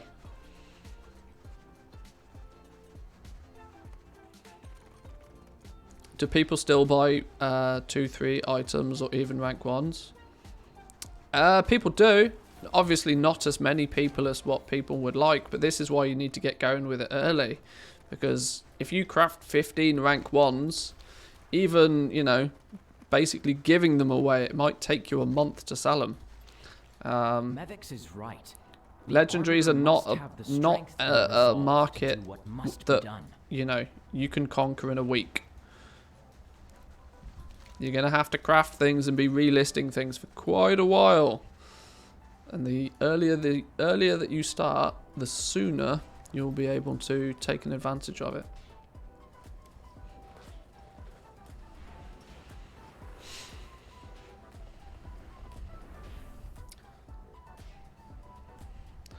As you often said, it's more about the mindset. Every single patch or day offers opportunities. Once you've got the mindset, the gold just starts coming. It's never too late for that. Yeah, a lot of people look for, you know, and this is why you see the YouTube videos, like all the farming videos, for example. They get a huge amount of interest very, very quickly. But then everybody's looking for the next greatest and best farm. And that it's just a vicious cycle of you chasing your own tail and trying to find the next greatest and best thing. If you kind of if you start to spot those opportunities ahead of time, and understand that when a new patch comes out, anything that's new in that patch is going to be expensive for at least a month, or when a new feature comes out, then whatever is needed to play that new feature will be expensive for a month. You can start to plan ahead. Even dumb stuff like this, testing on the PTR, seeing what's coming. We spent an hour, no more. We spent an hour doing some skinning investigating in Zereth Mortis, and very quickly came to the conclusion that if it stays the way that it does right now, these proto pelts are going to be expensive. Yet you can still get heavy callous hide, and you can still get your callous hide out here and this sort of stuff. So it's all learning, step by steps.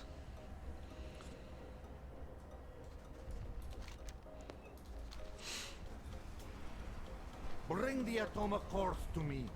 They can power the behemoths you see before you. About to finish rank 2 of Male Greaves, get to rank 3. Would you sell the rank 3's base or boost them to rank 5s with a vestige to push through level 3? Do both. Craft a couple of rank 3s, craft a couple of rank 5s. List them on the auction house. When they sell, recraft them. The answer's always the same. If you don't craft it, you'll never sell it. Craft one of everything. The market will tell you. The market will tell you. Off to lunch. Merry Christmas, Mr. Manthias. Thank you very much, Bagby. I will speak to you soon.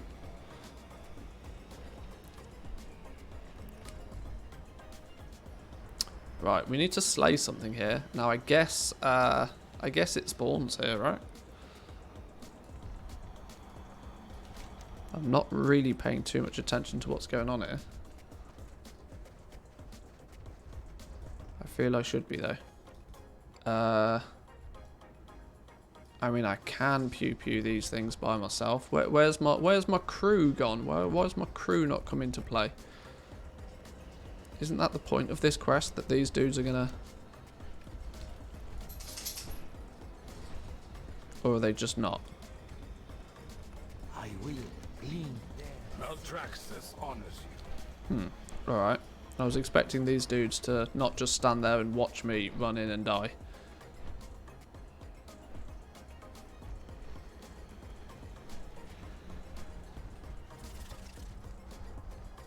Do I need to talk to somebody to start it, or...? Greetings, my friend. What do you want, Pelagos? No idea. I don't know what this big old circle is. Controlled Automa Shell.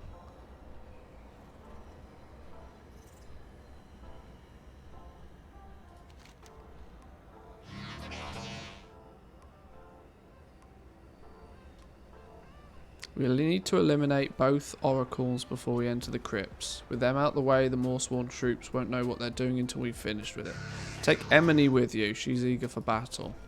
Well, she's chilling here already. Maybe... Okay. Maybe we just could kill things then.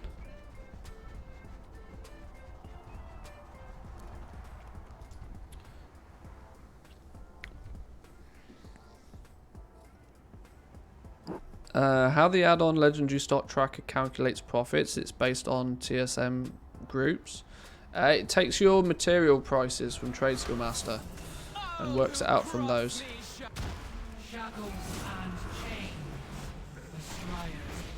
So it basically replicates what crafting would do in Trade Skill Master. And then compares that to I believe it compares it to the DB min buyout price. But yeah, as was said, check the FAQ because I can't remember exactly.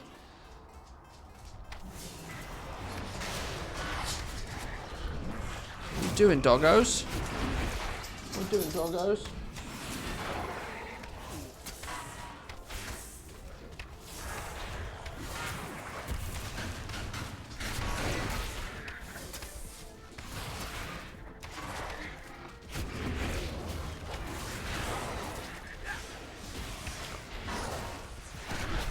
To give you all a bit of an idea of how I approach, I might, you know, this might be today's video. I might utilise this topic as today's video because it's a question that gets asked very frequently. Regarding getting set up with legendaries, I'm currently on Draenor, slowly but surely getting to a point, or building my gold capital. Building my capital to the point where I can get going with legendaries. Now Draenor is one of the biggest EU servers, second only I think to Kazakh. So it's massive, millions of people, easily 200,000 like semi-active players. Huge, ridiculous server.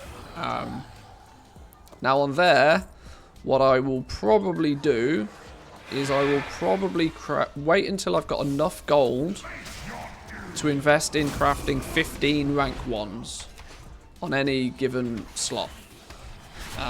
Once I've crafted those 15 rank 1s, I will sell them. I will go as far as to try and just get rid of them. If I make a profit on them, great, but I don't expect to make a profit on them. This dude's going to pew-pew me. Once I've crafted them, I just need to sell them. Once they're sold, they're sold. If they become profitable again after that point, great. If not, I'll move on to crafting rank 2s. Now, all the time, my only source of income is not legendaries. This is the big thing, right? You're generating the gold you need to play with legendaries from doing other things. So the same professions that you're crafting legendaries with, so jewel crafting, tailoring, leatherworking, blacksmithing, those same professions, there is lots of bits of gear that you can be making with those, and the profit you can make off that stuff is what will pay for the early ranks of legendaries. Now, the sooner you do all this, like we said earlier, the sooner you get going with all of this, the sooner you'll have pushed yourself through the painful bit that is rank 1 hell. The sooner you push through that, the easier it will be. I've not articulated that fantastically well. A, because I don't really have the an example in front of me. And B, I'm trying to work out what the hell I'm doing in this quest. But I basically use the profit that I make from selling everything else with that profession to cover the cost of the early ranks of legendaries. And I only start crafting and investing in the legendaries when I can afford to, you know, when I can afford to. When I can craft them and theoretically just vendor them. Because I know that rank 1s are not going to really sell. But if you haven't got enough gold currently to even craft a few rank 1s, you absolutely definitely don't have enough gold to get into legendaries. Because it only gets more expensive from there.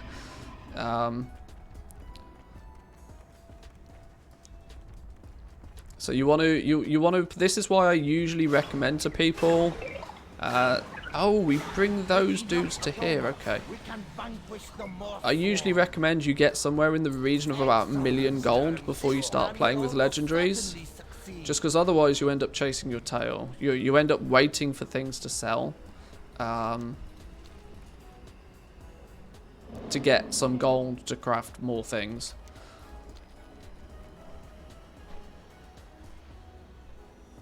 Now where are we going?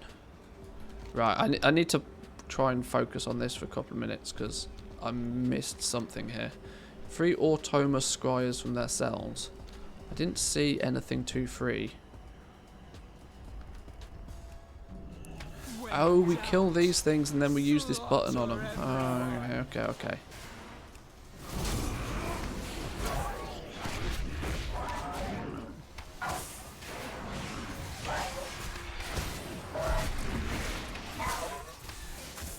Damn, these things slap. My pet got absolutely shredded. Actually shredded. Oh, okay then. What did we get there? We got some in. Combine 5 Sandsworn key fragments. To what? What did it make? Key to the locked Sandsworn chest in the endless sands of Zereth Mortis.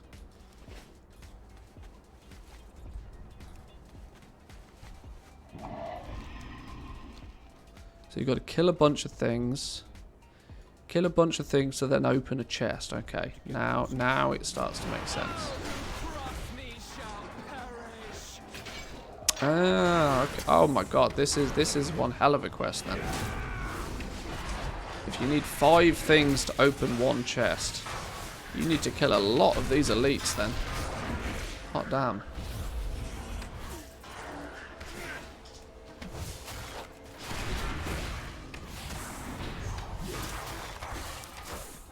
This would be a sensible thing to do in a group the first week it's available. Doing this on alts after it's hot content is going to be difficult. Oh, we got a key from that by itself. Okay, well maybe that's not too bad then.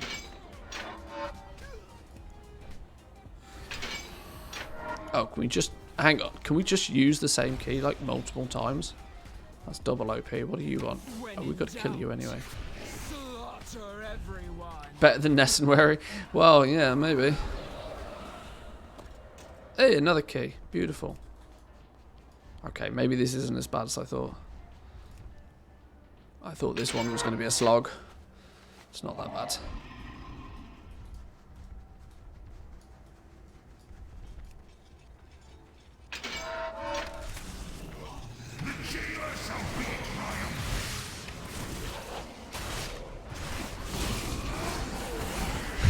I end up with far too much of a reliance on having Zygor to tell me what to do.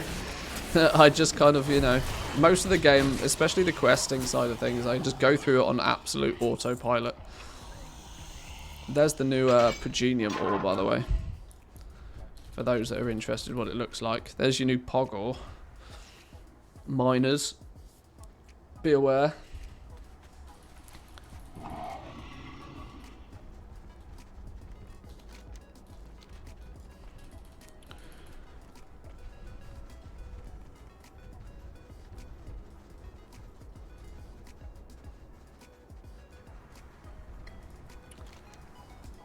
choice is free. Well I should really be paying a little bit more attention to what's going on here and actually, you know, trying to test it properly and work out what's what. We're still on chapter... We've completed 5 chapters. We're on means to an end and starting over. We don't have, as far as I'm aware, we don't have the final chapter unlocked on the PTR yet, though, so we'll get to a point very quickly where it'll just say, nope, stop. Ride a dude, defeat some dudes, and open the way to somewhere else. Okay.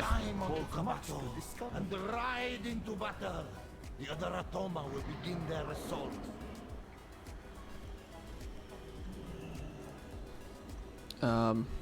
Is this not what we meant to get in? Oh, we get in this thing. Yes, it is time to strike back at the Morsworn. Okay, what have we got ability-wise here? We've got 4-finger beam. Gonna really try to not make rude jokes out of this. Single hand beam inflicts a bunch of damage. Okay, right, sure. Oh! Get wrecked. Strikes enemies around them. AoE damage knocks them back. Accelerates his growth and movement speed. And then I presume a heal, right? Oh no, just another. Okay. It's one of those. Just press all of the buttons all the time.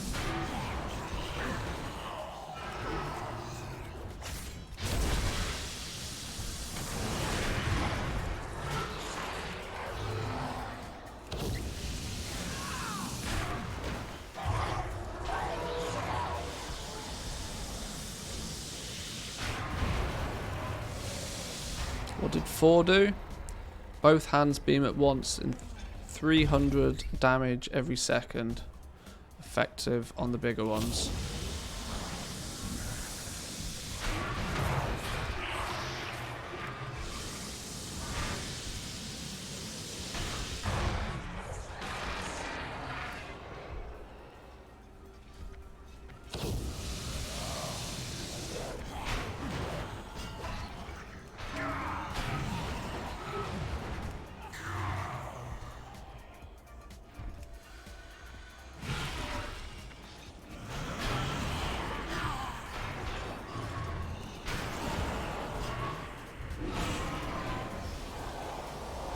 Twin beams. Oh, get wrecked. Actually shredded. Do you know if we still need to complete the 9.1 campaign? Well, on the druid, see, I think we will have to. I at least think, yeah, I think to get past the stage 3, you probably will need to. Now, as far as it shows on the PTR, it doesn't show that that's the case on the PTR. But the likelihood is because people are copying characters over and it's the PTR, they might, you know, they probably are not going to make it so that you have to complete the whole 9.1 campaign just to test the new one. So this is kind of what I don't know. I'm going to do it on any character that I plan to do any serious crafting on regardless. Which means anybody that is crafting legendaries is going to want to have the campaign done. As it's better to have done it and not need to have done it than to then all of a sudden out of nowhere need to spend 8 hours doing a campaign or something silly. We got quite literally months at this point until 9.2 goes live. Plenty of time to, in my opinion, just get it done.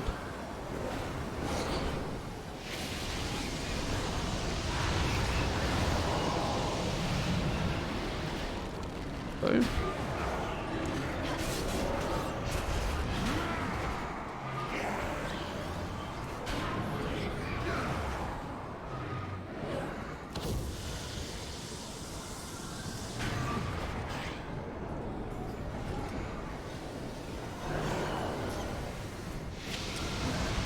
What you'll do with Covenant reps, max them out too. I don't think Covenant reps are really going to make a difference. I would the two things I'm planning on doing is Renown 80, getting to Renown 80, and getting the 9.1 campaign done. They're the two things that I want to have, the two boxes that I want to have ticked off by the time I go into 9.2. Not just on my main character, but on alts that do crafting as well. Just so that, regardless to what Blizzard throw at us, we should be okay. If history taught us anything, it's that it's better to have it done and not need it. Look at Vestige of Origins in 9.1, for example. The fact that you have to complete the entire 9.0 campaign to get to Chapter 4 to unlock your Vestige of Origins on your crafting alts for legendaries slowed down a lot of people's progress. As they thought that, oh, well, I'll just get honoured with Death's Advance, it'll be fine. Nope. Nope. If you got bitten by that once, just get the campaign done. It doesn't take that long. It's not that difficult. It's an afternoon per character. The likelihood is you probably only ever need to do it on maybe 2 characters.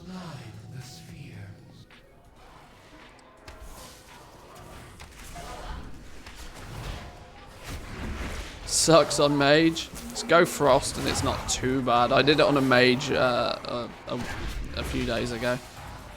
It wasn't too bad if you go frost.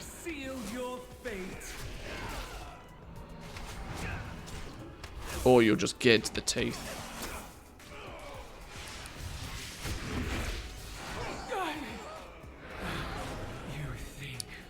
They said you should be able to auto skip intro on the alts. You can. But it was in 9.1, it wasn't the intro campaign quests that you needed to do to get the Vestige of Origins. It was Chapter 4, and you couldn't start Chapter 4 until you'd finished the 9.0 campaign.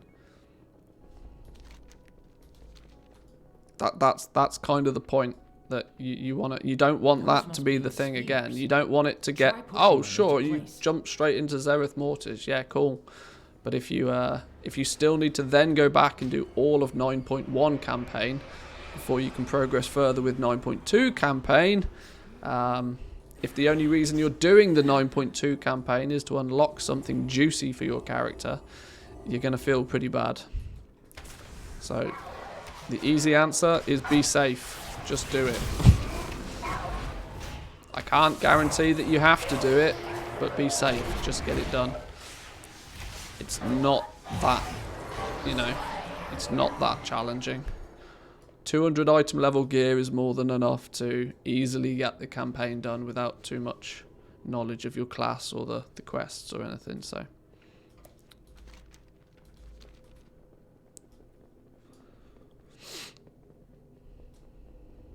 Just like Renown, I don't think that you're going to need to be Renown 80.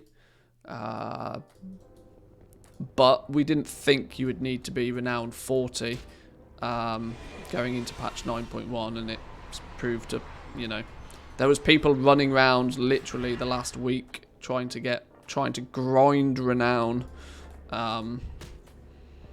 So, yeah. Maybe I should start by doing the campaign on my main. That would help. That would help. Can't argue that one.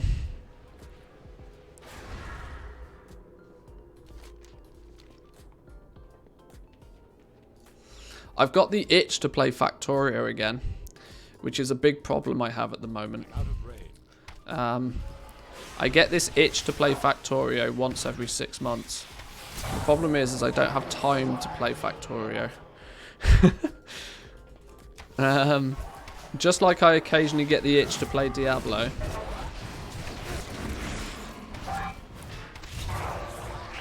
And my itch to play Factorio was not helped by the fact that Zisto started a new series on his YouTube channel yesterday.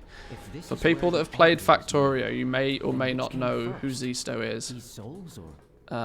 So many questions. But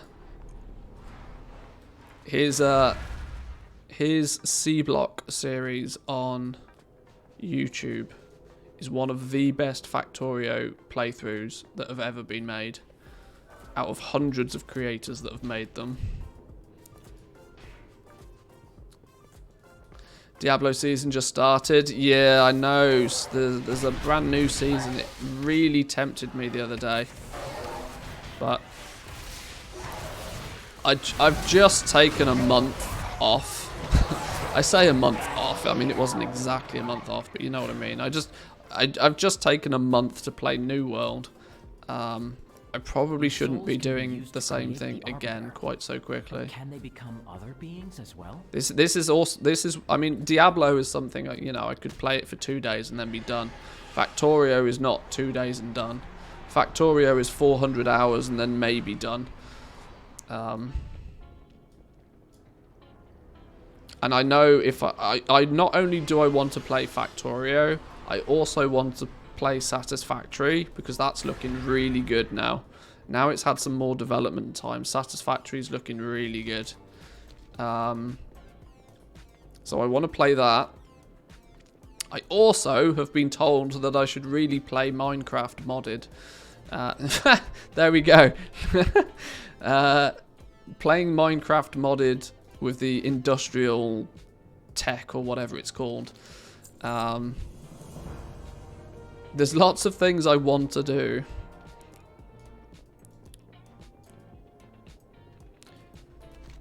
But I don't know how to fit them all into my schedule.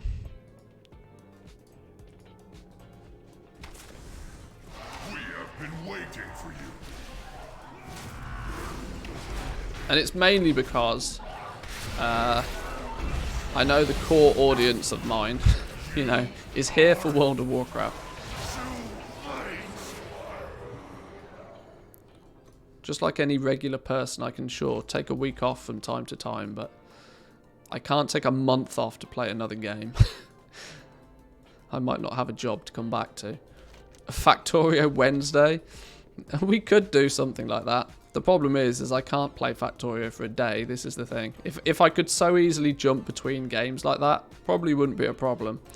But that is far easier said than done. Where's the things to kill? This is definitely a downside of this quest.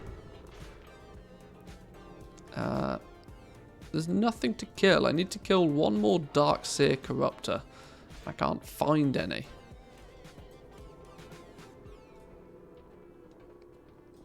Got the same with Football Manager.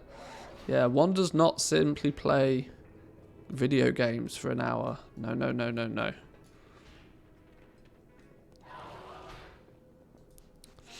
Once I start, I can't stop until I rage quit. Luckily, I never got too hooked on the Football Manager games, mainly because whilst I used to enjoy playing football, I never really was so much of a fan of watching football, which usually meant that I never knew who half the players were or who half the team and what teams were good and all of this sort of rubbish.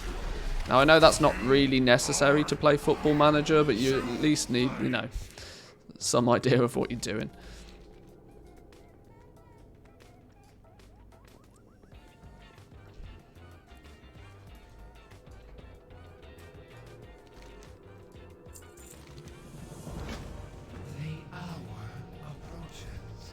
Right, I don't know how to leave feedback for that quest other than it was really boring. Blizzard needs to make it better. So you're saying you've never really been a real Brit? Yeah, I don't drink tea. I don't particularly enjoy watching football. Yeah, I think maybe living in Finland's the right choice. I like getting hot and naked in a sweaty room with other men, drinking beer, and then jumping in ice cold water and drinking coffee. Yeah, maybe I am more Finnish than I know. Like wearing Christmas suits. What do you mean?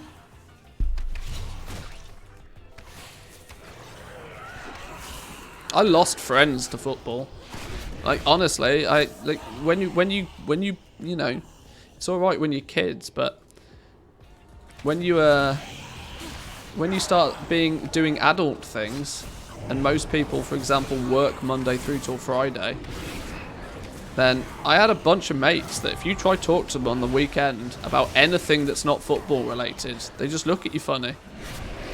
Like, genuinely, they just look at you funny. It's like, what? You mean you're not talking about the game? And like, people's entire weekend was built around the football. And it's like, if you're not part of that, you are just nobody. Oh, hang on. That's all the way back in there again. What?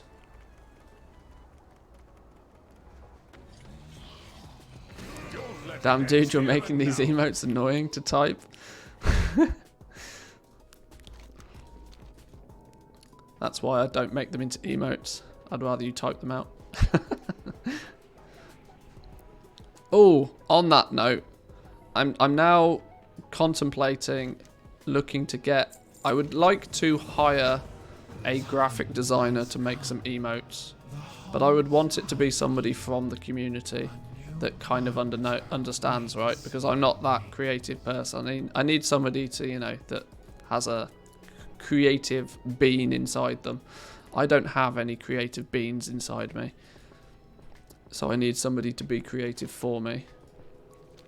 The chorus assembles. The vessel awaits. But if somebody knows their way around a graphics tablet and has an idea of what some good emotes would be, DM me and we can talk.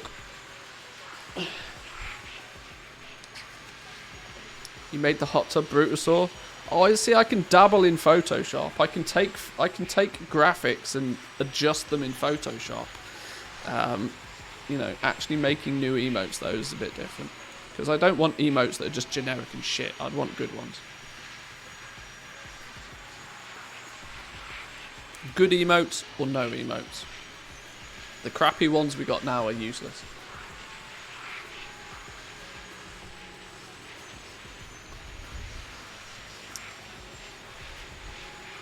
A coffee club mug. I mean, it's like, if ever there's been a good merch idea. Can't help. I can use paint. Yeah, I need somebody that's a little bit more talented than paint.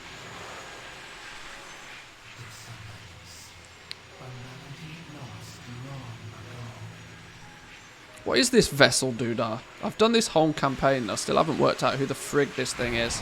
Something is interfering. Long have we awaited this moment. What? The banished one's gambit made manifest. A world soul twisted by death. A maw with The people drawing Mona Lisa in paint, don't disrespect. I'm sure they are, but they're probably equally not being hired for graphic design work, so...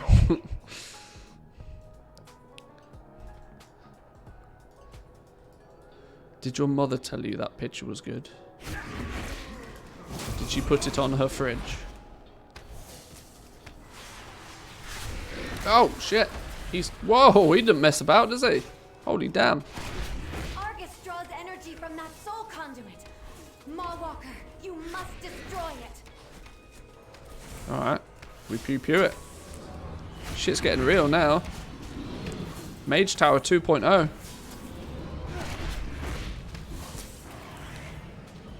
Time to have a flawlessly executed run.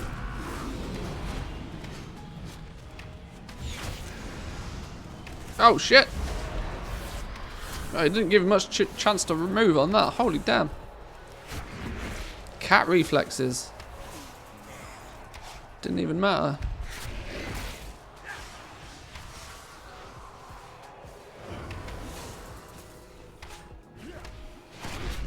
Is that literally how to draw Mona Lisa in paint on YouTube? That's quite funny. Again, Mawwalker, destroy the conduit. What oh, that conduit.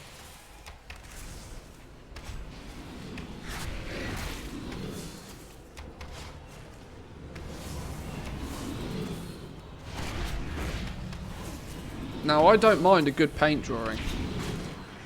I've got nothing against a good paint drawing. But like I said, I would like to point out The people that tend to draw shit in paint probably are not getting hired for graphic design gigs. So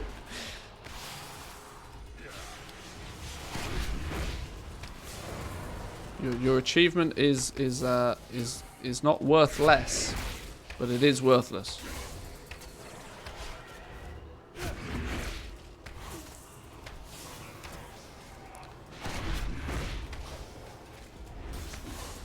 Oh, another okay. This is not as fun as the Mage Tower. I can confirm.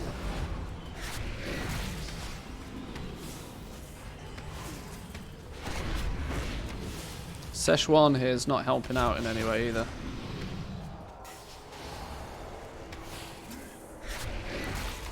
Growing hatred. Alright, sure. Oh, I'll tell you what, melees are going to hate this. That thing slaps though. I think here's a happy medium.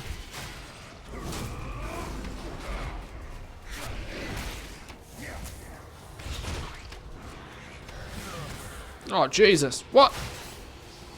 It moved.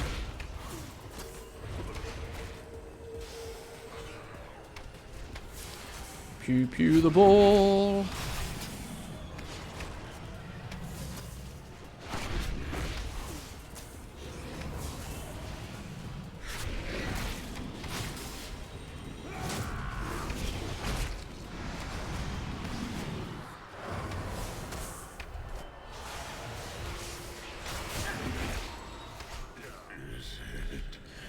Get shredded, son. The song is silent. Examine the vessel and automa scryers. The melody fades. Over here. The cycle awaits a voice. Examine. 1. Examine. What is she talking about? We don't need riddles. We need answers.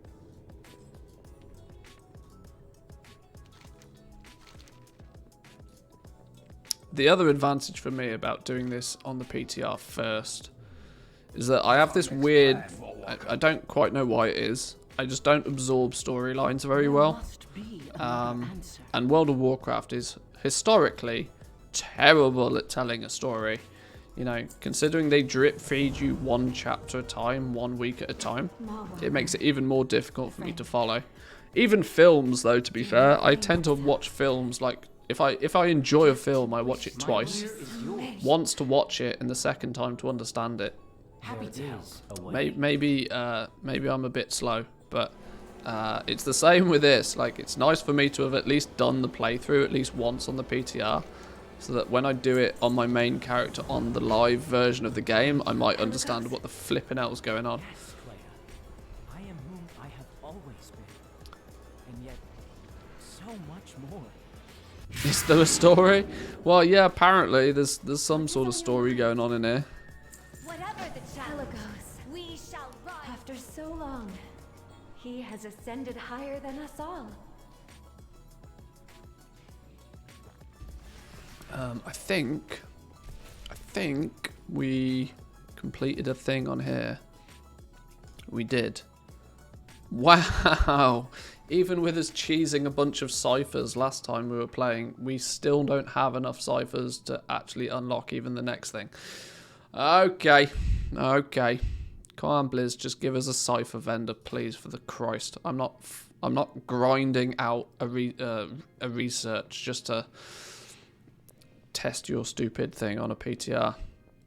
Nope.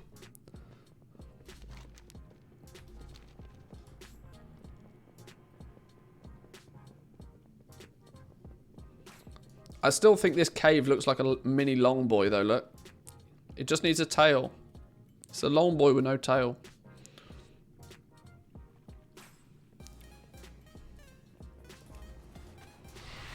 I was listening to a podcast about WoW story or slash history. There's lots of things that I'd never understood, and I've been playing since 2005. Yeah, I've been playing this game for 15 years or something stupid, and I still don't understand the lore. Not a clue. Not a Scooby-Dooby-Doo.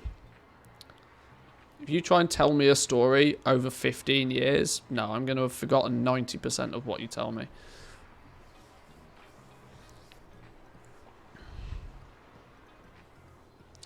How people like Nobble like keep up with the lore, I've got no idea. Some people just get it though, right? Some people just understand what's going on. I just don't have a clue. My brain is way more sort of gameplay oriented than it is storyline driven. This is bad guy, kill bad guy. Yeah, basically that's about the limit of it, really. Short summary: everything's the jailer's fault. Yeah.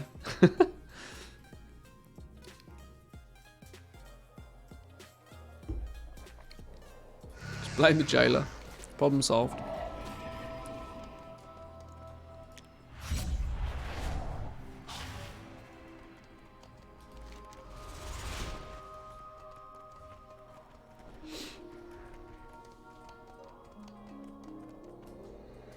What news do you bring? It's going to be a cutscene, yeah. Change is coming, and we must change with it. How may I serve you? Hang on, Arbiter Pelagos? Since when did Pelagos become... What? See? Since when did Pelagos become... Alright, sure. Spoiler alert. Our purpose is to serve. Now go back to Bol... Okay, we go there to go back to Bolvar. Okay, sure. We just keep being from there. Blizzard does that too frequently, you know. Blizzard does this way too frequently with its storylines. It's like, oh, great, you've done something. Go and tell this dude. You go tell the dude, and he tells you to just go back to exactly where you were 3 minutes ago. So, well, couldn't I send you an email or something?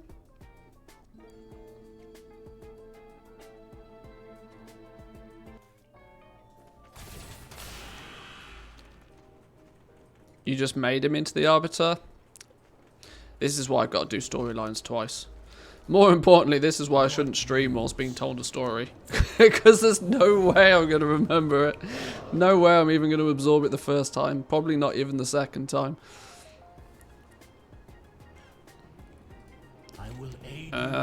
Okay, I think that is as far as we can actually get with it right now.